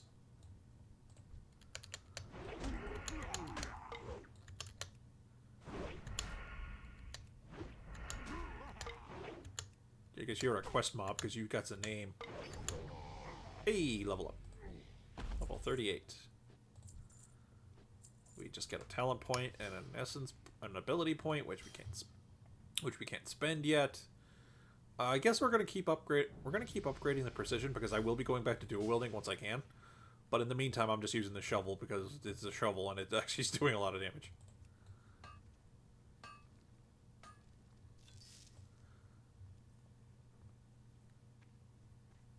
Oh, have them as well. I think I'm gonna stop investing in stamina and I'm just gonna start pumping the bejesus out of the strength stat. 2 attack power to the 1 point investment is pretty good. Pretty good.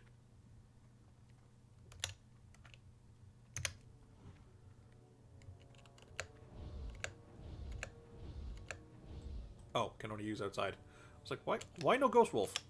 It's like, ah, that's why. I do not remember it having that restriction, though. Learned something new. Or something old you forgot. I don't know how you'd put it. It's not exactly new information, but it's new to me.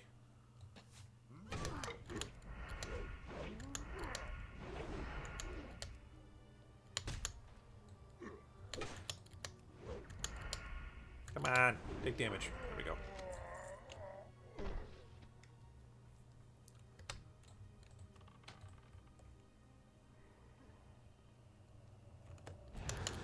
Aha! I was in motion when you frost nova'd. So I still landed at your feet. I don't know if that's actually how that worked, but it looks like it. I'm taking credit for it.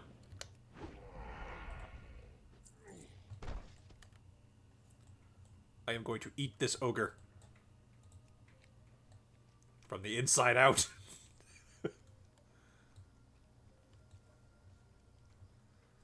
God, can you imagine being a horde and like you kill a couple of ogres? It was a bit of a rough pull.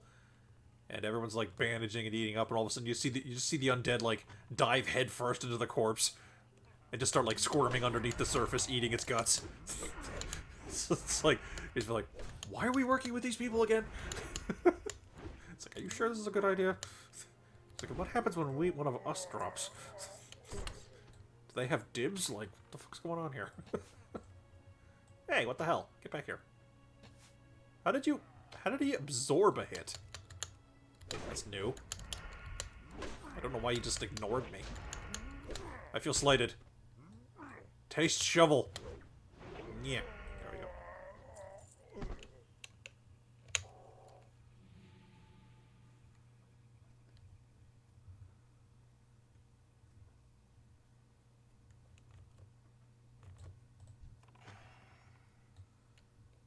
Hey, free renew cast. I'll take it. Yeah, unfortunately, the clear casting... Oh, jeez. The clear casting you get from being a druid works off of anything, but also, like, benefits the cost of anything, which is normally pretty good, but sometimes you want it to be specifically spend less mana to heal. Since I'm not investing in mana at all in this character, so it's a bit of a premium.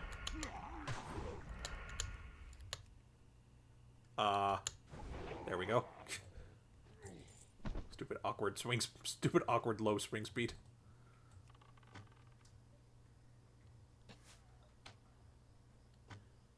Come on.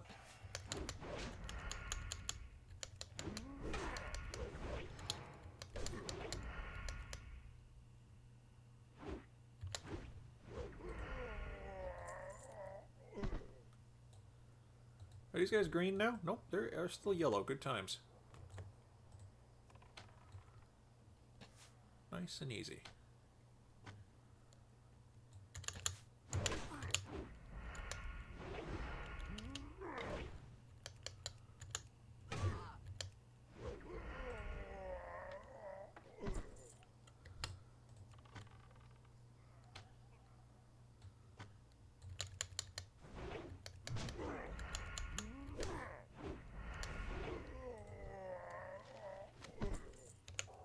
Moon sight rifle.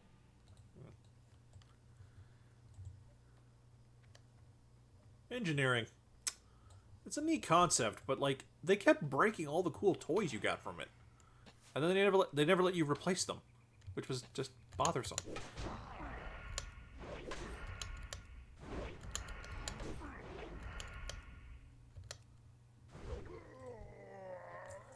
Yeah, it's one of the things that got me out of retail WoW was how do I describe this? The regulated fun, I think, is the best way to put it. The fact that like strange interactions and like I don't want to say exploitative, but I guess that's kind of what I'm getting at, I guess. But the idea that, like, if it wasn't what they planned, it was bad, and therefore had to be changed. Like, you know, I'm not against a dev fixing something that's, like, numerically out of whack, because, I mean, obviously, that's just numbers. If the class is still doing what it's supposed to do, even if it's not doing it to such an excessive degree as it was before, you know, that's fine. It's not that big of a deal. But,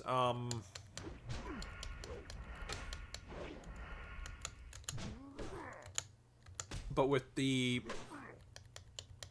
when it's like a cool interaction between like an engineering gizmo and a certain class ability, and they take that away, it's like, oh man, that was fun. Like, why did you do that?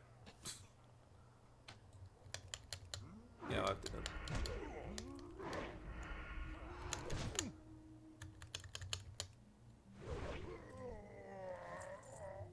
And it's also like just like to me it feels like a feel bad because it's just like who benefits from this?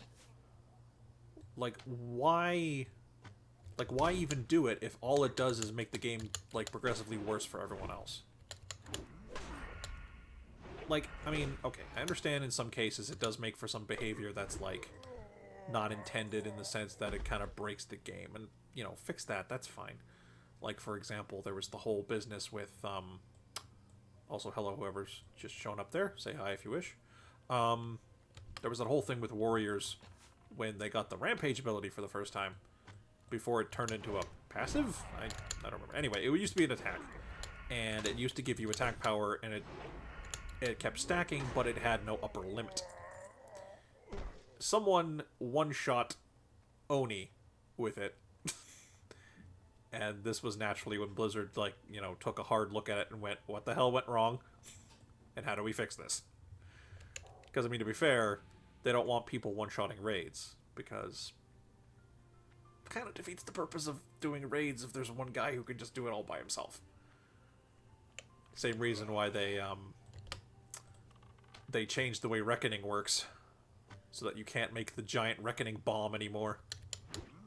Oh, come on, dude. Really?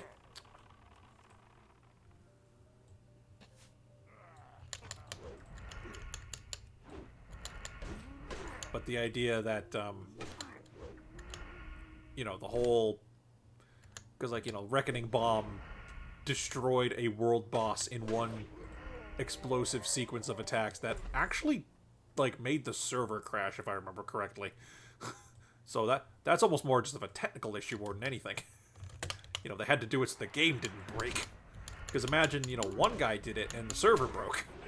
Imagine what would happen if, you know, everyone who played Paladin did that. The game just wouldn't work at that point. Okay, cool, the other guy didn't pull. Good times. Like, come on, the Warp Stomp icon even has a Tauren's hoof in it. Why do you guys get to do it?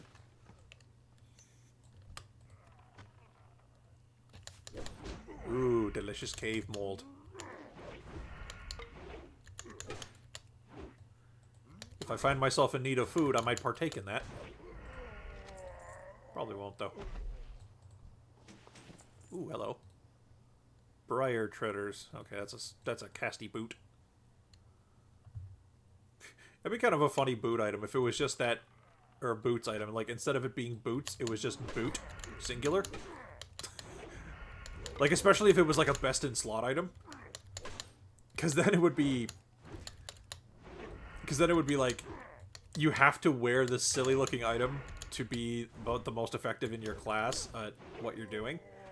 But it looks like your character forgot to put on one of their shoes. Oh, whoops. That's a mage.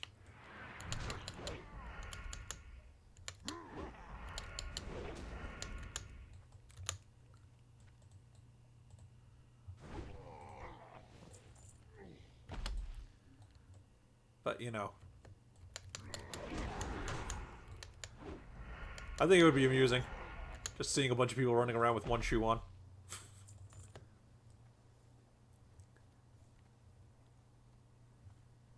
I mean, probably wouldn't... I mean, it wouldn't affect Tauren or Draenei that much, because they don't really wear shoes anyway. But, everyone else... being down one shoe... I think it'd be hilarious. Especially if it's like... Especially if it's like a really good item, but it isn't super hard to get. Because then a lot of people would be doing it. Actually, the best thing would probably be if it was a crafted item. And it was a crafted item that was like maybe the best thing you can get before doing like heroic dungeons or some shit. So then it's like everyone wears it at some point.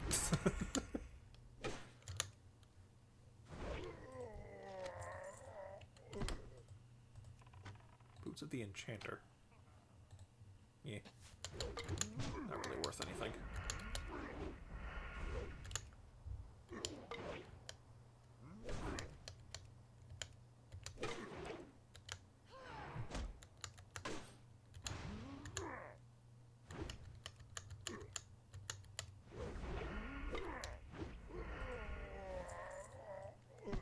What did he... What? What? Sir, why did you drop 3 wool that's below your pay grade and 1 cloth above your pay grade? I was one very confused ogre. Then again, I imagine most ogres go through life in a semi-confused fog. Also, that's true of most of us. That's true of most people, ogres or not.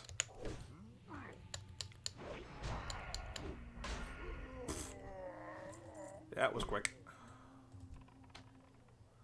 Yeah, unfortunately these guys are green again, but I think I can crank out one more level here before I gotta go somewhere else.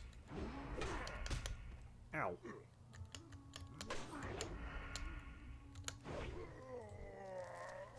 Glyphed Epilots. Leather, strength, spirit, agility, stamina. Okay, so probably not worth.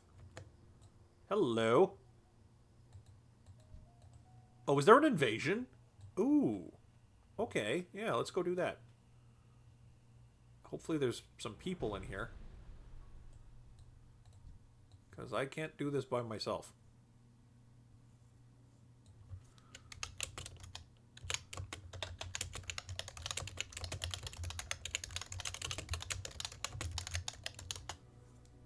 See if there's someone there or not.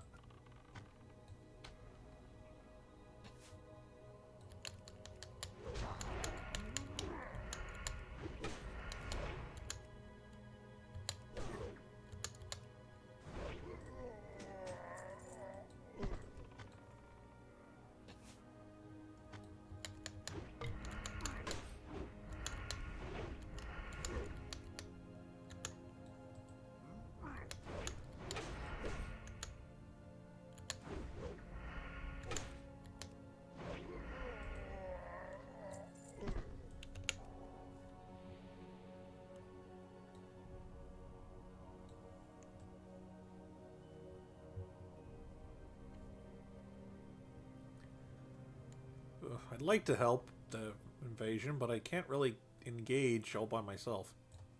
Also, where'd the... Well, that's annoying. It must be in the high-risk phase, but I can see it in the low-risk phase.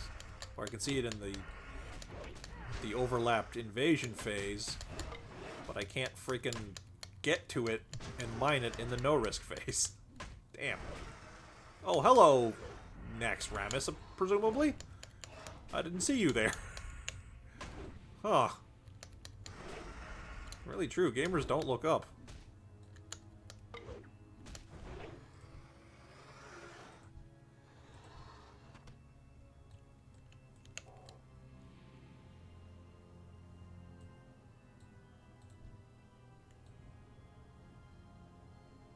Is it just progressing because the mobs are killing each other?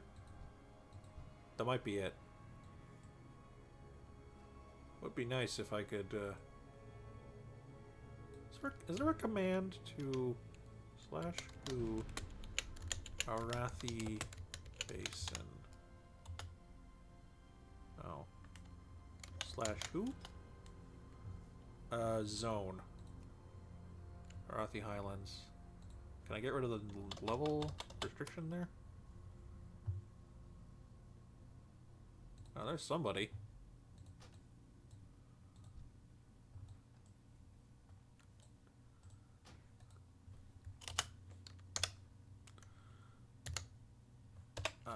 Tell Zaplaser invite? Question mark? If you're not gonna get fucking pasted. Ugh.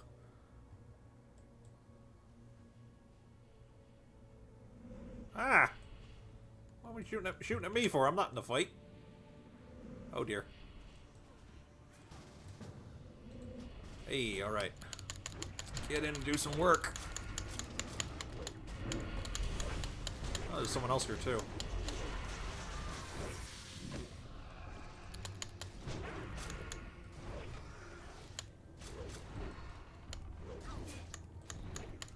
He has a gnome, and a dwarf, and a zombie lady. Hey. Oh, wait, no, that's a... Damn, I shouldn't have attacked you. I should have... Shit, I should have let you keep smacking the necromancer.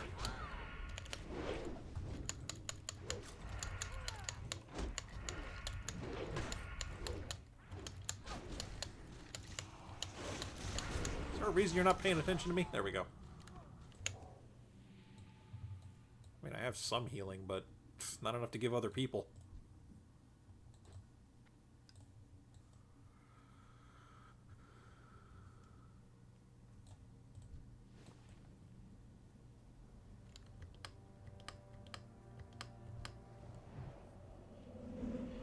Yeah.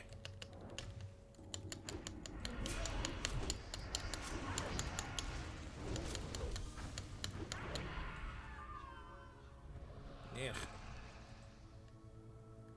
Wish I had curse removal. As the name kind of implies, with a debuff called Soul Rend, it kind of takes the fight out of you. If it gets... Oh god. Poisoned.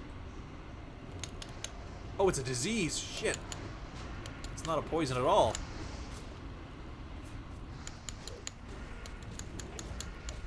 Oh god, I'm in trouble. No. Oh god. Ow, ow, ow. No!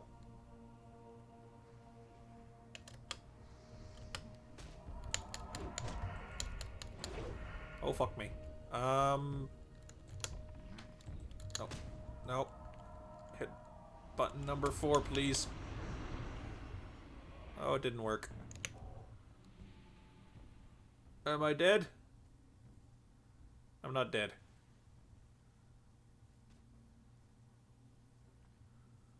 Can I get out of the zone, please, so they stop chasing me? Thank you. Okay.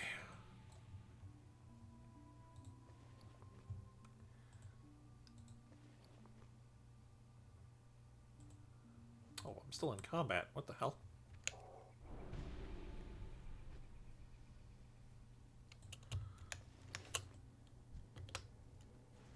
Ah!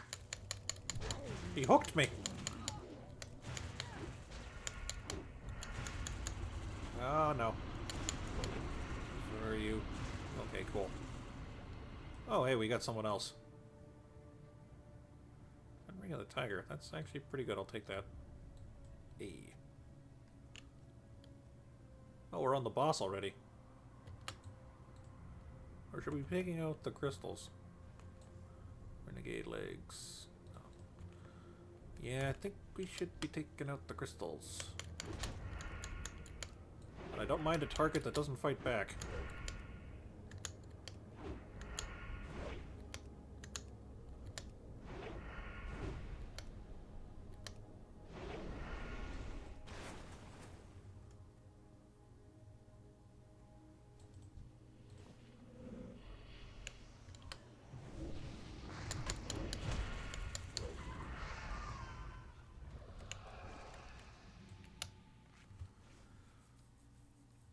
Oof, these kind of events are rough without a healer of some kind. Well, we can do it.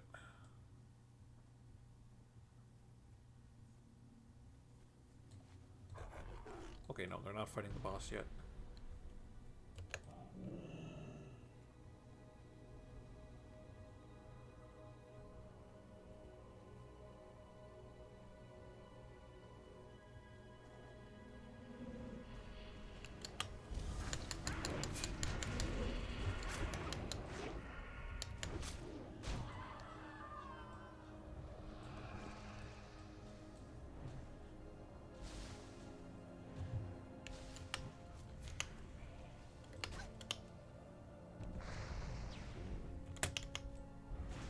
Out of...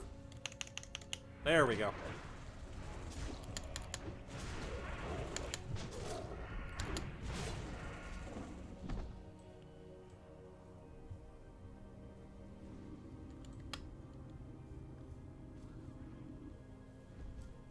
Oh dear.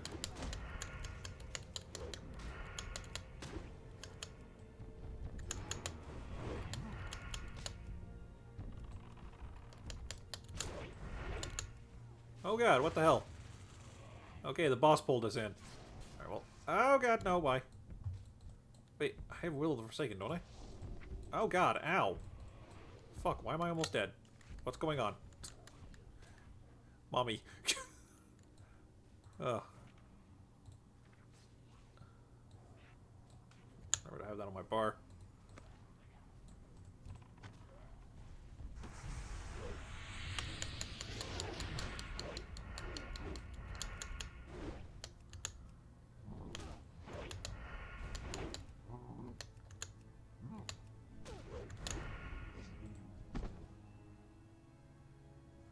I don't need that.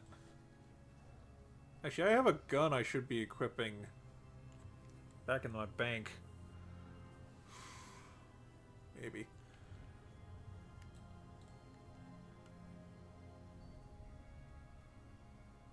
Did I get chests, by the way? I did. Anything good? Strength, stamina, mail.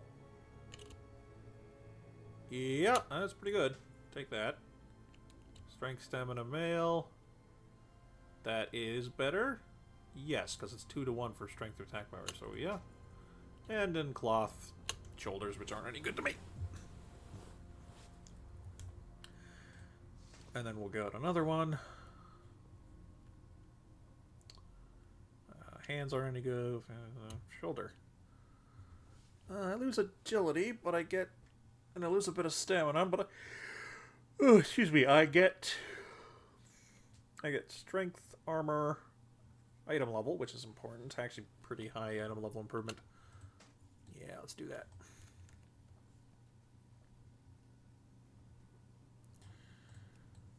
I think I'm good for now. Although, no, I'm at 85. I should get one more level. I'm gonna get one more level before we call it a stream, I think. I'm mostly talking for the sake of the recording, because they're the VOD, because I know there's nobody here, but... practice. Aw, man. Damn it. Game taunting me with otherworldly metal. Ah, no.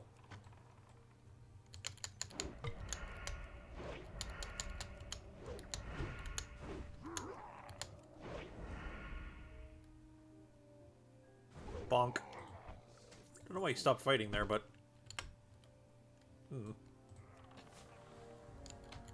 Got him once right in the nipple. Gave him a piercing.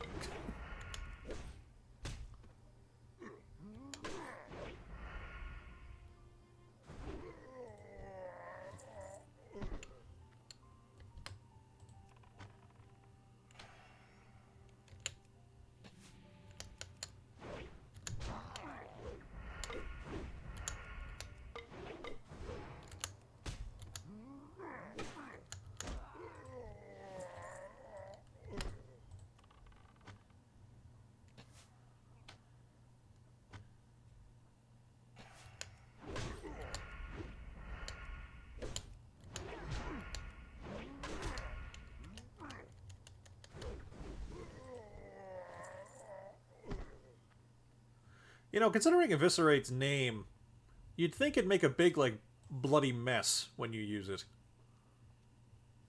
I guess maybe... Was a WoW ever... Oh, shit. Okay, hang on a second.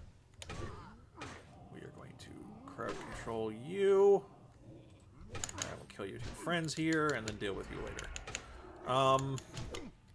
Was WoW ever marked as a T game, or was it always marked as an M game?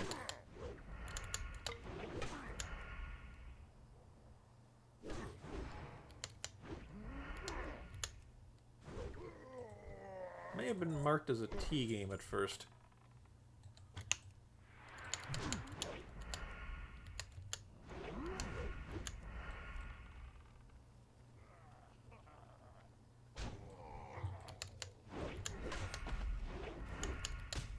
Eh.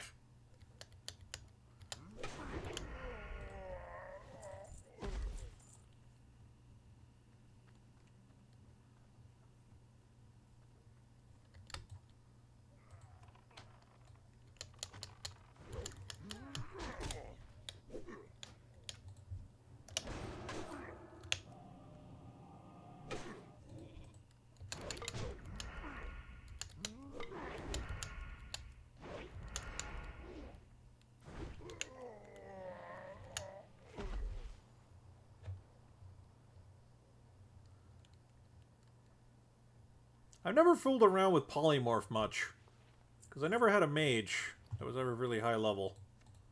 So it's kind of neat having it so readily available. Because I'm used to having crowd controls that I couldn't use all the time because, well, fear would cause mobs to pull other mobs, kind of defeating the purpose of a crowd control sometimes. And on other instances, it would break if you deal damage to the target directly, so... that also makes it kind of hard to use. And I mean, polymorph breaks on damage, sure, but it stays as long as it's supposed to.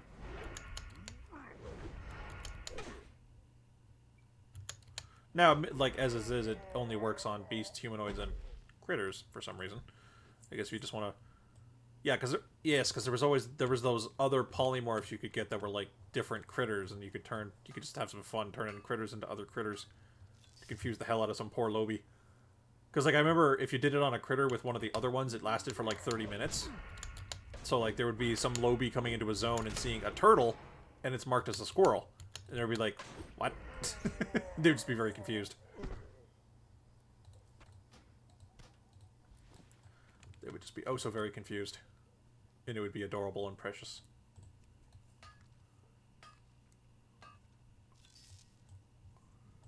I had to take that. It's not polite to leave a... Oh, here we go. Our delicious cave mold. I remember the delicious cave mold. Om nom nom.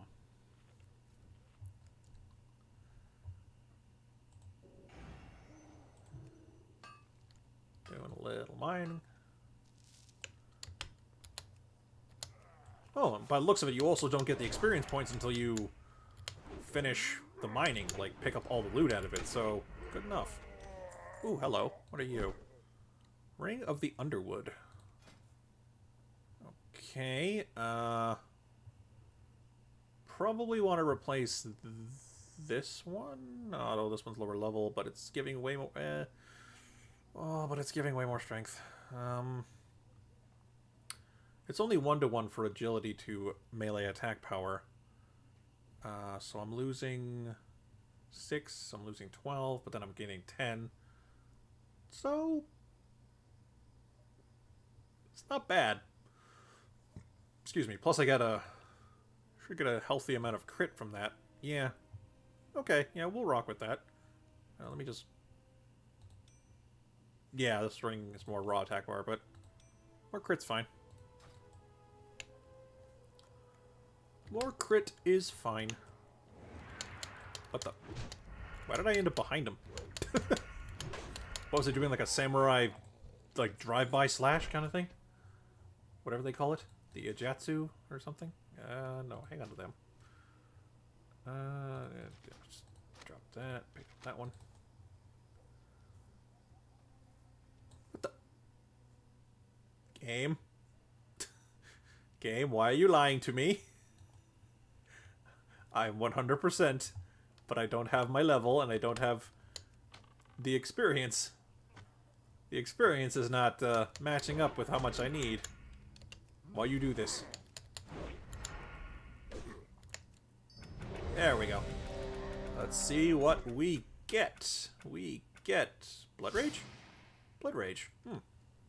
That's actually not bad, because I actually can sometimes need a rage, like a rage generator when I'm, like before I've been in combat at all, so that's not terrible.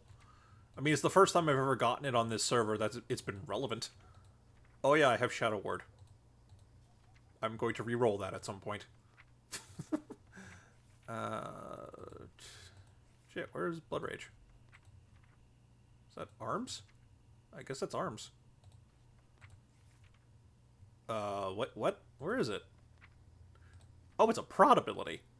That's kind of weird, but okay. Sure, why not? Alright, anyway, on that note, I think I'm going to call it. I'm getting a little stiff. I want to get up, move around, do all that. Do that human thing. Pardon me. Oh, what the? Oh, come on, dude. Oh. Okay, he was just being a dick.